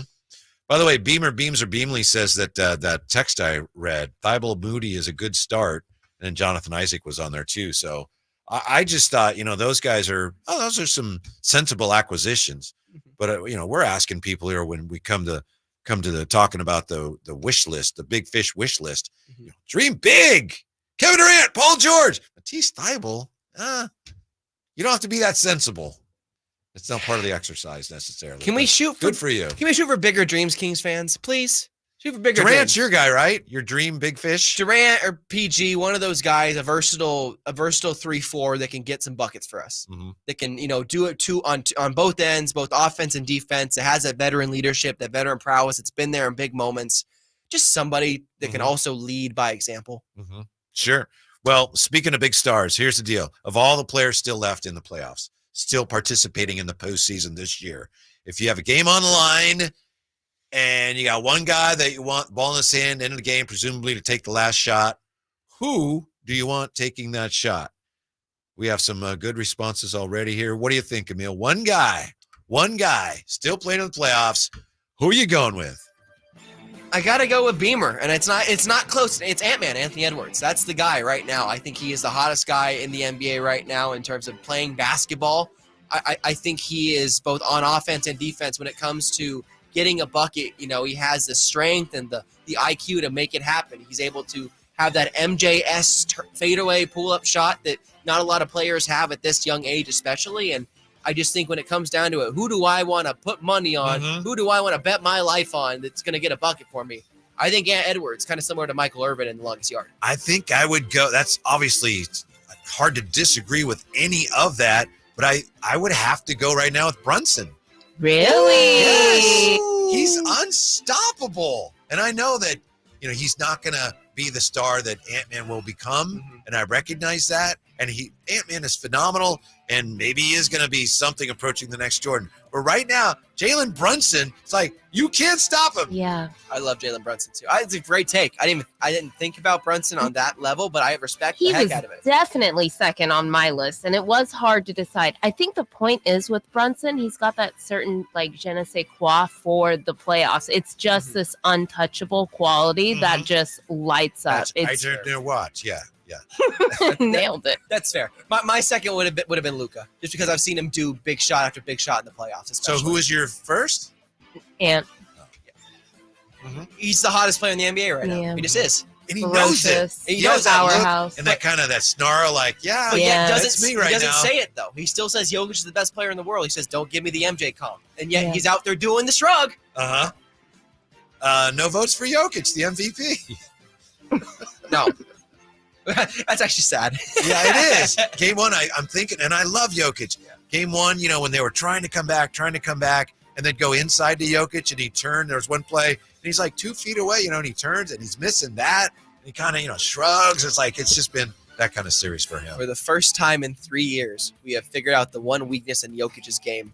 Rattle him or get him to play fast and frantic, and he struggles. Yeah, it's just he's not accustomed to dealing with that much defense from that big of a defender. He's not all game long. He's not accustomed to dealing with them moves.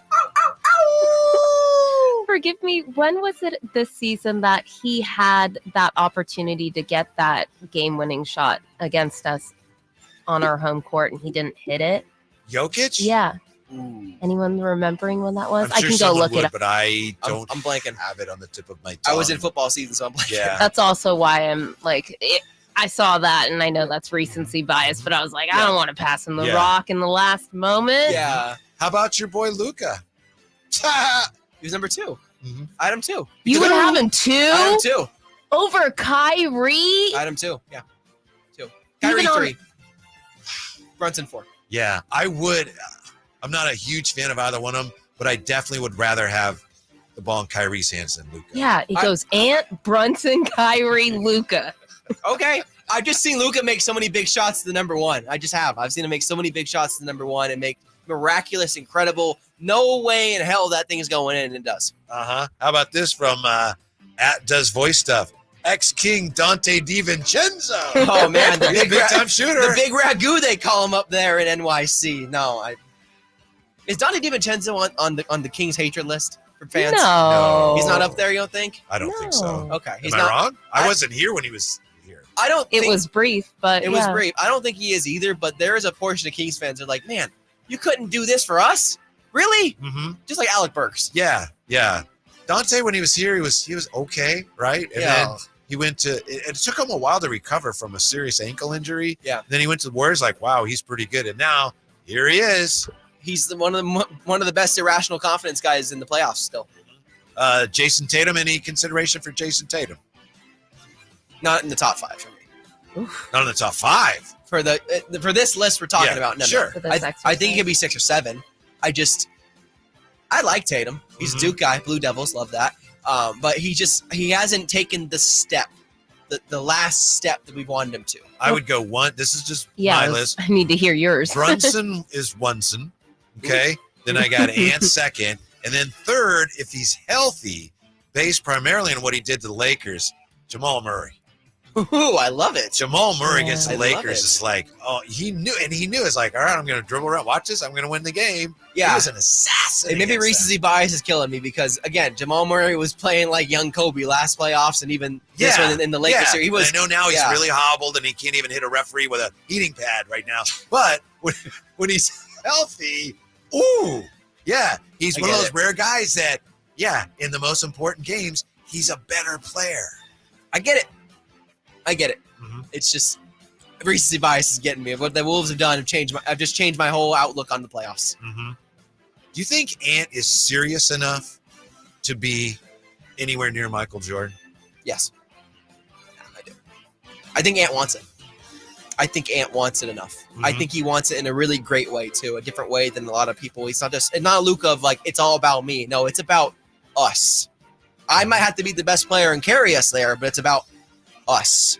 The way he talks in these interviews and answers questions for his teammates and stuff, I'm all in. I'm all in Anthony Edwards. I think it's time to conclude this exercise because Sauce Castillo just got a mention. So with that, I believe taking into account all of the chat messages and all of our voting, looks like it's Ant-Man. He's the guy. I agree. Yeah. When we come back, football players are mad at Austin Rivers. Tell you why. Drive Guys, wrapping it up next, Sacktown Sports. Did you miss any part of our live local shows? Don't worry, you never have to miss them again. Check out sacktownsports.com and search our podcast page and play our shows when you want. The Carmichael Dave Show with Jason Ross, Stiles and Watkins, and the Drive Guys. Plus, other podcasts like Return of the Empire, Return of the Roar, the Stingers Up podcast, and Golf to Go with Frank LaRosa. They're all available right now on sacktownsports.com. Sacramento weather is brought to you by Folsom Lake Kia. I'm Mark Finan in the KCRA3 Weather Center. This gusty wind will gradually be easing as we go through the night tonight. Tomorrow will have a lot less wind, and it will be a warm day with sunshine. Look for highs in the upper 80s. Get the latest forecast on the KCRA News and the KCRA3 app. Shop Folsom Lake Kia for special offers right now. I'm Coach Doug Christie urging you to visit my friends at Folsom Lake Kia and save big on your next new or certified pre-owned vehicle right now. Visit FolsomLakeKia.com. Country in the Park is back May 17th and 18th at Cal Expo with Brantley Gilbert, Dustin Lynch, Jay Cohen, Walker Hayes, and more. Tickets start at just $46. Country in the Park, May 17th and 18th at Cal Expo. For more information, visit CITPFest.com. Brought to you by Kids Care Dental and Orthodontics, the Hot Tub Store, and Kettleman's. We all have some things from the past that we might regret, or better yet, might like to get rid of. I'm talking about that mistake you made years ago that still may be haunting you. How great would it be if that could be expunged and gone? Poof! Just like that. But where do you go for something like that? Try the Gonzalez Law Offices. Jonathan Gonzalez is right here in downtown Sacramento, and he's here for you. Maybe you need someone for wrongful termination. Again, the Gonzalez Law Offices. Go to saclegaldefense.com or call them at 916-304-9187. Do you hear that? That's your air conditioner working overtime this summer. But it's not just the temperature that's rising, so is your electric bill. Stop paying sky-higher rates for your electricity with a solar electric system from Aztec Solar. Finally, you can calculate your monthly savings when you go solar without sitting through a 2-hour in-home sales pitch. Visit yourpowersavings.com and Aztec Solar will text you how much you'll save each month by going solar. Since 1980, Aztec Solar has helped thousands of homeowners with solar pool heating, solar electricity, and backup energy storage.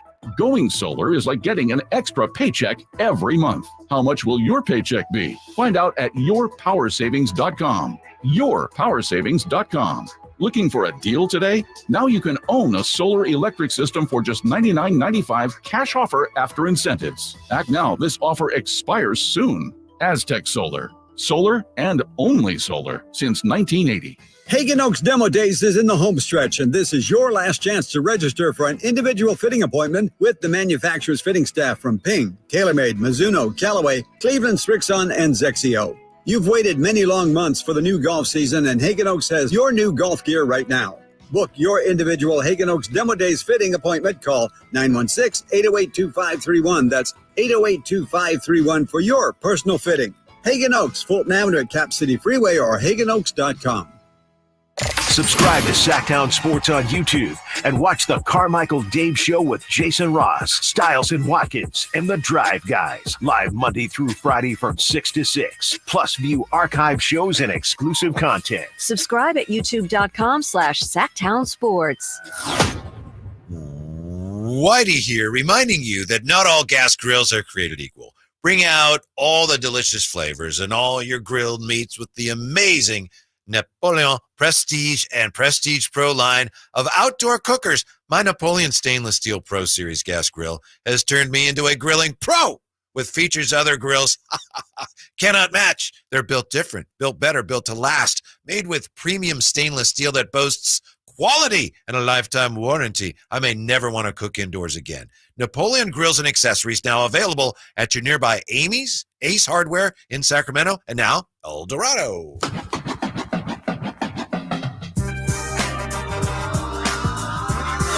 Live and local. This is Sacktown Sports.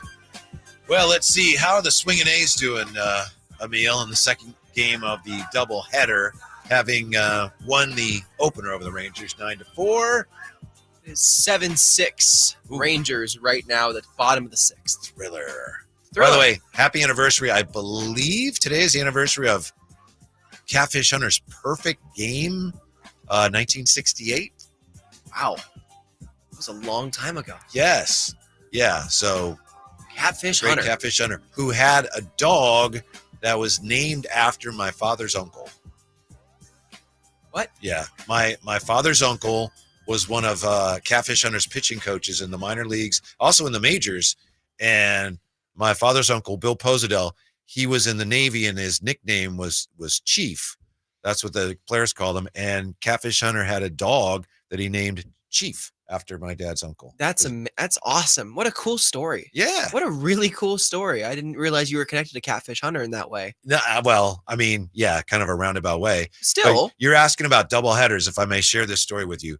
My dad, Uncle Bill, he would get his tickets to games. So one time we went, my dad had to work or something. It was me and my mom and my brothers. And we go down to see the A's and the Orioles, a doubleheader. Sunny day. And we were sitting near the A's bullpen. That's where Uncle Bill got his tickets because he's out there, warming up the pitchers. And the Orioles they might have been world champions at the time. Great. Frank Robinson, Brooks Robinson, just a great team. The A's were up and coming. The A's won the first game. The second game, it's the ninth inning, and the A's are winning that game. And it's the ninth inning, and, I'm just looking around, 8 years old or whatever, and Uncle Bill comes out, and he's looking in the stands, and my mom goes, "Hey, Uncle Bill wants you." So he goes, "Hey, come here." So I go down to him, and he's, "Hey, you having a good time?" I was like, "Yeah, we're having a great time." And, he's watching the game because there's a fly ball to left field, and it's the last out of the game. And just as I think it was Joe Rudy or somebody's getting ready to make the catch, and the fans are going crazy, Uncle Bill takes that satin starter's jacket with A's. He goes, "Here, take these." And he hands me 2 baseballs, and the A's win, and the stadium erupts. And it's like, 8 years old. It's like the greatest moment of my life. Wow. Yeah. It's like, here, have these. It was so cool. That's amazing. Yeah. What a story. Again, this is what makes sports so awesome, is it brings you back to being a kid. It makes you nostalgic and remembrance of the time you were at. Again, I have many memories of being a little kid, 4 or 5 years old, with cotton candy. It's got Arco Arena, hugging Slamson, watching my favorite player, Mike Bibby, dribble up and down the court. That's what makes sports so awesome. Yeah. Is that it brings you back to being a kid and what you felt in that moment, because all these years later, Whitey, you still remember how much that moment meant to you. Yeah. And I think it might have been like even Mike Hirschberger or somebody making the catch. But the thing is, with this being the last year for the A's in Oakland, presumably, We'll see. I definitely want to get back. You have at least to. one more time. You have to. Yeah. For old time's sakes, for history, for nostalgia. Yeah. 100% you have to. And then years later, I got to throw out a couple times, actually, the first pitch in an A's game. But one time, and I didn't think of it till too late, I wanted to get Uncle Bill's jersey, an A's jersey, and wear that when I went out there. But by the time I thought of it, it was too late. Oh. Yeah, missed my chance for that. But hey, at least you got to throw out a first pitch. Yes. That's something I have not done. That'd be okay. Now I got to ask, because we've seen a lot of bad first pitches lately. One from Fred Warner. Zach Edey had a horrible one yesterday. Did you get it over the strike zone? At the A's game, I was 2 for 3.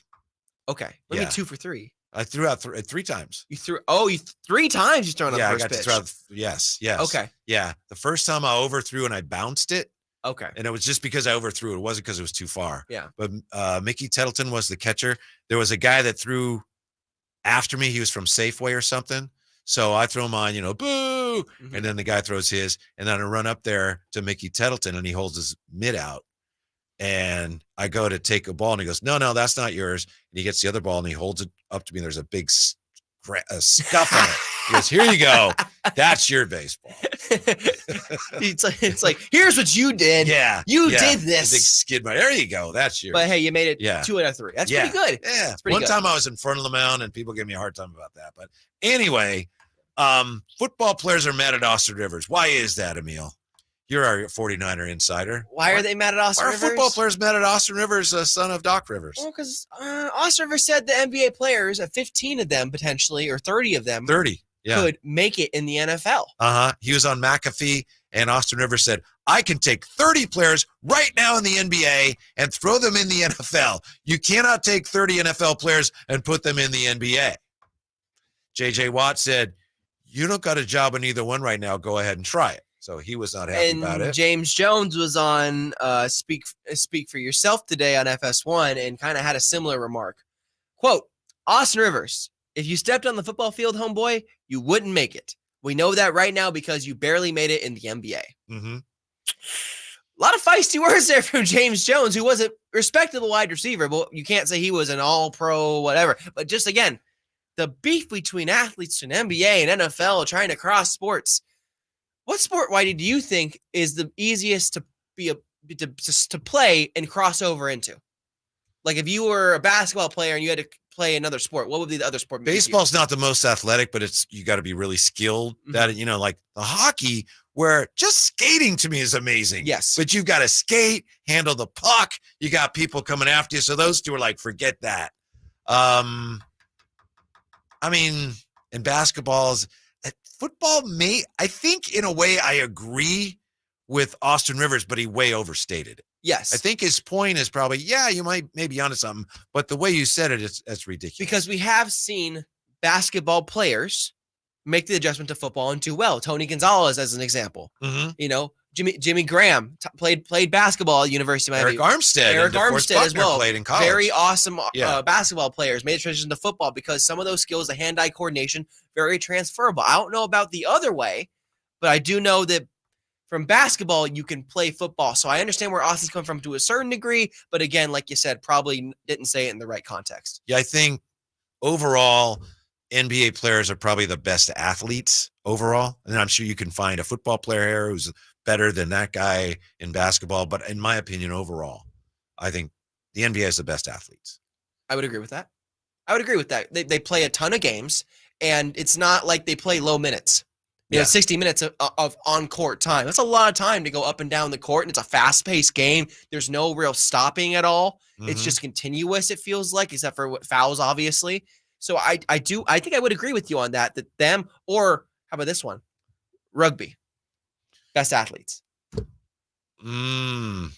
Rugby's like a whole separate thing to me. I don't understand it that well, how they're able to do that without pads. My helmet would be off them, but they don't wear helmets. Are you saying they're the better athletes? I would think that they could be the better athletes, or soccer players as well, too, could be also better athletes because of the endurance, the stamina kind of thing. Yeah. Do you remember a receiver named Devin Funchess? I do. Devin Funchess, he was with the Panthers. He is now going, I think he's doing this overseas. He's playing professional basketball. Yeah. Yeah, Devin Funchess. I told my grandfather I'm going to go win the Super Bowl, then I'm going straight to basketball. So, well, the first one didn't happen, so I guess they're like, I'm glad he had Plan B. He almost, I believe, he was on the Panthers team that went to the Super Bowl against Denver Broncos. Yeah, he went all the way to the final game. Yeah, but didn't win it. Hey, man, you win some, you lose some. At least you got a fallback. Yeah, so he went to. Let's see, he's playing for the Caribbean Storm Llaneros in the Professional Columbia Basketball League. But he's playing. He's playing. 28-game season. And then I think he said he wants to be a farmer after that. So it's like, I'm going to play football, I'm going to go to Super Bowl, I'm going to be pro basketball, I'm going to be a farmer. So he's just about set. Well, he's got plans. Good for him. Good for him. Yeah. Emil, thank you very much for bailing us out. Thank you, Whitey. We appreciate it. I love doing this. This is always fun for me to hang out with the fun guys. Thank you, everyone, for listening, especially for the participation. Simone, thank you. We appreciate it. Do we know what's coming up? Is it CBS Sports Radio? Yes, CBS Sports Radio. The CBS Sports Radio Network. Don't miss it. Next on Sacktown Sports. On the move? Got somewhere to be? Take Sacramento Kings basketball with you. The Sacktown Sports app will let you stay connected to your passion. Never miss a moment of Sacramento Kings basketball with the Sacktown Sports app.